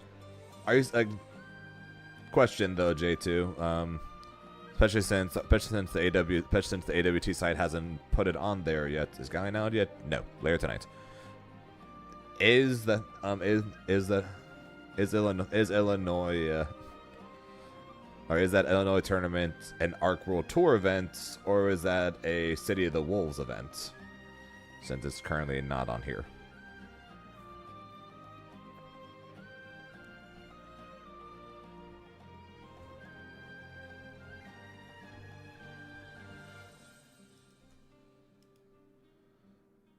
Aaron, if after getting second at Combo Breaker, if I get second, if I manage to get second, if I go to Evo and I get second, dude, you guys will not hear from me for so long.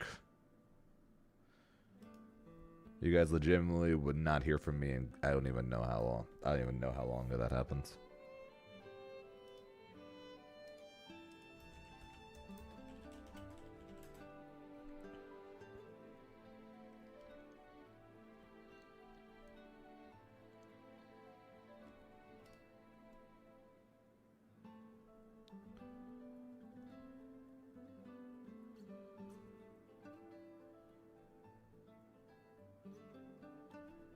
Versus fighting.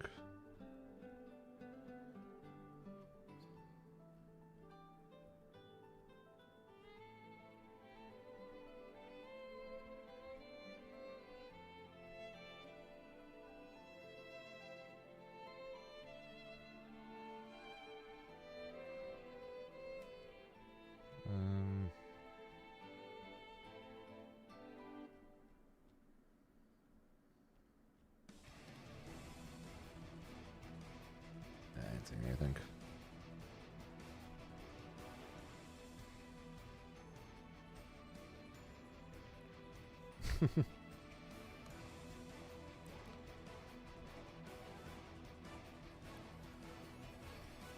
I'm going to continue to hard grind Granblue for CEO, and then we'll see what happens. We'll see what happens after then.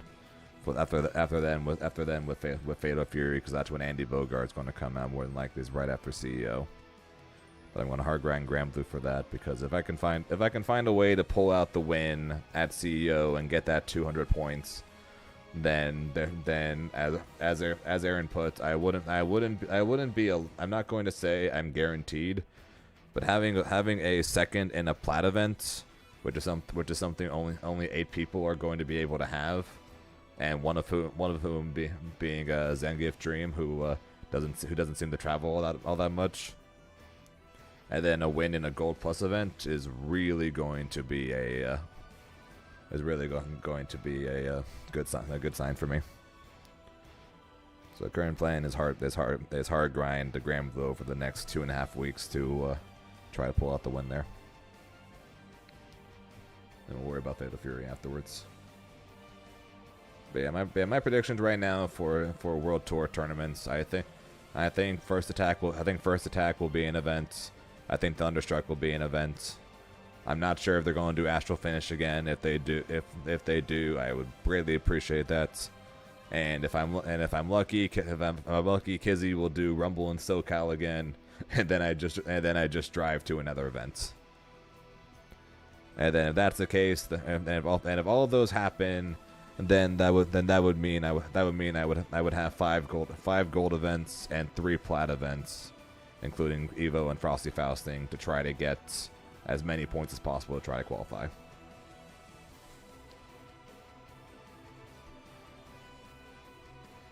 So that's the hope. Will any of them happen? I have no idea, but that's the hope.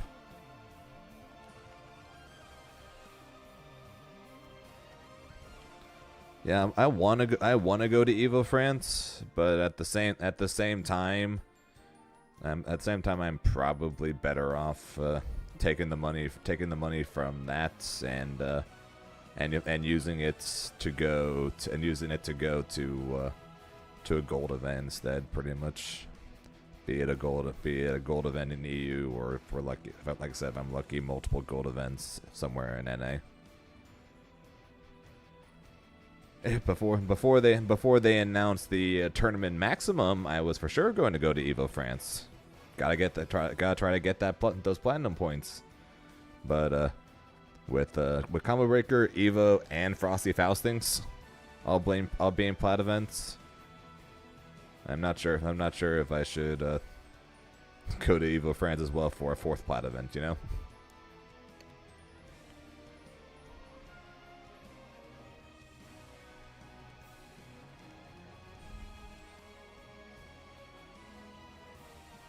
Better off, like I said, better off, if anything, like I said, planning a trip to Greece in November or something instead.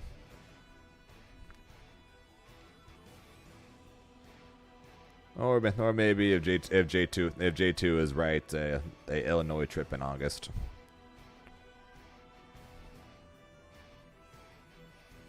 But things to decide later once more things get announced. Because for right now, I gotta figure out if I'm going to Boston, of course. And the other thing, I gotta start looking up. I gotta start looking up how to play Beelzebub. No. So I think we're going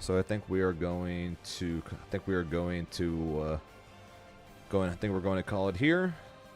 And then tomorrow night we're going to be back on Granblue, and begins the Beelzebub grind, as well as making sure that I at least get it built into my muscle memory for Grimnir to never go for fuzzies ever again.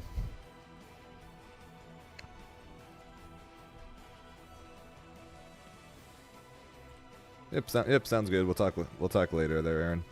But I will send you guys over to Merp, because just like what Khalil did to me, he sent some of you guys over to me to after he went over the patch notes, just to have you guys watch me go over the patch notes. And now Merp is currently going over the patch notes, so now I'm going to send you guys over to watch Merp go over the patch notes. But yeah, like I said, that's going to be it for me. So thank you guys for watching. I appreciate it. Before I go, of course, quick shoutouts. As always, though, to Vardia with the 31, as well as the Downworld with the 1 year, Dur with the 5 gifted, Awful with the 3 months, and Berserker says you cheated. Thank you. And Shinku with the 10. I appreciate it, as well as Kalo with the raid. I appreciate all the support, guys. Like I said, that is going to be it for me. So we're going to be back tomorrow night. So until then, hope you guys have a good rest of your day. Night will return to you guys, because time zones, as always, are a very weird thing. And yes, Varia, we have an end screen, a start screen, and we got a bunch of we have some new point redemptions that you can check out next time you decide to come and hang out. So until then, hope you guys have a good rest of your day. Night returns to you guys, because time zones, as always, are a very weird thing. And until next time, I will be talking to you guys later. Bye, guys.